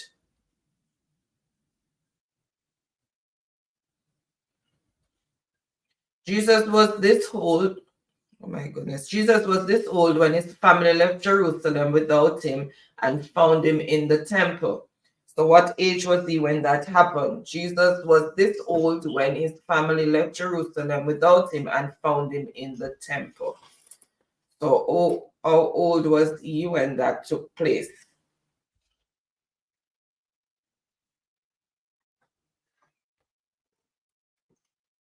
All right, I see the answer that I am looking for, so no delays, and it is what is 12. He was 12 years old when he went to preach in the temple. So that's 300 points. So let's see who picked up those 300 points. Ricardo, 300. Okay, Truck Life as who should be what? Truck Life, okay, change it to what? Empress and Janet. So we got again 300. Muriel should say what is, and Uriel, Joy, no, Jaquan, Sonia. Score as it is: Andrew on 200 points, Truck Life 500 points, Empress 1,000 points, Ricardo 1,200 points. Oh my God, you all have to make your Sunday school teachers very proud.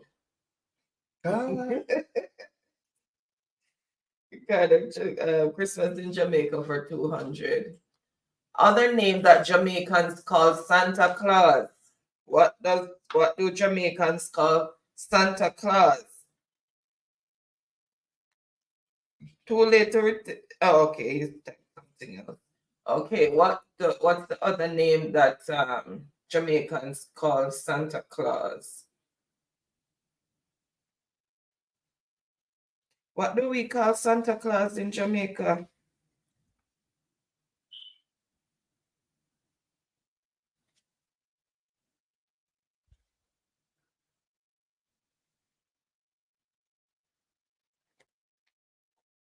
Right, I see the answer that I am looking for. So no delays. And what is Father Christmas? You can say Father or Father Christmas. And that is for 200 points. So let's see who first came in with the correct response. Let me just refresh.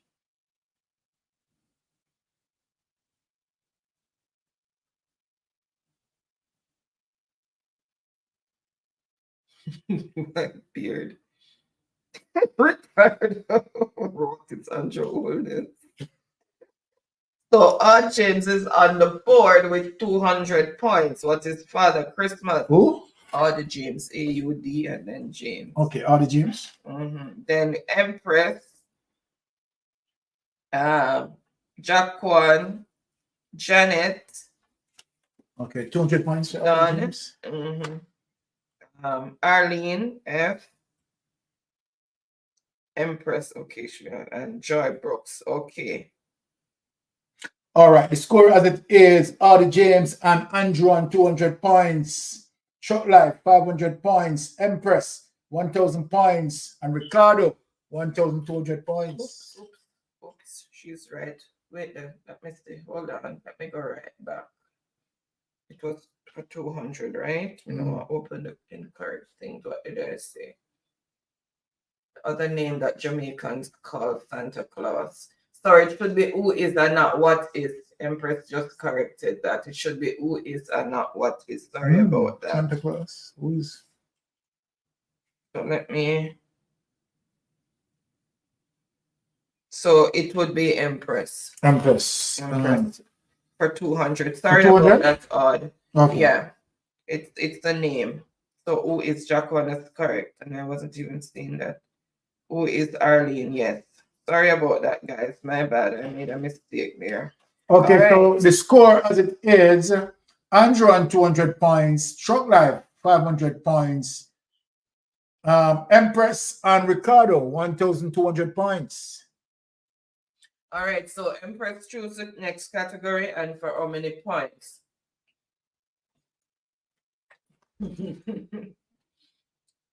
What is that? Minus 200. No, take it back from me.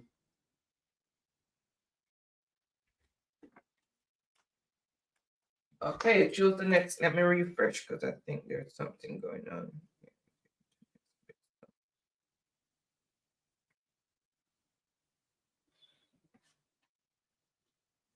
Christmas in Jamaica for 300. This cured protein decorated with pineapple slices and/or cherries is a delicacy on dinner tables in Jamaica at Christmas time. So this cured protein decorated with pineapple slices and or cherries is a delicacy on the dinner tables in Jamaica at Christmas time. What is that protein?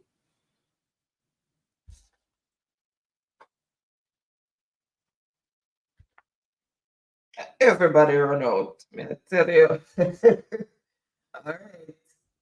What is ham? All right, so that's for 300 points.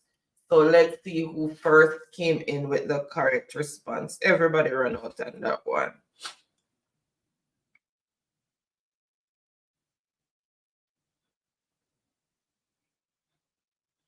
All right. Truck Life. So 300 points to Truck Life. He first came in, then Ricardo, Don, Mel, Muriel, Odd, what is pork ham?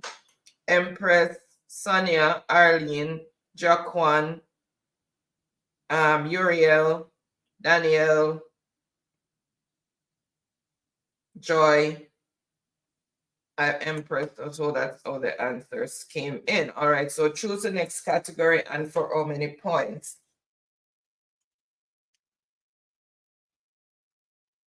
Okay, then Jamaican Christmas for 400. Also, it should be this one. Eggnog is a Christmas tradition in North America and Europe, but this tangy, spicy drink is common in Jamaica at Christmas time.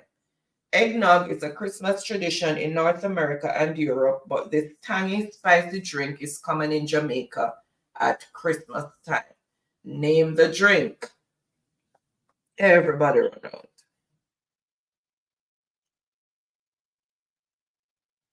All right, so let's see who first came in with the correct response. And the response is, what is sorry?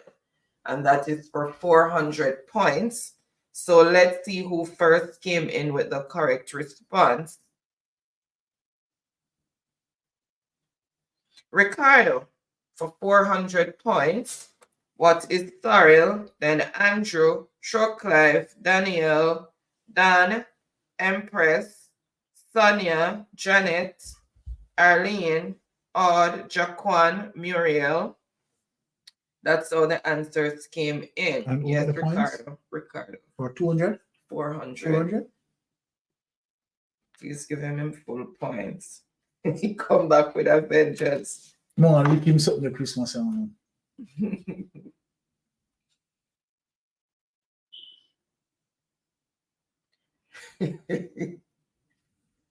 my goodness, Andrew, you leave Empress alone. All right, choose the next category and for how many points?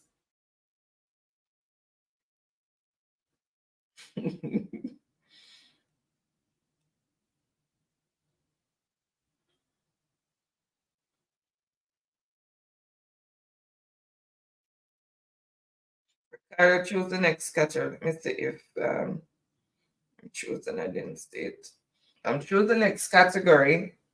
Okay, Christmas tinting for 100. All right. According to singer Carlene Davis, Santa Claus does not visit the. Where does Santa Claus not visit in Jamaica? According to singer Carlene Davis, Santa Claus does not visit the.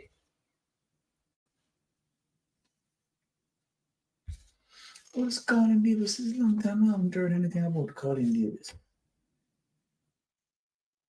All right, I see the answer that I'm looking for. No delays. So Santa Claus does not visit the ghetto. And that is for 100 points. So let's see who first came in with the correct response. Ricardo. Ricardo on a ball for 100. Then Truck Life, Andrew, Freedom, Sonia, Danielle, Don, Janet, Arlene, Muriel, Uriel, Ricardo, then Empress, okay, you Jaquan, okay, Ricardo one again, then Odd, All right, so choose the next. Okay, Sinting for 200. The last opportunity to get Christmas rights and finish last minute shopping. So this is the last opportunity to get Christmas rights and finish last minute shopping. Where do you go?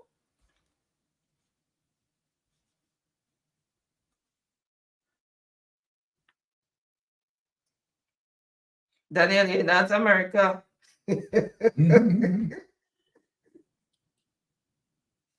Chuck life in North America too.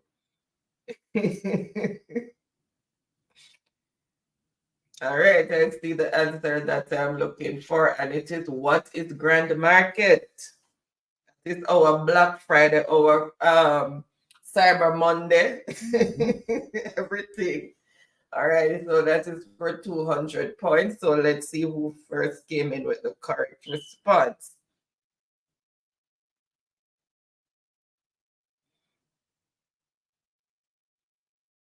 All right, Ricardo, what is Grand Market? And that is for 200 points.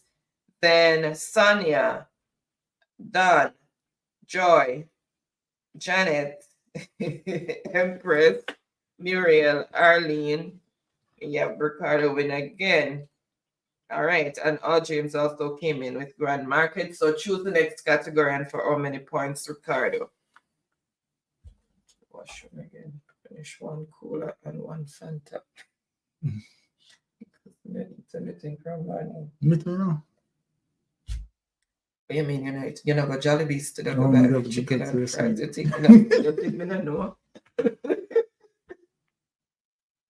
All right. So Ricardo, 300 for Jamaican Sinting. Sing the last line of the first stanza. The Virgin Mary had a baby boy. The Virgin Mary had a baby boy. So sing the last line of the first stanza. The Virgin Mary had a baby boy.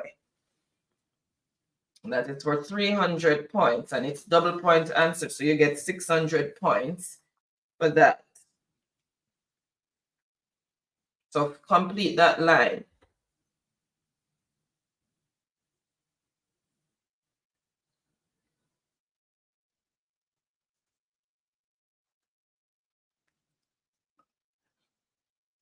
Right, it's in Patois. The Virgin Mary had a baby boy. So finish the last line of the first stanza. All right, I see the answer that I am looking for, and it is, and them said that his name was Jesus. And that is for 300 points. So let's see who first came in with the correct response. Let me go down. Thank you so much, Charm. Really appreciate that. And Merry Christmas and Happy New Year to you as well when it comes.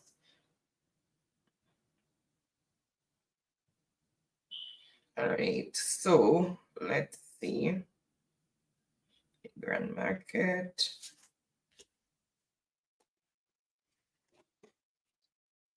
Okay.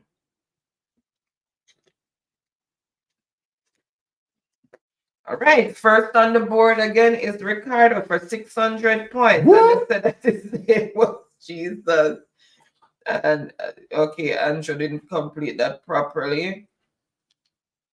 Okay, Chuck left some words from there, but everybody basically came in with some semblance of the last line. So the score, So you get 600 points. Yeah, the score as it is: Andrew on 200 points, Truck Life 800 points, Empress 1,200 points, and Ricardo 2,500 points. Empress and Ricardo must go in bed. All right, so choose the next category, Ricardo, and for how many points? Let me see if we choose, and I missed it.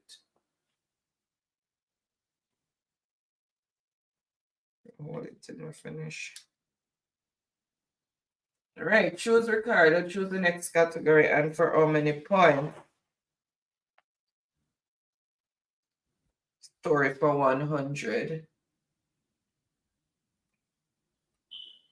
Before the birth of Jesus, Mary was visited by this angel who spoke of her miraculous pregnancy. Name the angel. Everybody making a Sunday school teacher proud. Before the birth of Jesus, Mary was visited by this angel who spoke of her miraculous pregnancy.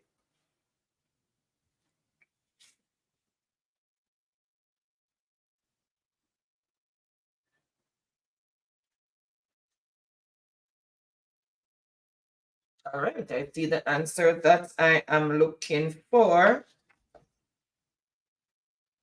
And it is, who is Gabriel? And that is for 100 points. So let's see who picked up that 100 points. And Ricardo. 100 points? 100 points. Ricardo, not Ricardo, may I tell you? Then Truck Life, Empress, Danielle, no, it should be who is, then Muriel, Sonia, yes, Danny, you won again. Then it should be who is Joy. Shmira, the race is not for the swift, but those who can endure to the end. You have to have Olympic singers and alien Wi-Fi. That's what Ricardo has until David come. And James also have who is. All right, so it's saying Christmas scenting for 400. Revelers parade through the streets dressed in colorful masquerade costumes. Revelers parade through the streets dressed in colorful masquerade costumes at Christmas. What do you call these revelers in Jamaica?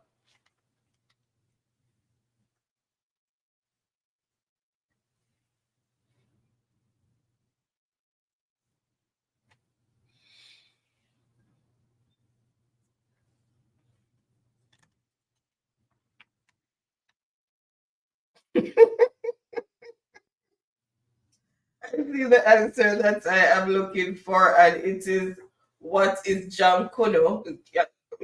I'm sure I'm going to say a lot of different spellings.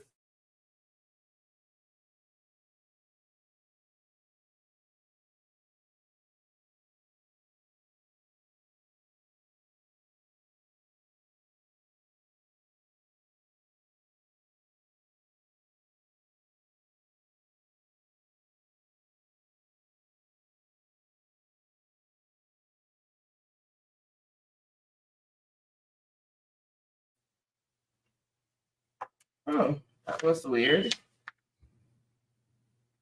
All right.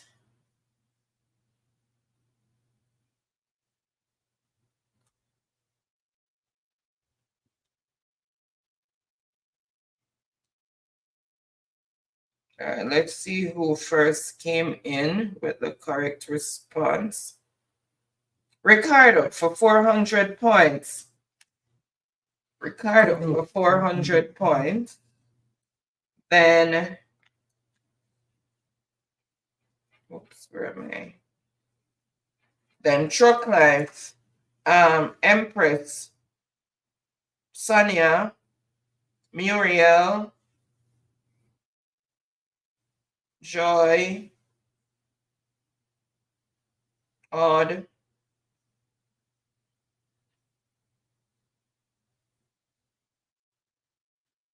all right, and that's something the answers came in. Sonia's asking if Ricardo can share the Wi-Fi with her. Last week, partly wasn't at home, so it was very slow for him. Jacqueline is saying best wishes for Christmas and New Year, folks. Same to you, Jacqueline. Thank you so much. Have a wonderful Christmas and a happy New Year when it comes. All right, so choose the next category and for how many points, Ricardo? Ricardo, Mr. Right.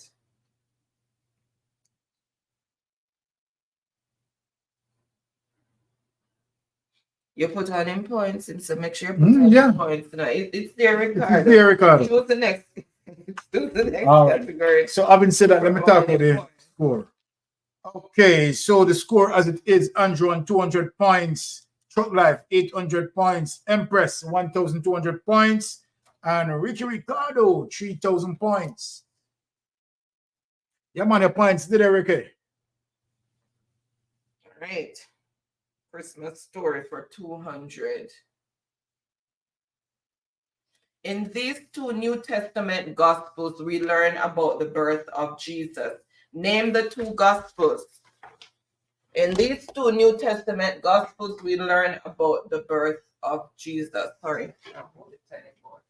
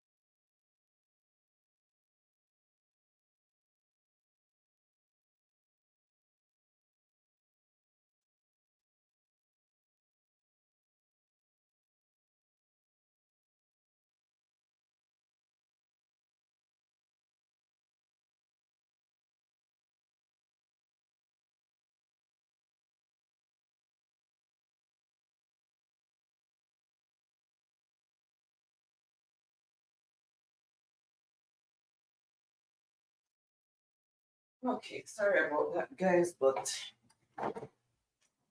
all right, so let's see if I can see.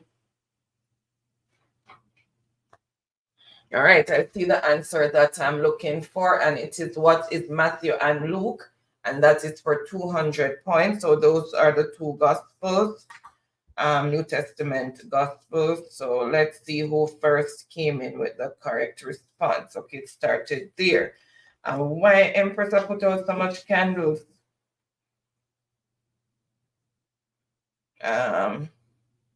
So first on the board with the correct response is Ricardo, then Empress. How much points for that? 200. Then Empress.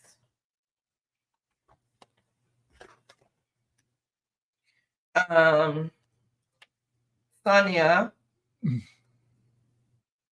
Oh, Peter, you're lagging behind. Welcome, Peter. Happy Friday. Thank you so much for joining in. Really appreciate it. Merry Christmas. When it comes. Then Danielle, Uriel, should be what is not who. Okay, Muriel also came in. Joy.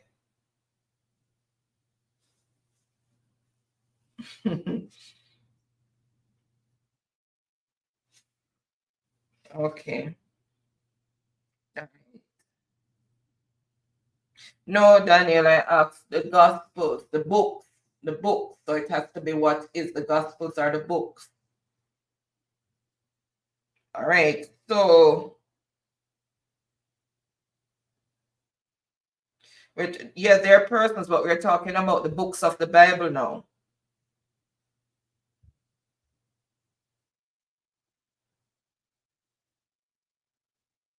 No, it's what is, because we're referring to the books in the Bible. All right, choose the next. Okay, so Ricardo is saying stories for 300. Mary and Joseph were forced to travel before Jesus' birth to this city to take part in the Roman census. Name the city. Mary and Joseph were forced to travel before Jesus' birth to this city to take part in the Roman census. Name the city.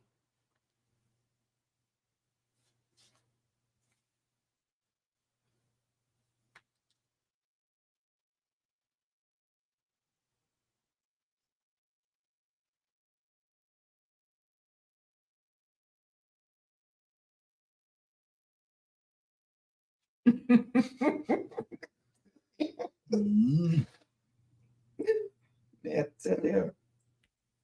All right, I see the answer that I am looking for, and it is what is Bethlehem, and that is for 300 points.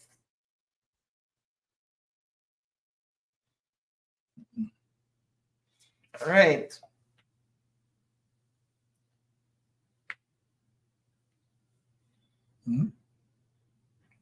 Let me tell you. All right, first on the board with the correct response is, let me look again. I don't want anybody shouting at me in any tone of words.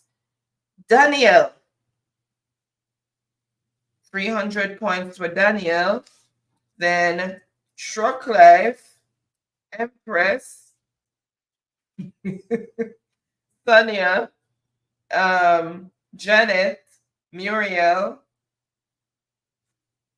Daniela celebrate me. I tell him I'll give himself one cup. Same story for 400. Name the 3 gifts given to baby Jesus by the wise men. Name the 3 gifts given to baby Jesus by the wise men.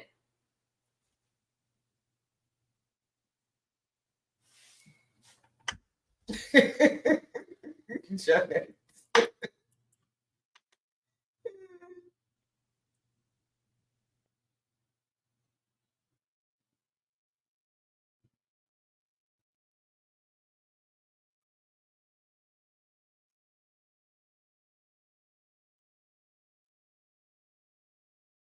So far up.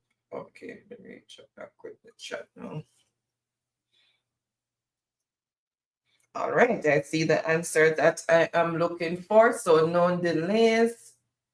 All the Sunday school students them run out. What is gold, frankincense, and myrrh? And that is for 400 points.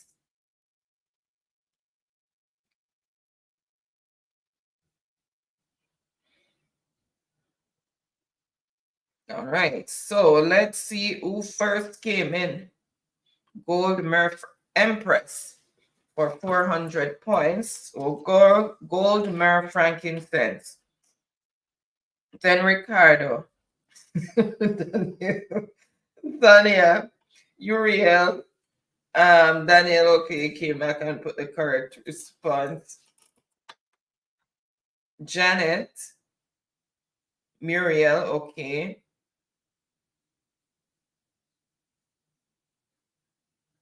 Oh, really, Andrew? Okay. It's then Christmas for 500. Name of the priest who was told he would not die until he saw Christ, which is baby Jesus. The name of the priest who was told he would not die until he saw Christ, which is baby Jesus. And it's a double point answer, so that is 1,000 points for that answer. So name the priest. Name the priest.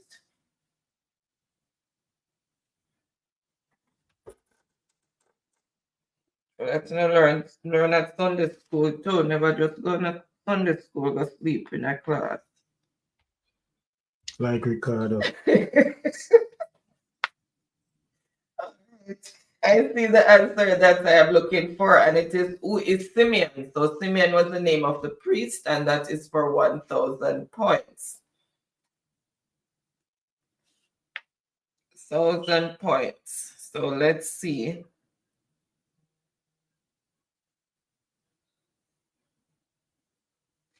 Empress, who is Simeon, for 1,000 points. The Empress. Then Ricardo, Daniel, Uriel, Muriel. Oh, she left off the E. All right. And Joy also came in with that. Score as it is: Andrew on 200 points, Daniel 300 points, Shop Life 800 points, Empress 2,600 points, and Ricardo 3,200 points. Mr. Truck Life, I don't know why I'm not stop talk whisper. Whisper too loud. Brother Jesus for 400. Jesus for 400. Okay. Joseph, Mary, and Jesus went every year to this town for the feast of the Passover. Joseph, Mary, and Jesus went every year to this town for the feast of the Passover. Name the town.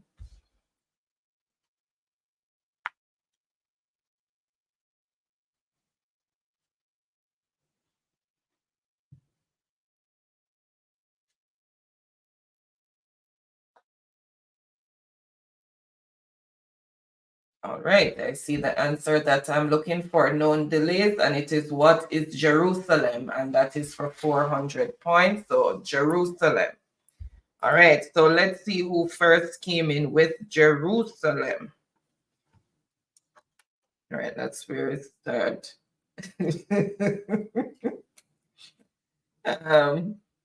Empress. And I said that was a double point answer. Hold on. That's not me confusing myself.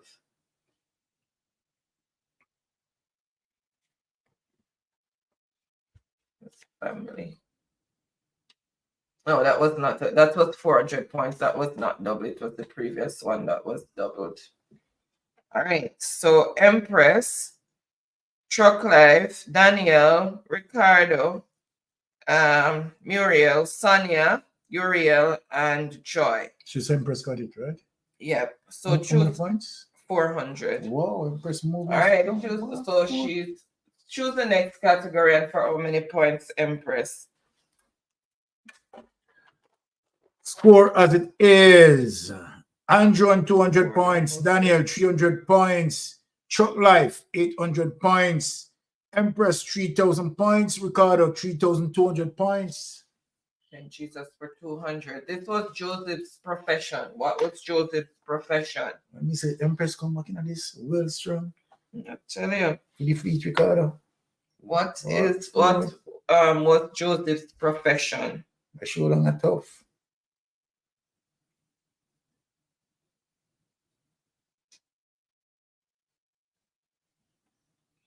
I wonder who will go win it tonight. Empress or Ricardo? Whoever wins. That go makes me. All right. So I see the answer that I'm looking for, and it's what is a carpenter. So Joseph was a carpenter by trade. All right. So, or by profession. So let's see who first came in with the correct response. We have two big numbers out there. I tell you. We can't change the game now. Between Empress and Ricardo, because they're clear, you know. All right, so let's see who first came in with the correct response. Ricardo for 200 points. Ricardo, Uriel, Don, Sonia, Janet, Empress, Muriel, but she put 2 instead of what? Yeah, Ricardo won again. Daniel and Joy. Okay, it's in Jamaica for 500, Ricardo. So Christmas in Jamaica for 500. This event is held annually in many cities and towns across Jamaica on the eve of Christmas. Everybody run out. This event is held annually in many towns and cities across Jamaica on the eve of Christmas.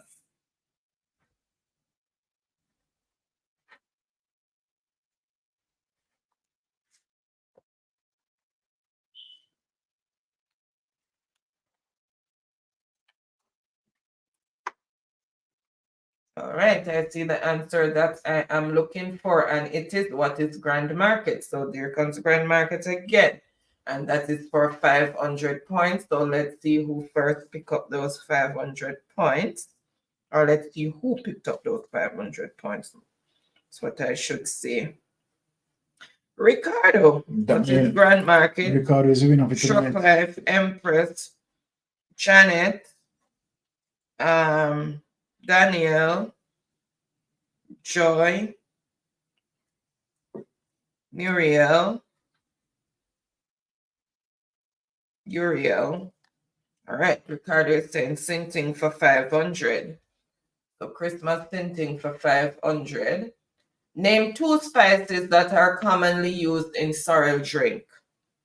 2 spices that are commonly used in sorrel drink.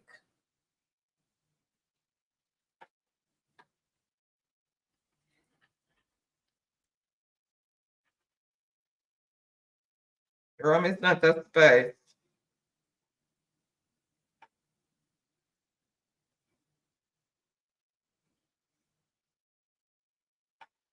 All right, and I see the answer that I am looking for. Welcome, welcome, David. Happy Friday. David come Always come last minute, come fling one kangaroo wrench. Somebody get me, you know. Somebody get the kangaroo ring shiner, man. No, this wicked. Oh, David. I see the answer that I am looking for, and it is what is ginger and pimento. Why David have a boy? Trust me. Oh, 500 points. Hold on, let me hold on. Let me go through again to make sure I didn't miss anything. Boy, this is wicked.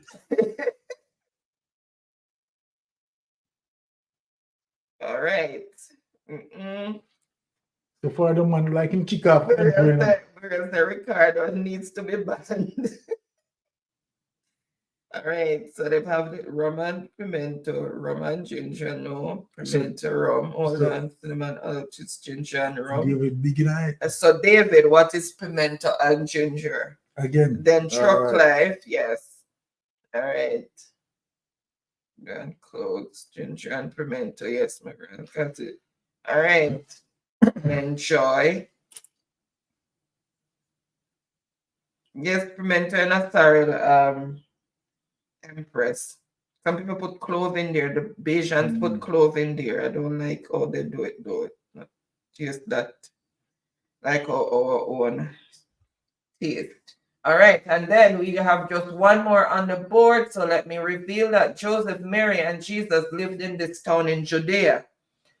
Joseph, Mary, and Jesus lived in this town in Judea. Name the town.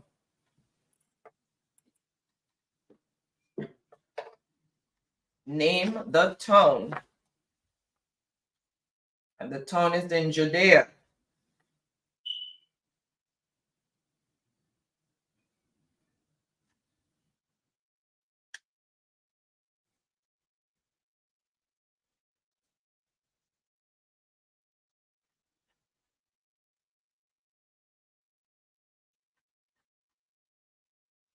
Remember, Jesus of where? Let me give you a clue. Jesus of where?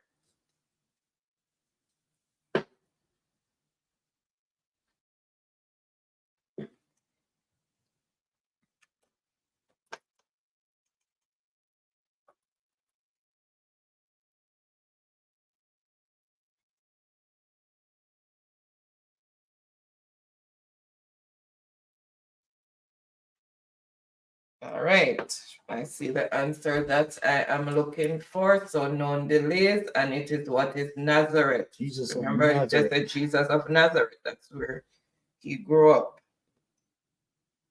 All right, and that is for 100 points. So let's see who first came in with those 100 points. Or let's see who got the 100 points.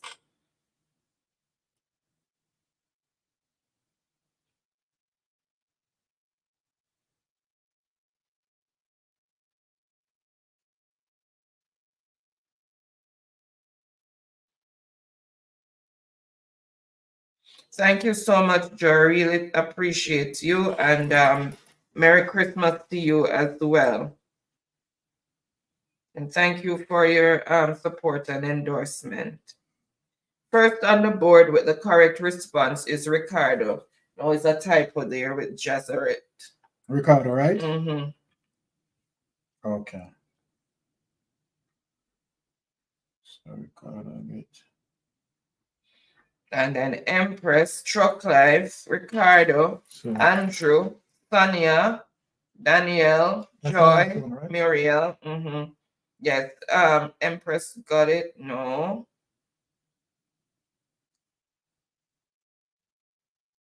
Let me just go back up. Nope. Okay, so I mean, congratulations to all players who have had participated.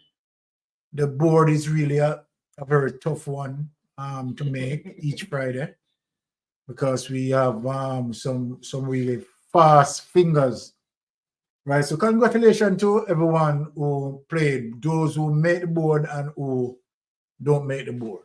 All right. So we begin with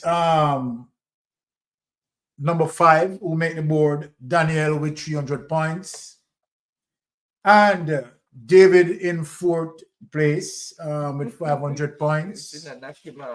Truck Life, right? Wheeling 800 points for himself in 3rd place. And Empress, 3,000 points. And Ricardo finished the night with 4,000 points. And then after the next game, because I'm still afraid. So regarding the person who got the most points, the highest points the year, I found, I think Ricardo had up to 9,000 points, but I think there was one night where Truck Life went over 10,000 points. I cannot find that paper, so I'm just gonna need to figure out which live it was, and then just to confirm. But Truck Life, type in the chat, you did get, I think it was 10,200 or 10,400 points. 9,200. I had, he has it. So maybe I give him 1,000 points more. I had 9,000 and Truck Life had 9,200. Yeah. So Okay. I found the paper with the 9,000, but I couldn't find the one for Truck Life. And maybe I have So to Truck see Life another bag I brought to Truck work. Life has 9,200. And Ricardo has much? 9,000. So 9,000. Okay.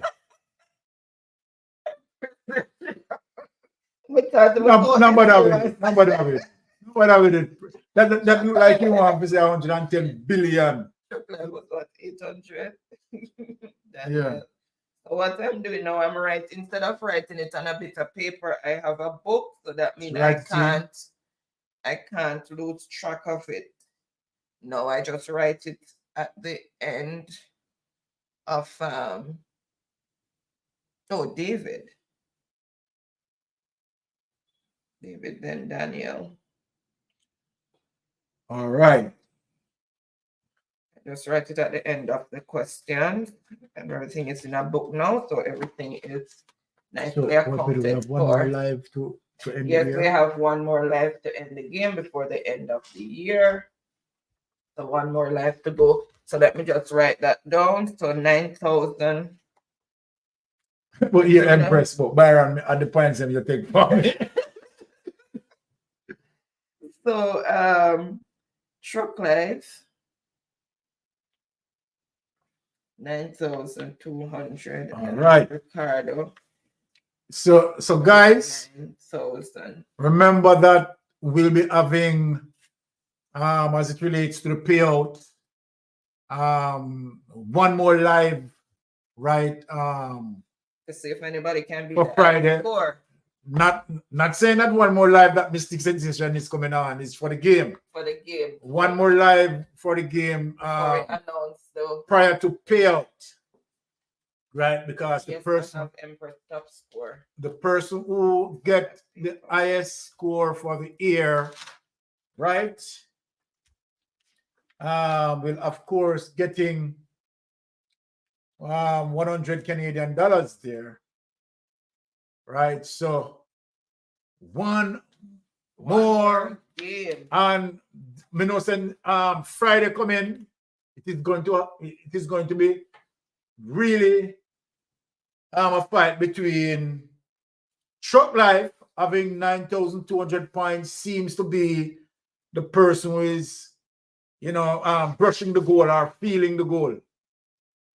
And Ricardo, what, 9,000 points. So there we have it. Truck Life, 9,200 points. Ricardo, 9,000 points.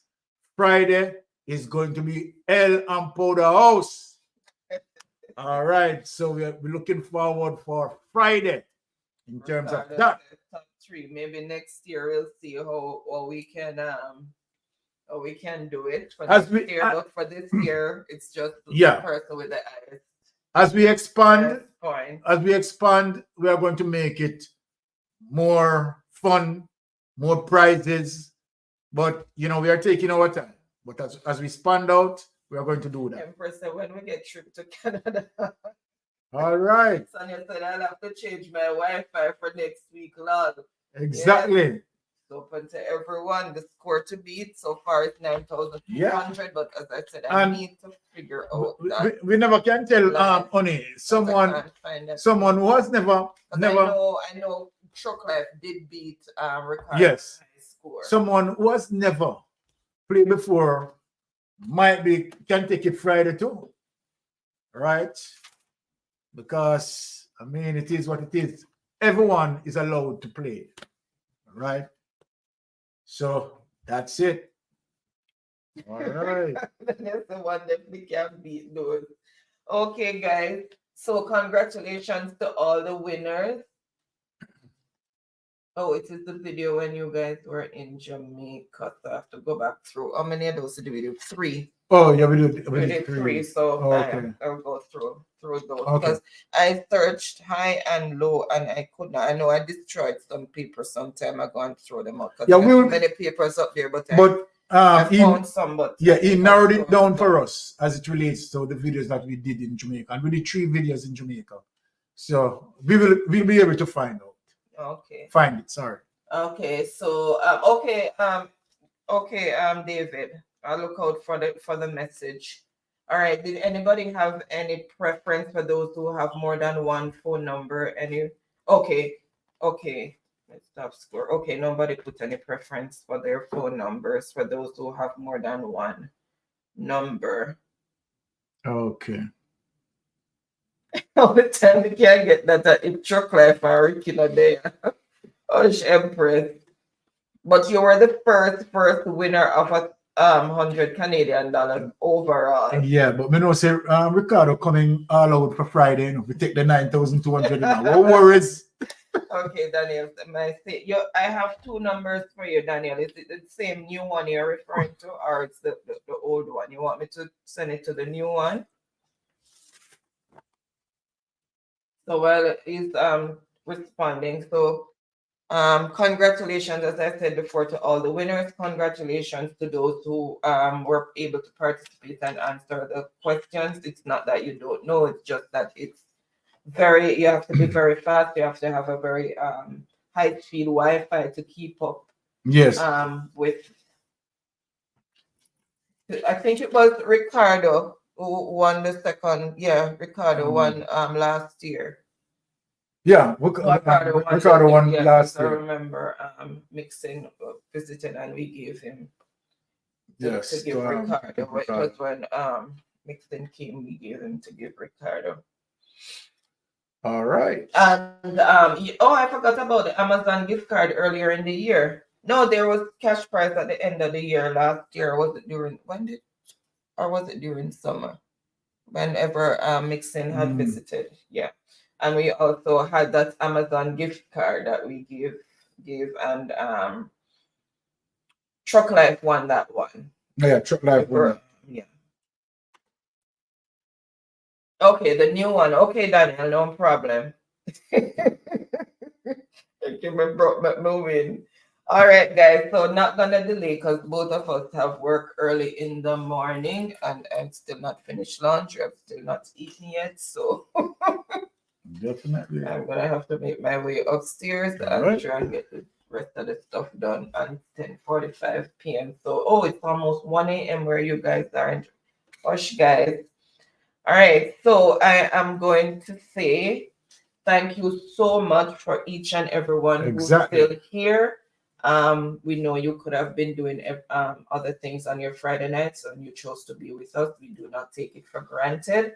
And Merry Christmas when it comes. And I'm not going to say a Happy New Year yet because we're going to see you guys again before the new year. And maybe we might just we'll see how it goes on Monday. We might just pop up with a Christmas special with us upstairs. All right. My older son, but Baron's second son, who is a sous chef, he will be coming to cook up the store. All right. So we might just have a pop-up. He'll be dealing with our turkey. Sean will be looking upstairs in yes. the kitchen while we are. Sean will be doing the turkey, so we might, of course, we want to come live and just have a little discussion. we want our subscribers to know each other a little to see better. that as well. So we'll be going. That's when Monday is Christmas. Monday, which is Christmas. All right. You're off. I'm off. Yay. Yay. In this year Christmas. Right. Regardless the turkey don't we eat. What? Happiness. All right, guys. So thank you so much. Really appreciate each and every one of you, and really appreciate the continued support. Welcome, welcome to all the new subscribers. Welcome to Mystic Sensation family. Welcome to the journey. And remember, guys, do your due diligence. Go out and vote. Those who haven't registered yet to vote, please go out and register, because no vote is a vote for Andrew. A vote for a third party is a vote for Andrew. So unless we know what we want, we're living in very dangerous times. Yes. So we have to figure out what we want to leave for our children and our grandchildren, because the direction in which the country is going right now, it's the wrong direction. We're still fighting for equal rights and justice. It's the same game all over again that we were fighting for during slavery. But it's not as bad as during slavery, but it hurts more because it's our own brother and sister that's oppressing us. Exactly. So we need to go out there and send a clear message. We hire you. With a finger, we can fire you with the same finger. Exactly. So please go out and vote, register to vote. Those who are shut in, figure out some way to get them out to vote, because everybody's vote count at this point in time. And no hesitation. I am encouraging all of my Jamaican brothers and sisters, right, who reach that age to vote, right, to vote the People's National Party, right. They are the better of the two government, and the narrative as it relates to people are saying that there's none that is better. Both of them are saying that's a lie. We have proven it time and time here on this platform as it relates to going back into the history, digging for the details and show the evidence, as opposed to people just speak loosely and not, showing the evidence. And right. Also for Mark Golden, because it's not the noise in the market. Listen to what is being said. All of the class and the dancing and the whatever is just for show. Yeah. Listen to what is being said. Listen to what to positive talks about moving the country forward. Now look at the semantics and stuff that they're coming with to try and blindside the people with glamour and glitter. We want good, solid policies to move the country forward. And finally, let me say this. Mark Golden, he's the catalyst for the Integrity Commission Act that is now giving problem to the corrupted politicians. And he went further, right? He went further as it relates to an impeachment bill that this corrupted government, stand down on. So, I mean, it is clear. It is clear, right? It is clear. So, once again, thank you all for listening to Mystic Sensation and tuning. We always appreciate you. Right, and big up yourself. All right. So have a wonderful weekend and a blessed and wonderful Christmas. And until next week, stay tuned. Safe travel. All right. Travel, and look out for us possibly on Monday. All right. Peace out. All right.